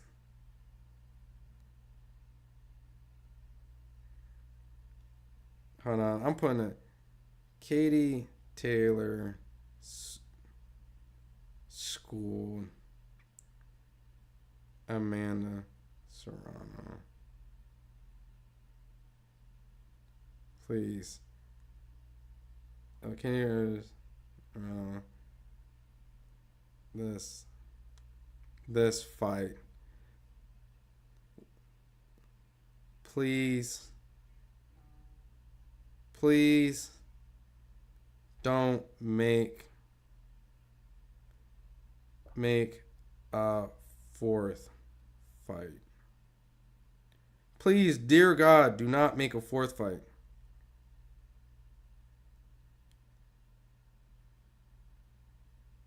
Oh my God. This is a sparring match. Easily Katie Taylor. Trash ass fight. I'm going to watch Christy Martin old school fight. This blows. Yo, what's going on with boxing right now? Like, all these fights are just like, huh? You seem gutted up the Irish. I stopped trusting CompuBox after Haney Loma. That was a close fight. I still think Haney and Loma is a close fight. I can see it going either way. Serrano's trying to look sexy. Katie's knocking her style. Garbage fight. You can see both pulling back punches. You know boxing, you can clearly see them both pulling punches back. This fight's absolutely garbage. I think Katie just fought how Katie did. I don't know why Amanda decided to box. Like, I do not need to see a fourth fight. We need goosebumps.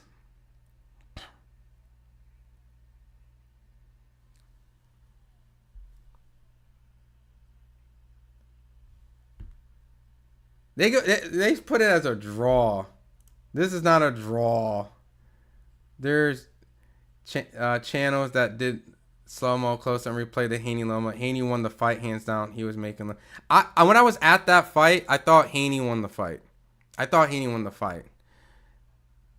But I didn't like the fact that me and Mike Coppinger and like 2 other reporters are the only ones that thought that, and everyone thought Lomachenko won at the event. But I thought Devin edged the fight out. I did. I did think he won the fight, but...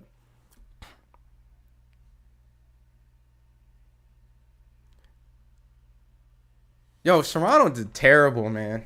I'm sorry. If you think Katie did not school her, and I'm not saying like she dominated her, like she put on a masterful performance. She did better. But it was like, if I'm scoring this fight, this was a very easy fight to score. I was trying to be like, all right, maybe I can give this fight round here. And I put asterisks to certain rounds. But at a certain point, I'm like, I don't need to score this no more. Both fighters should lose. No, Katie fought in the style that we expected her to fight. It was Amanda Serrano that decided to think, I'm a boxer. Netflix dude scored it as a draw. Oh my God. Horrible. That fight was horrible.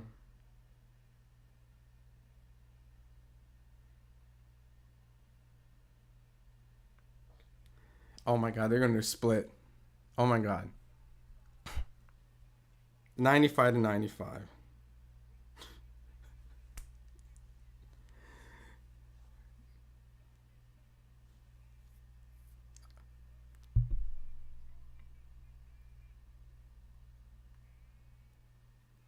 Yep.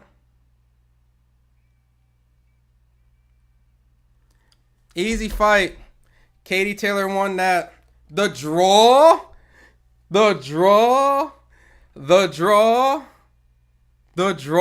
Yo, get these judges out of here, man. Someone put a draw. One of the judges had a draw. 97. They gave Serrano, what, 3 rounds? Okay. I can see 2. I stopped scoring, so maybe Serrano won one of the later rounds. Cool. I'm cool with the 97. But that 95, man. There's always going to be one, but the right person won. Finally, a good scorecard.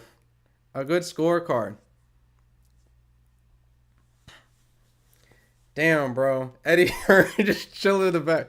Yo, Serrano, it's not rigged, dude. It's not rigged. This... Yo, what the fuck? I don't know what that... Like I said, a convincing win for Taylor may not be enough, but don't be surprised if Robbie happens. Taylor wins. They're all good. Let me box the judges. I gave 3 also. 7. Yeah. World Dancing Champions. What was Amanda Serrano? Like, yo. Like, this fight wasn't even close. Why do people think this fight was close? It was terrible. It was a terrible fight. Let's just call it that. A terrible fight, but wasn't close. A terrible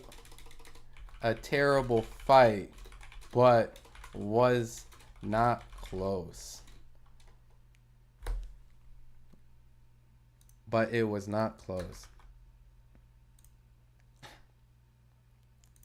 I don't know why people thought it was a close fight.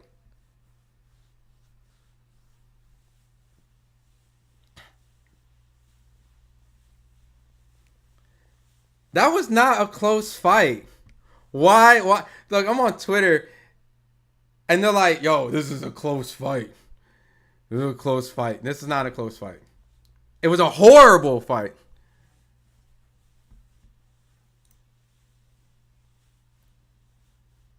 It was a horrible fight. Let's just call it that. It was a horrible fight.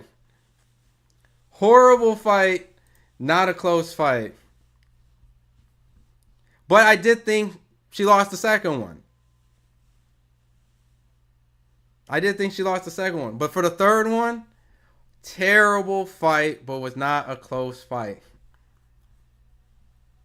I know that's going to piss a lot of people off because, fuck it.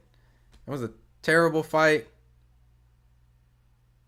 Why was Amanda Serrano boxing? She's known to be a brawler. She's known to have this ability to cut off the ring.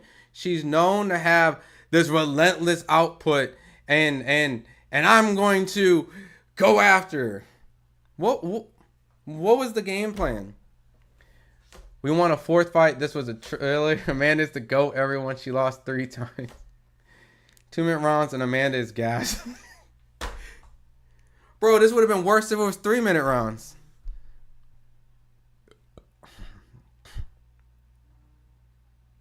Katie will go down as the best female boxer ever. Serrano's a joke. How many miles do you think Shakur will run tomorrow?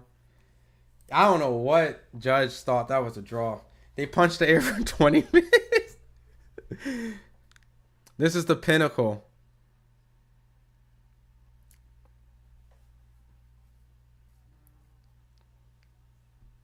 Why is Serrano punch in the air a feet away from Taylor? Never in range. Yo, the first round. I kid you not. This is Katie Taylor. I'm Amanda Serrano.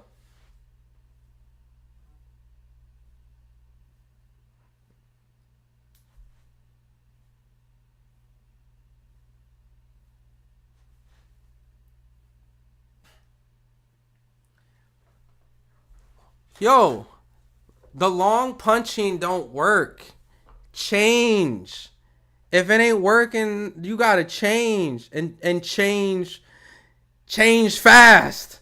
Cause you got 2-minute rounds. 2-minute rounds, 10 of them. You gave 3-4 of them. 3-4 of them, like 3-4 rounds was.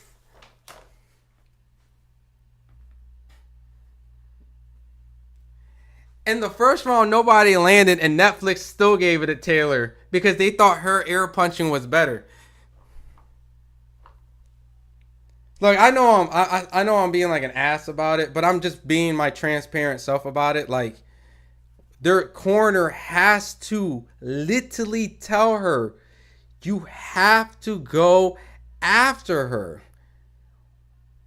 Why would you deviate from what made you successful in the second fight and completely change exactly what got you the third fight to why we won't get a 4th fight? You get what I'm saying? Like, the problem was you didn't get the win when everyone thought you did, myself included. So now you have an opportunity to show it, and you change everything about what got you this position in the first place. I can't tonight. I can't with boxing today. Like, and Amanda's in the ring celebrating with a smile on her face.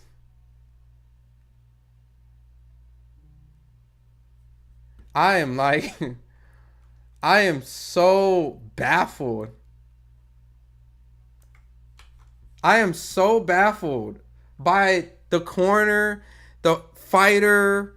Like, they were in sync with this plan. Like, the fighter didn't deviate. Like, yo, this ain't working, trainer. The trainer didn't deviate by telling the fighter, this ain't working. We got to change it. They were both like, keep doing this. We will keep doing this.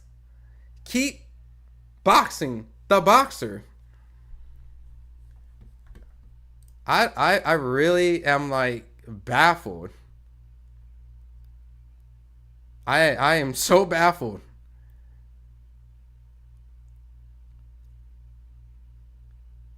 I don't know, man. What a travesty. Such a joke. I mean, boxing is such a letdown. And Serrano won. Taylor related to the come on, man. Let's just get this come on, man. You know that ain't right. Why complain? It's not people. You only use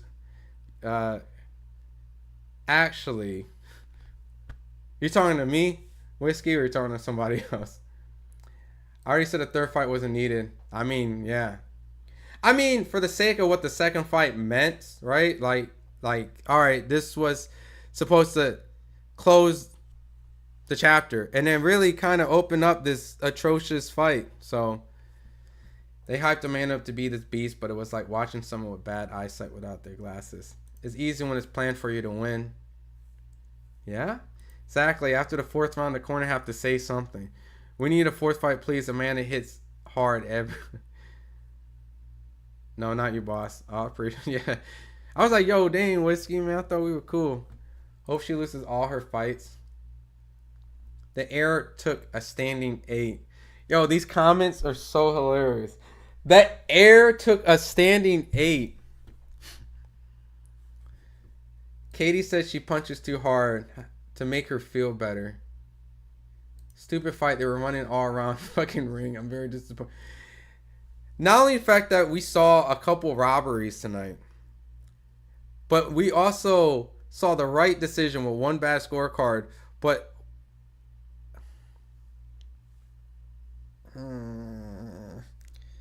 these fights, man, this year have just not been doing it.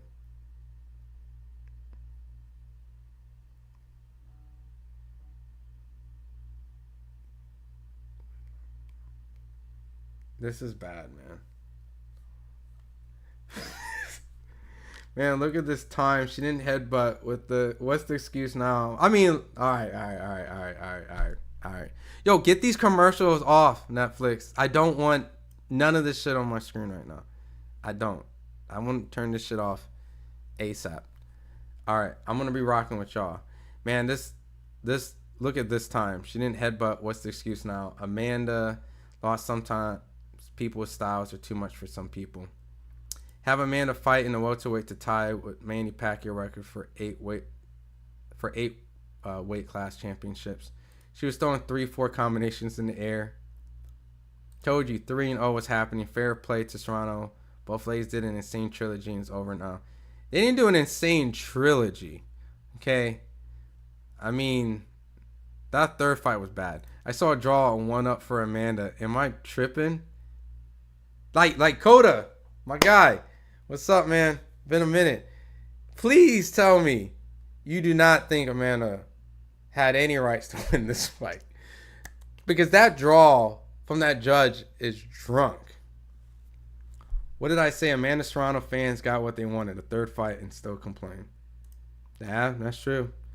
Yes, I called it. Katie had a bounce and landed. At least Joshua loses by TKO and there's no room for robbery. That's true, man. I mean, when he get his ass whooped, he get his ass whooped. Her corner told her just to throw punches. What a horrible game plan. Dude, I don't know. When it comes to this boxing, I wonder, what do they do? Did they, all right, so when we fight our opponent, if this plan don't work, we keep doing it. And if that plan don't work, we keep doing it. And if that plan don't work, we keep doing it. You know, there's a very important fight that I think every boxer needs to watch. All right. And I'm not speaking to these fighters like I could do better, right? Because granted, if I boxed either one of these women, they would beat my ass. So let me put that out there, right? Disclaimer. They would beat my ass. But as an observer, a person who makes a living observing the sport of boxing, who interviews and speaks and comments and all that, there's a fight that every fighter needs to watch. And is Sugar Ray Leonard versus Tommy Hearns, where you see these two fighters literally make countless amount of adjustments over and over. Ray's the aggressor. Tommy's the boxer. Tommy's the aggressor. Leonard's the boxer. Leonard's the aggressor. Tommy's the boxer. I had a conversation with Sugar Ray Leonard. I swear, a couple weeks ago, July 1st. And I was like, my favorite fight, one of my favorite fights in boxing is your fight with Tommy Hearns. The amount of adjustments you did in that fight was absolutely insane between you two. And Leonard immediately was like, adjustments is an understatement. Where was the adjustments team? Amanda Serrano. Adjustments.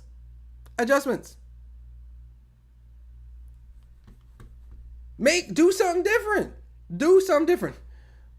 You can't be in a sport and do the same thing over and over and over and think it's going to work. And you also can't do something that works and then not do that at any point in the fight. Like, this is crazy. She didn't make an adjustment to fight the way that worked in the last fight. It didn't even like instinctually come out. Like, this ain't working. I'm going to force the fight. Like, at some point, it felt like she was going to be like, fuck this boxing shit. We about to fight. And it never happened. It never happened at any point. Like, never happened at any point. That is so mind-boggling to me. And maybe, even though I've been looking at the age of Katie Taylor and saying, man, she's 39. All right? Like, she's 39. Maybe them legs ain't going to be there. Well, Amanda Serrano, 36, maybe them legs ain't there. Maybe them legs ain't there for her. You know? And the countless amount of wars and the fighting style that she usually is in may have played a toll into her fighting style. And this is just a learning lesson for all boxers and brawlers out there. If you're great at brawling and they're great at boxing, don't box the boxer if you're not better than them at that. Like, it just never works that way. The adjustments were made at the bank. I think she threw the fight and cashed in. I think she just stopped caring. Because the way that she looked after the fight was announced, she was more excited. And I don't know, maybe that's just her coping mechanism, right? I can't say like I know Amanda Serrano like that, you know. But at some point, you have to look disappointed, right? If you felt like you won the fight, but she wasn't. She was happy the event went. She was happy to put on for women boxing. To a certain point, it kind of set women boxing back. And now we have to rely on Clarissa Shields to kind of bring boxing in the women's sport forward. Because no one's going to be talking about this third fight. You know? Like, they're not. And there's an opponent on this card that I didn't think she won, Shadeja Green. However, we can set that up with Clarissa Shields. You know? There was a fight that we should do a rematch. That probably deserves a rematch. Is Alicia Baumgardner and Jennifer Miranda. That needs to be ran back. That fight needs to be done again. That fight is not a 98. You know, that fight isn't 8-2. That fight didn't present world-class 8-2. You know? That fight needs to be done again. Sugar Ray tried to brawl with Duran in the first fight. That was a mistake. So what did he do in the second fight? He boxed him. In Amanda Serrano's case, she was like, brawling work, let me box you. So, I don't know, man. Nobody wants the fourth. Katie won easy. I agree. Anyone that has, like, some sort of rationale why Amanda won, you work for Netflix. That's it. If you thought Amanda won the fight, I'd be like, cool. What's your name? Let me go on LinkedIn. Cool. Guess what I found? Your job. And guess who you work for? You work for Netflix. You work for MVP. You know, like, because there's no way on earth that you're scoring a round. You're like, yeah, man, her consistent boxing is good. It's working. This is exactly the game plan to beat Katie Taylor decisively. Dude, this whole card was stacked for you to win. You even had a judge that was clearly delusional that gave it a draw, made it a split decision, and you chose to fight in a manner like.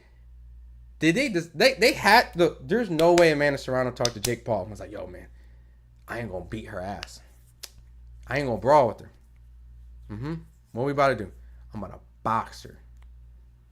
I'm gonna keep my distance, and I'm going to outbox her. And Jacob was like, this is going to be great for Netflix. Netflix going to love this.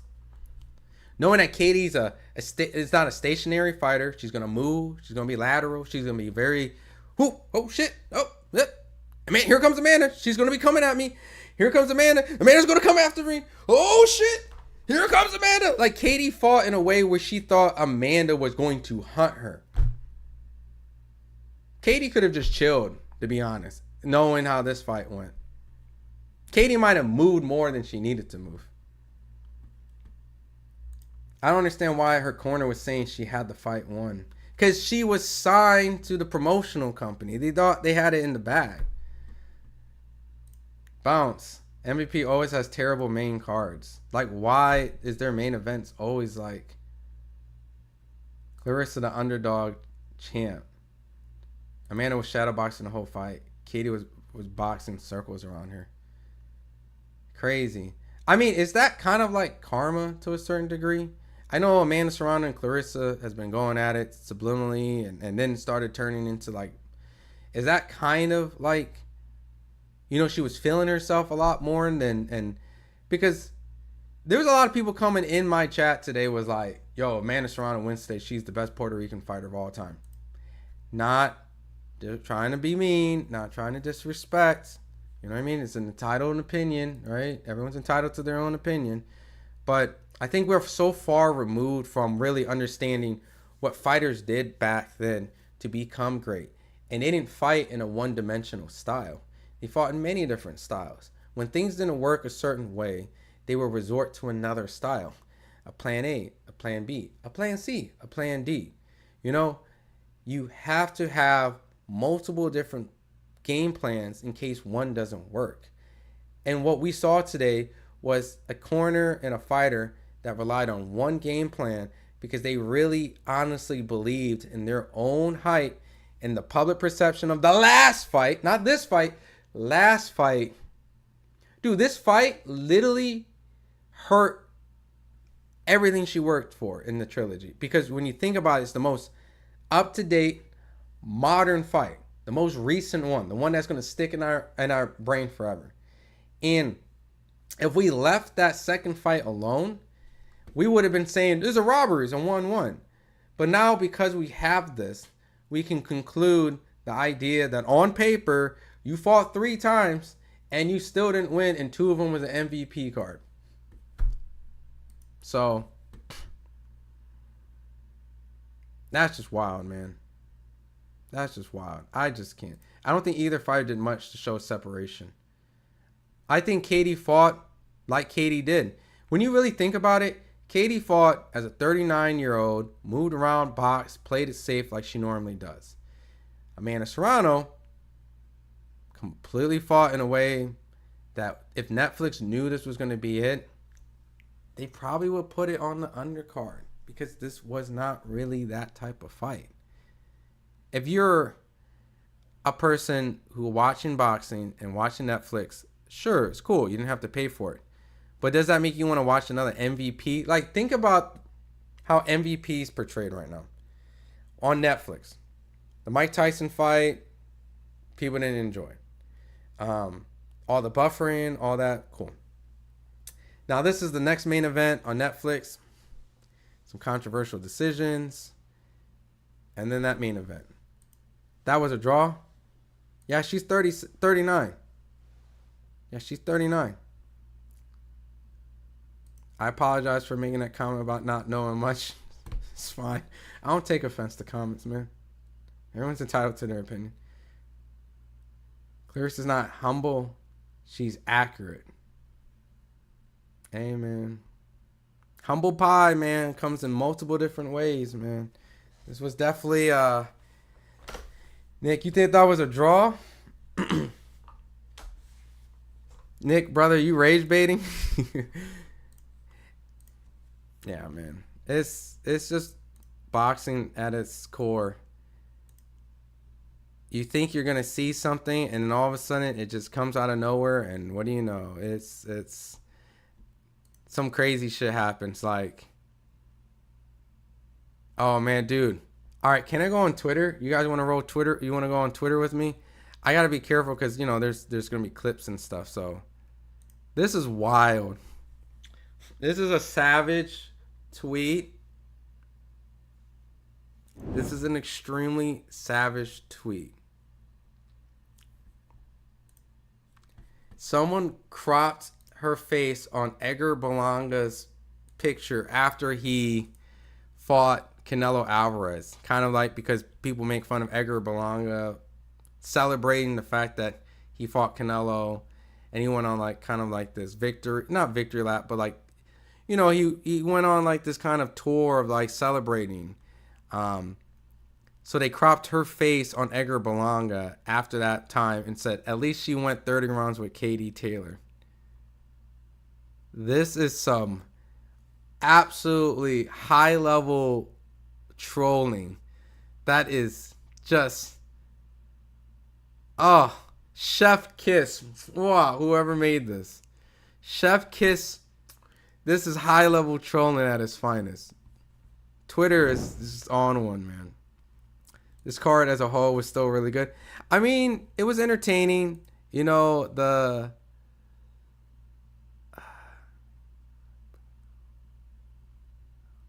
oh man, my tweet's all fucked up. Please don't a fourth fight. I meant to say, please don't do a fourth fight. Yeah, man, that was terrible. Feels like they both were friends preventing a real fight.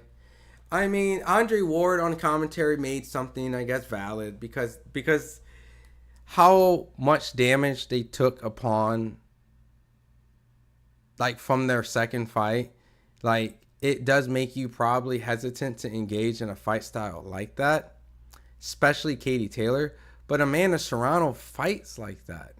Like, there has to be something more than just, okay, we fought a certain game plan. Maybe her legs isn't there, you know? Maybe she was afraid to get headbutt. You know, that could be her excuse at the press conference. You know, I fought a certain way because I was being cautious. I was trying to fight smart, and I didn't want to make it all bloody.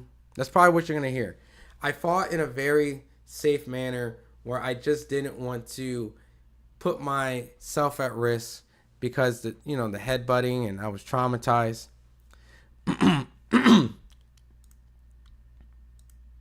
Serrano won the second fight, but the third was not 97-93. You're right. It was probably 98-92. 97-93 might be generous.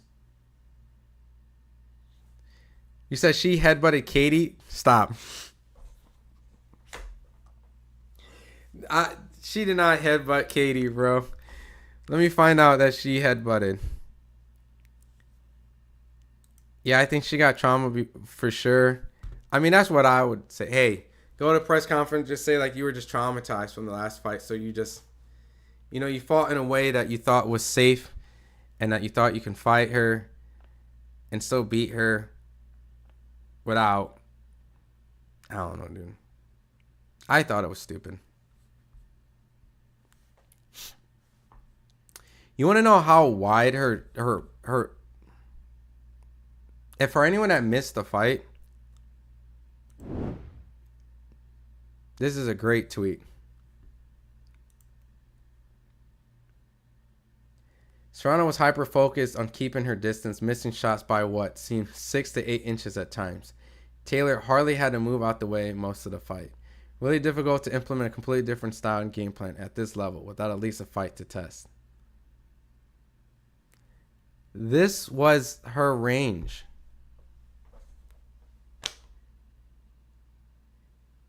I don't understand. You don't inch forward when you jab to close the distance? You've been boxing for so long, you don't understand like your sense of distance? Who had the longer reach? Is it Katie or I don't know this one. Is it Katie or Amanda? Traumatized, tough in a butt, Cavetta Cup. I don't know. I'm just trying to make excuses for her because this shit. I mean, how do you tell a professional boxer not how to find your range and inch the distance? Like if you look at the leverage of her shot, it looks like she's almost just standing still. Like, it's not inching forward. Not saying that she needs to, like, be off balance and lunge in, but her foot placement doesn't really give me the feeling that she's, like progressing towards her target. Like, kind of jab your way in, right? I'm going to close that distance. I'm going to use that jab to move you in the direction I want you to. I need to jab you this way and get you over here. And then to push you back with the jab. And I'm going to blind you with the jab because I'm not just going to jab. I'm going to use the jab as a setup. There was no level change. There's no, let me set up a trap. Let me get you to bite. Let me get you to fit. Oh, you're Katie Taylor. You're gonna circle and go backwards. Okay.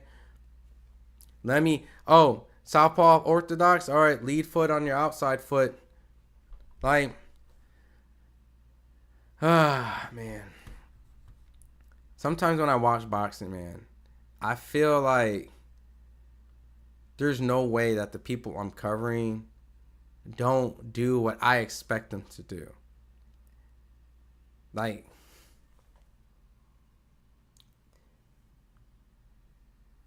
but I guess it is boxing, man. Like, I guess that's what it is. People don't do what you expect them to do, and that's the sport, boxing. There's still no excuse for no adjustments. Shit's crazy. The fact that the fight with Katie was even close is suspect of a judge. Anyone could put the whole fight slow motion and take a real score. She was planting a jab like it was a straight.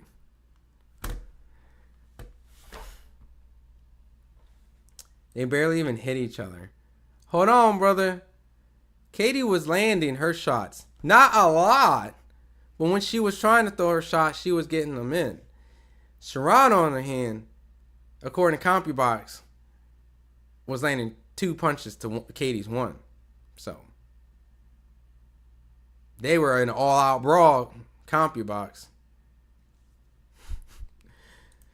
But I stand corrected for over-assessing that Serrano could become Puerto Rican greatest all time. Oh, I'm sorry, Bell. I did put you on blast, Bell. I'm so sorry. I mean, look, I already felt funny by your comment when I said that. I was already challenging it, all right? Like, I already was like, yo, Katie Taylor's resume is by far way better than Amanda Serrano's. So, like, Amanda Serrano's kind of legacy is relying on beating on Katie Taylor, to be honest. Puerto Rican fighters would have lost in better fashion. Yeah, dude. There's a lot of great Puerto Rican fighters out there, man. They landed the same amount of punches, however, Serrano threw 100 punches more. Taylor's defense was impeccable, and she landed 10 more power punches. I don't read that CompuBox stuff. Them two motherfuckers got to check. Hey, man. That boxing on Netflix. Boy, oh boy. Don't let Crawford Canelo be a fight where Crawford's on his back foot trying to box Canelo and Canelo can't cut off the ring. Oh boy, don't let that be the night where we see Canelo not be able to cut off the ring and Crawford boxing and not engaging because, you know, he's using his brain and not wanting to slug with a boxer like Canelo Alvarez. Netflix gonna get out of boxing real quick. Netflix gonna be like, we are getting the hell out of this. Let Canelo Crawford be a boring fight next. And that's really on Canelo's to make it an exciting fight. He needs to cut off the ring. But neither here or there. Let that fight be a boring fight. Boxing on Netflix might be cooked. Jake Paul left after Serrano lost. He didn't even step back in the ring. He wasn't in the ring? I could have watched the news. Dude, I could have went to sleep. I got to watch my son in the morning.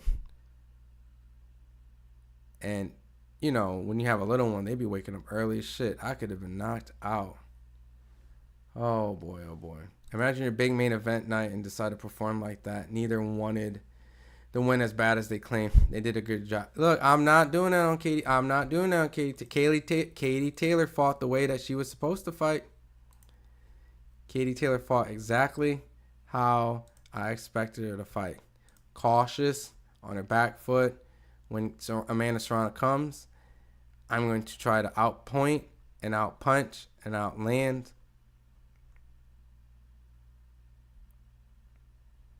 It was Amanda Serrano's fault. He played us, man. Crawford's too much of an aggressive fighter. I don't think he can stay on his back foot. He's going to exchange and counter him on inside. I agree. Crawford's like... that's going to be Crawford's success and downfall. Where he's going to show great offensive countering, but he's also going to put himself in a position where he's going to get hit. So, too much of a live dog to be like that. But... we'll see, man. But that does make me worried about Crawford and Canelo fight. Where Canelo, if he lands a shot, Crawford's gonna want to get it back. And Canelo is such a great counterpuncher. He could set you up. And knowing Crawford, sometimes throws a little wide, and want to get into his exchanges.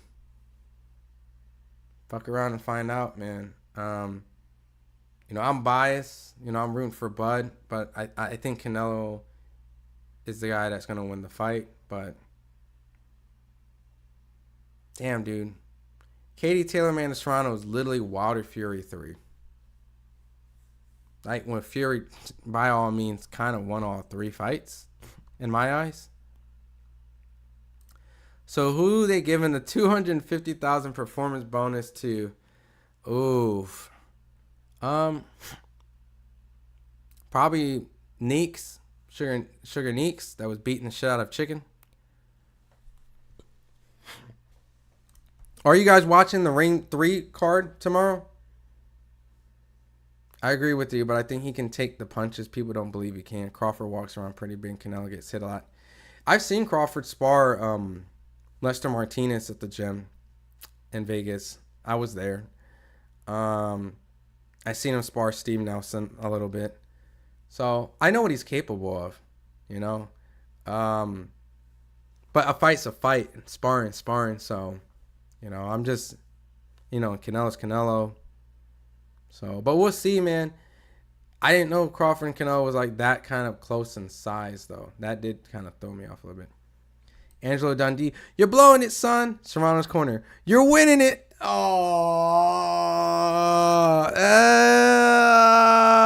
you were the best troll today. What can Crawford fight be a trilogy? No. Nah, I don't think so. Serrano admitted to changing up the game plan. Very stupid. Don't worry, we'll have some good fights unfortunately tonight, wasn't it? Appreciate your coverage still. Absolutely. Yo, tomorrow, if you guys enjoy these, I will be doing one of these for the Ring card. Right? For the Shakur Stevenson, Edgar Berlanga, Matias Puello. Tomorrow should be a lot better card, so I'll be live for most of the card.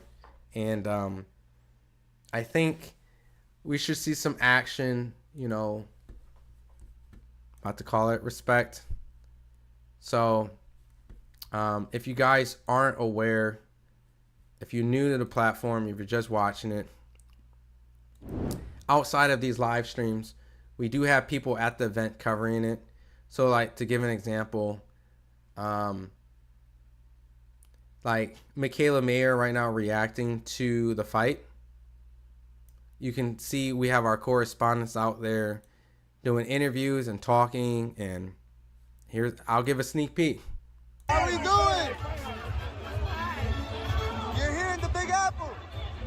Well, tell us who you're here to see, what fights are, out of the last 2 remaining, are you like more wanting to watch? So the first 2 fights were very close. I don't expect the third fight to be very different. You know, I feel like we know Katie Taylor's style, we know Amanda Serrano's style. I think it's going to be somewhat similar.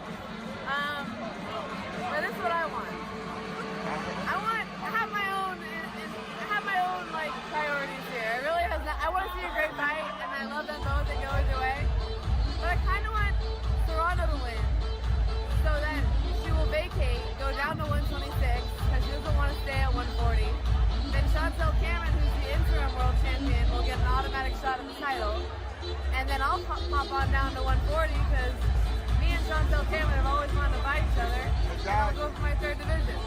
I hear So in a that. perfect world, I hear that. You got like a master plan in the works. yeah. Now, So as you can see, like we have content.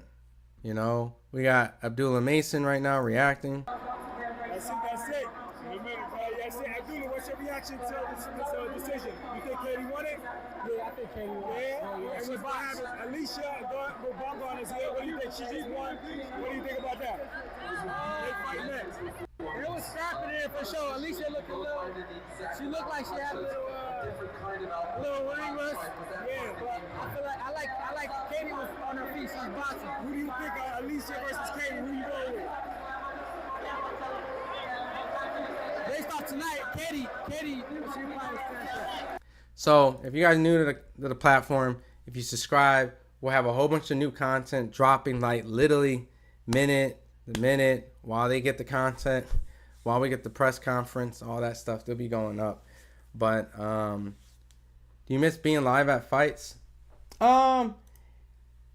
It's like a catch-22, right? If I'm at the fights getting stuff and getting content, you know, I get to build relationships. I get to see the event. I'm actually able to see the behind the scenes stuff and not be told it. And I can, and I actually have that experience. But at the same time, I don't get to chat with you guys. I don't get to like hang out in the comments, get to, you know what I mean? Like my interaction with you guys are really not non-existent when I didn't do these lives. I would do my videos and you guys would be in the comments like, oh, Ron, this is such a stupid interview, or this is a great interview. But either or, like that was my level of interaction. But now I'm able to kind of like talk with you guys and do this and kind of build a relationship. And I still cover fights. Like if the Tank Roach fight happens, I'll go there. Crawford Canelo, I'll be there. Certain fights, I will go there. Certain big fights, certain meaningful fights. We have a lot of new guys on the team, which gives them an opportunity to go to fights. I've been going to fights for like 10 years now. And there's a moment where it's like, I like going to fights because part of me is like, man, I know how to cover an event and get interviews and get certain stuff. But I also enjoy like reacting and talking with you guys. So it's definitely going to be something where I'm going to try to bridge the two. You know, I have a lot of content, you know, that I do, just not at places like Zoom, right? So, but over time, you'll start to slowly see me get back at fights again. But I want to try to figure out how to do more different type of stuff. And, you know, I don't know, just expanding. It's like a new chapter in my life, right? And then giving like analytical breakdowns, my honest opinions of stuff. And as us having like a big squad of people, you know, I think kind of learning how to allow them to cover the fights and have them have their time in the, you know, at the events and getting the great content that we produce and taking a step back and learning how to evolve, you know, myself. So it's definitely something different. I do enjoy it. So don't think like I don't have fun with it. I enjoy it, but it's like a coach and like being a fighter and a trainer, right? Like, let's say you're a world champion and then now you're a trainer, you just trained a world champion. And it's like, do you miss fighting? And it's like, yeah, I do. But what about as a trainer? But I love the fact that I just trained someone all the way up from the ground up and now they're a world champion. And it's like a different experience, a different feeling. But a part of me is like, yeah, but I love being a fighter. You know what I mean? So, oh, shit. Damn. Thank you for the super chat, brother. Thank you for the super chat. You know where that's going. I mean, first off, that's going to the pay-per-view for the Shakur Stevenson Edgar Belong tomorrow. So you help pay for my pay-per-view and some. Maybe the next pay-per-view I do. So I really appreciate that. That's really, really awesome, man. I really appreciate that. Any super chat just goes back into boxing and stuff. So that just goes straight to that. So I really appreciate that. Or obviously gear or something to elevate and change stuff. Like this, I had to get this all worked out. The next thing I'm working on is unofficial scorecards. But anyways, to answer your question, because you donated your hard money, how I would rate this card. I would probably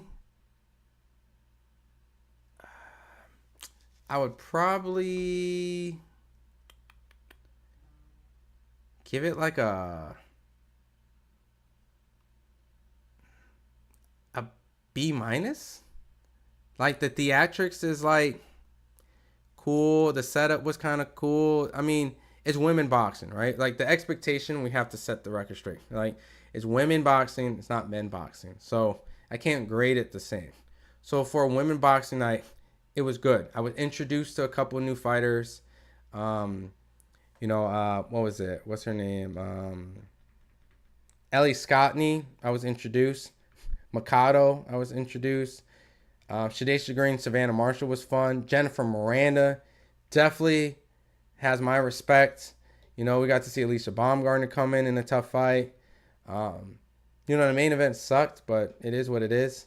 Some bad scoring, but the rating of the card, it was cool. It was a B minus. Like, you're not going to see a women card that looked like that for a while. So I'll definitely give it its credit, but there were still holes in it. The action still,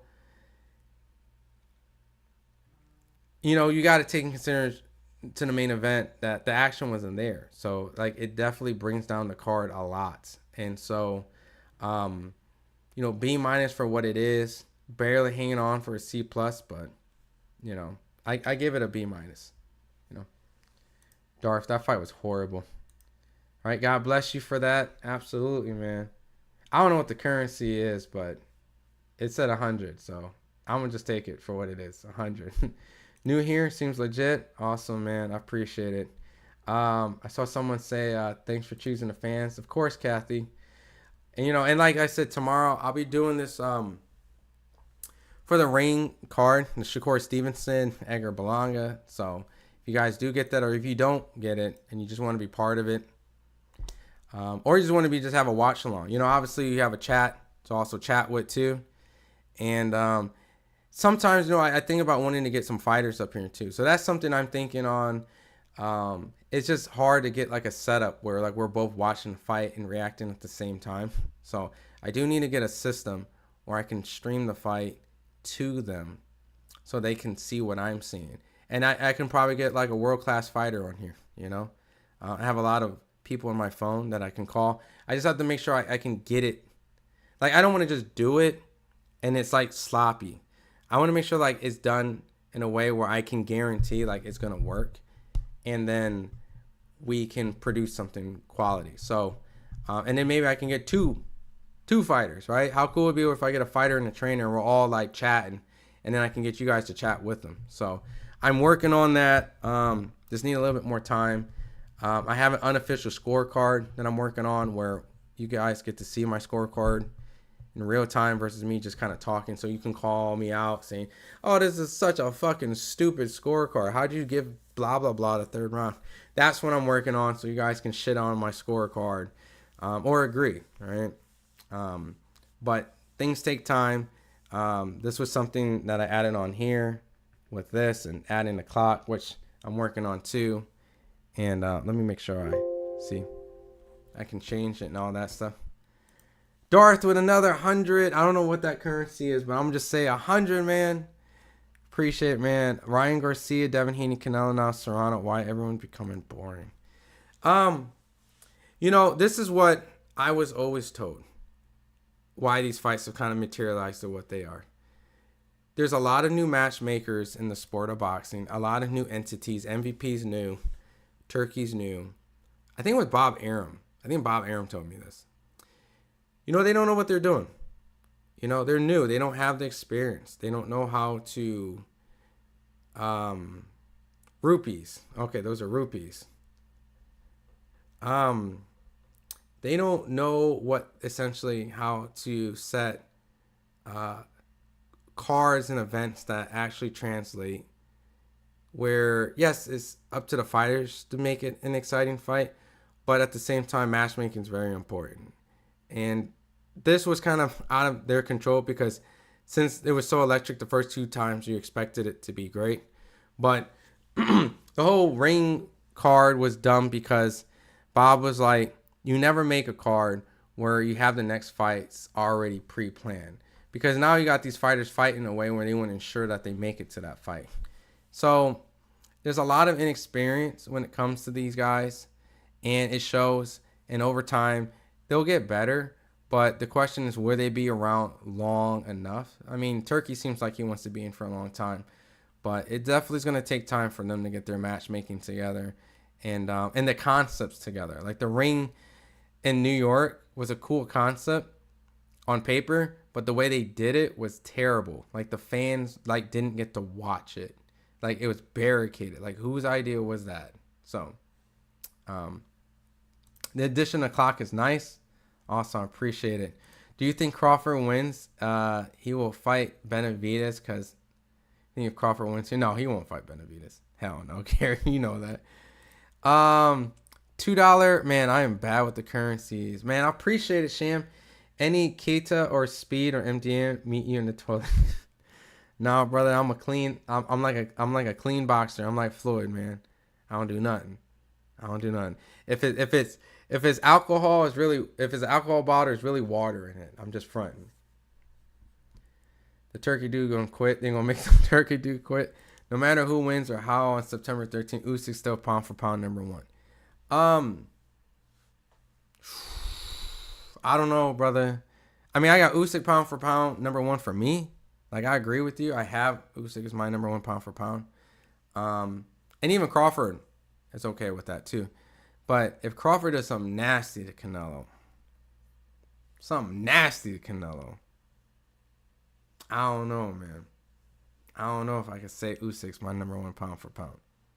But Euros, bro. Sorry I'm being silly. No, you cool, man. That's what we're here for. We're all just here to be silly.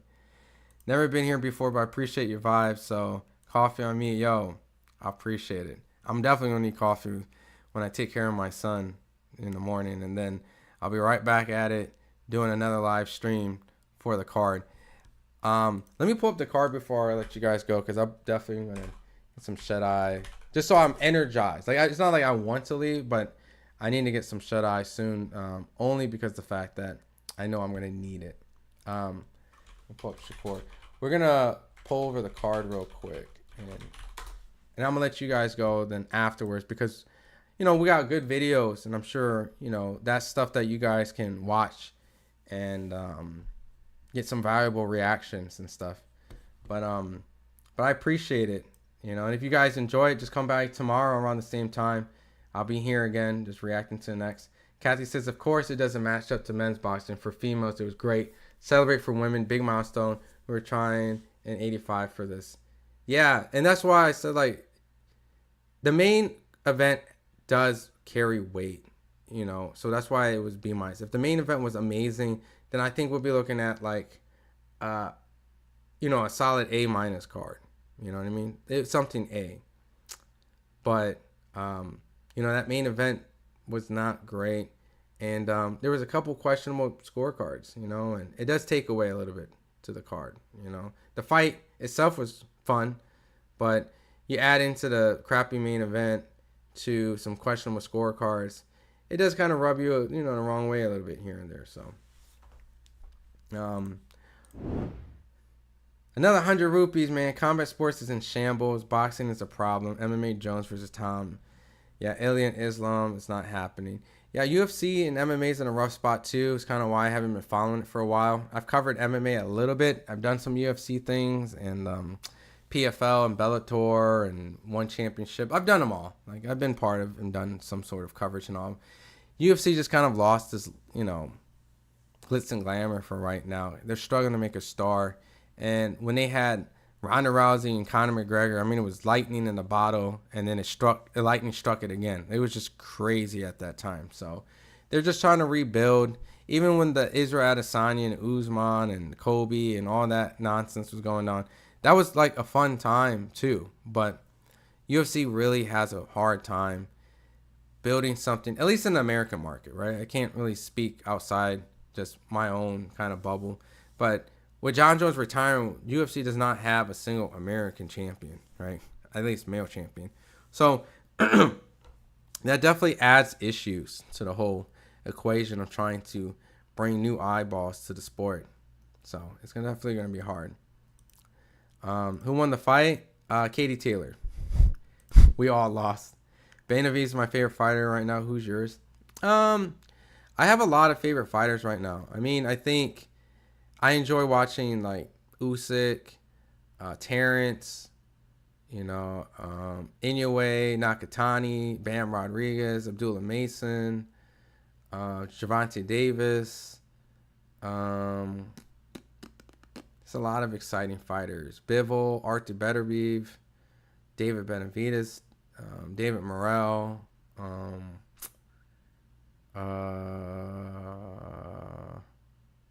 Keyshawn Davis. It's exciting to watch.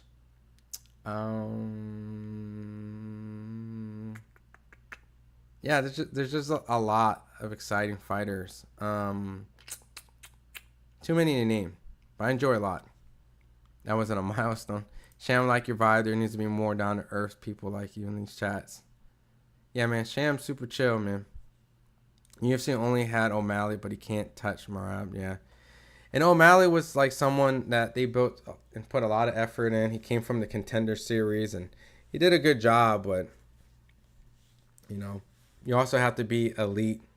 And, he couldn't beat the elite fighter. So, before I let you guys go, like I said, tomorrow, Shakur Stevenson, William Zepeda, Alberto Puello, Cebril Matias should be fun. Hamzat Shiraz and Edgar Berlanga. David Morrell and Iman. I saw some people asking me about Iman earlier, and I'm skimming through the chat, so I'm sorry. And I never went back up for that Roy and Sugar Ray Leonard stuff. It's just so much craziness. Like, I don't know if I ever want to get into that conversation again, but yeah, it was crazy. I talked to David Morrell, and David Morrell, we were both in sync that we thought he had visa issues, but I don't know. I didn't really read up on the whole drug failure thing. I've been so busy in my own world, but I heard he failed a drug test at some point, and I'll read into it for tomorrow because I want to make sure I understand it. But it was something previous, and so he's suspended where he's from, so some craziness went down there. So apparently people have called him a form of Arthur Beterbiev. He's a Russian that lives in Australia. He's a heavy-handed puncher. I've seen some of his clips before, so it should be an interesting fight. Two heavy-handed guys, so I'm interested in seeing that. But really, the main card is what I'm watching this for, and yeah. Only Ilias left. He said he will leave after some time.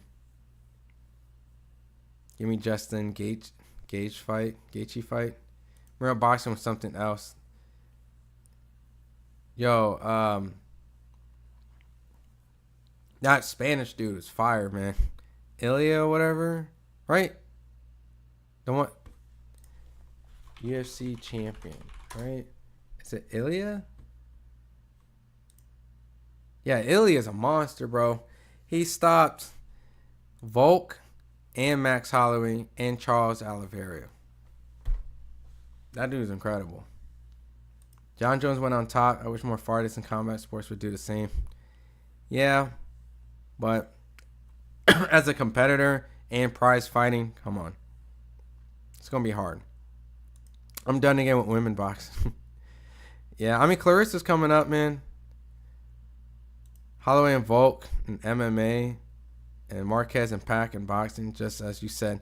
The final fight of the series is what leaves the strongest memory.